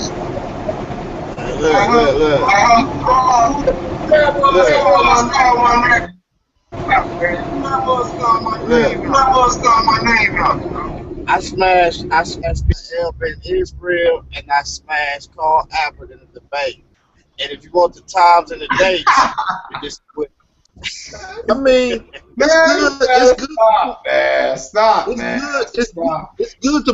It's good to promote my shows. You know, I ain't got no problem with that. Listen, the shows are archived. If you want the times and the date, just get with me, and I'll be willing to give you the times and date. Just inbox me or check me out on G Consciousness Radio. That's why you brother. I love you, dude. Hey, yo, I ain't even catch that. I was on the phone talking to my wife. But see, he said he crushed me in the debate. Crushed you. That's cute. The truth is, LeBron be a lot of places, and he done made a lot of friends, so they let him through the door. But in all, in all actuality, he needs some doors closed to his face. Man, he just wow. He crushed me. Hey, listen. See, the problem is we have a failure to communicate.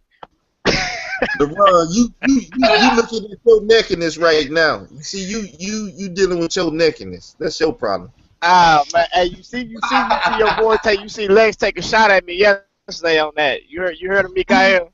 I heard, man. He took a shot at me. He took a shot at me. You taught him about looking at your neckiness. Hey, look. Now, so I you read the book last night, did you, Carl? Nah, I just sit that up and told Sal I gotta listen to that. But yeah, man. I basically. You and that dispensation doctrine, though, man, is way out of dispensation. I think you should just stop and just listen in. I think you should stop and just listen in this Monday. Hey, John. He said your dispensation is way out of dispensation. He said your joint bogus is here. Oh man. I think you should just stop. I think you should just stop in and just listen to me. Check me out this Monday, man. You know, I might call out a shout out. I might give you a shout out. What you finna be on DBT FU? Yeah, I'll be on there Monday. Oh man, mine's Thursday or Friday. Thursday or Friday, man. I'm gonna check you out. That's debate talk for you over there with I'm gonna check you out, but you know what? I'm gonna tell you this. When I do this show on Monday, I got some things I'm finna bring out about Lex because. What's your title?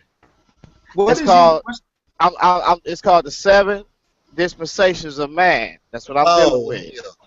And I'm gonna start off from Genesis, right, chapter 2. The metaphysics of be conscious. I'm gonna clear some things up that I gotta clean up a mess that this boy Lex made, and I'm gonna clean it up real good. You gonna clean nothing up with that dispensation? Hey, just tune in, Carl Albert, on Monday. You might get you a pen and get you a pad and sit back and be glad. Every day. Weekday, I work from 2 to 10, so, I might come in and go sleep to it. Yeah. Man, you look like you sleepy now. It's probably the best sleeping pill you can get on the market. Hey, Carl, if you listen, Carl, if you listen to what I'm speaking, it might restore your youth. Man, I was dealing with dispensation in '97, man. Ain't no dispensation. You hear that, boy? We man, you heard him, Joe. This Yahweh been Yahweh up in this joint. I've been dealing with dispensation for a minute. I got a brother, man. I mean, he was weak in the Bible. He was dealing with what's them preachers up there? He was dealing with what's the dude's name? He got the mall church out there. Who? What's his name? Bill Winston. He was dealing with Bill Winston. He was dealing with other churches, and so I used to beat him up a little bit. So then he started dealing with dispensationalists. And I was like, oh, hell, he done learned a little bit. I was trying to figure out what he knew and stuff. I said, and then I found out it was dispensationalists. I was like, oh, okay. Okay, you dealing with dispensationalists. Okay. Because they teach a little bit. He was trying to figure out what I smashed him on. So what he did was, he said, he been smashing me, man. He been, I can't get with him. He didn't embarrass me. I'm going to have to do a couple of shows about him, redeem myself. I'm going to have to block him and study a little bit and then get back at him. Cool, man. So he tried to give it his all, but, you know, I still was popping the gospel with it. Brother, you and that dispensation stuff is outdated, man. You need a new dispensation. Hey, listen. Monday night, it's gonna come out. It's gonna be plain and simple. It's gonna be so plain and simple. You gonna embarrass yourself, man. Nah, I ain't gonna do no Lex. You gonna embarrass yourself. You gonna mess around, and I'm gonna be doing a dispensation show on the Saturday coming up, just to hit you in the head for talking bogus. Okay. We gotta understand that dispensation means a probation period. Or stewardship period, in other words. So there are probational periods in the Bible, whether short or long. God called it from the beginning. What dispensation is that? You say what? God called it in from the beginning. What type of dispensation do you need to go from the beginning to the end? Well, God actually deals with man in dispensations. That's why if you look at Paul said that in the dispensation of time. So when you dispensation dispensation is just a terminology, and it has a doctrine behind it, like the Trinity. Okay, well, how about you look the word up? I know all about the word. I could go. All right. Well, listen. It means a probationary period, or stewardship, and up under this dispensation, it could be a short period or a long time, but it's how God deals with man. And when you look at it, it has 9 points to it. I don't really want to give you too much now because you might get greedy. I know all 9. Oh, snap. Okay. I told you. I set up on a dispensational dude and dealt with him for a whole year. He gave me all. What's the 9 points? I even got the book and stuff. Yeah, you gonna learn something then. You gonna make it there, Carl. Y'all understand, man. But once again, I ask you a simple question. If he called the end from the beginning, meaning soon he set it off, it was already written, it was already predetermined, then why do you have to go through dispensations? Because he has used probationary periods. That's all it is ages, aeon, and times. An aeon can be short, it's just dealing with time spans. That's all it's dealing with, on how God deal with man from stage. He said he talked from stage to stage, basically. Right. So look, for the most part, you would deal with 7 stages because he gave man. You would deal with 6 stages because he gave man 6 days to work. Meaning from day to day, you would go from another stage. You got 9 stages in the dispensation that you talking about. Well, there's 7 stages. There's 7 stages. There's 7 stages in regards with dealing with man. But in the aspect, there are actually more than 7 stages because we have a dispensation of angels, or a dispensation of chaotic periods that took place before man came on the scene. Man, how do you know that?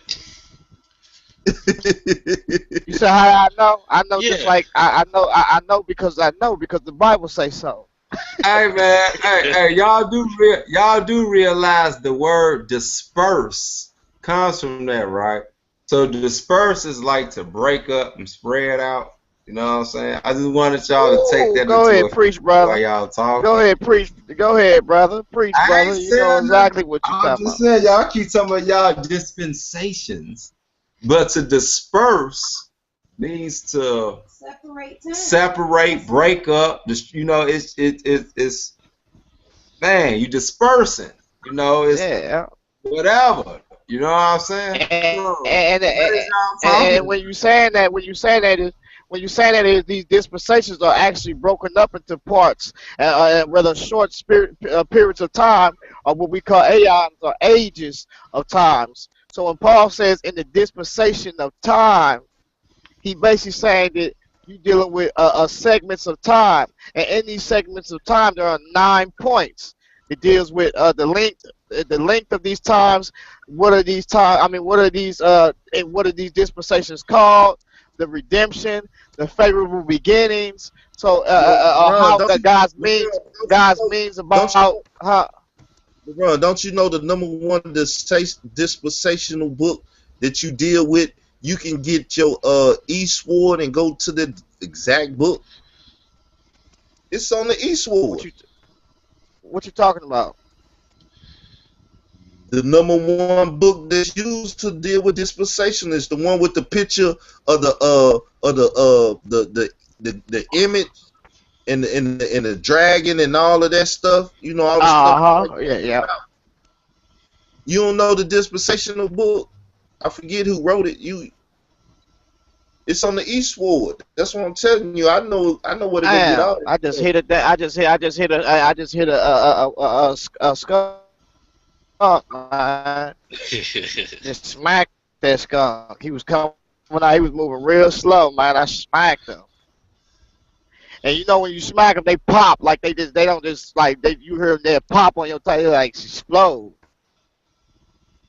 Yeah, they got like the back of their head look like they got a little tail on the back of their head like Mikael.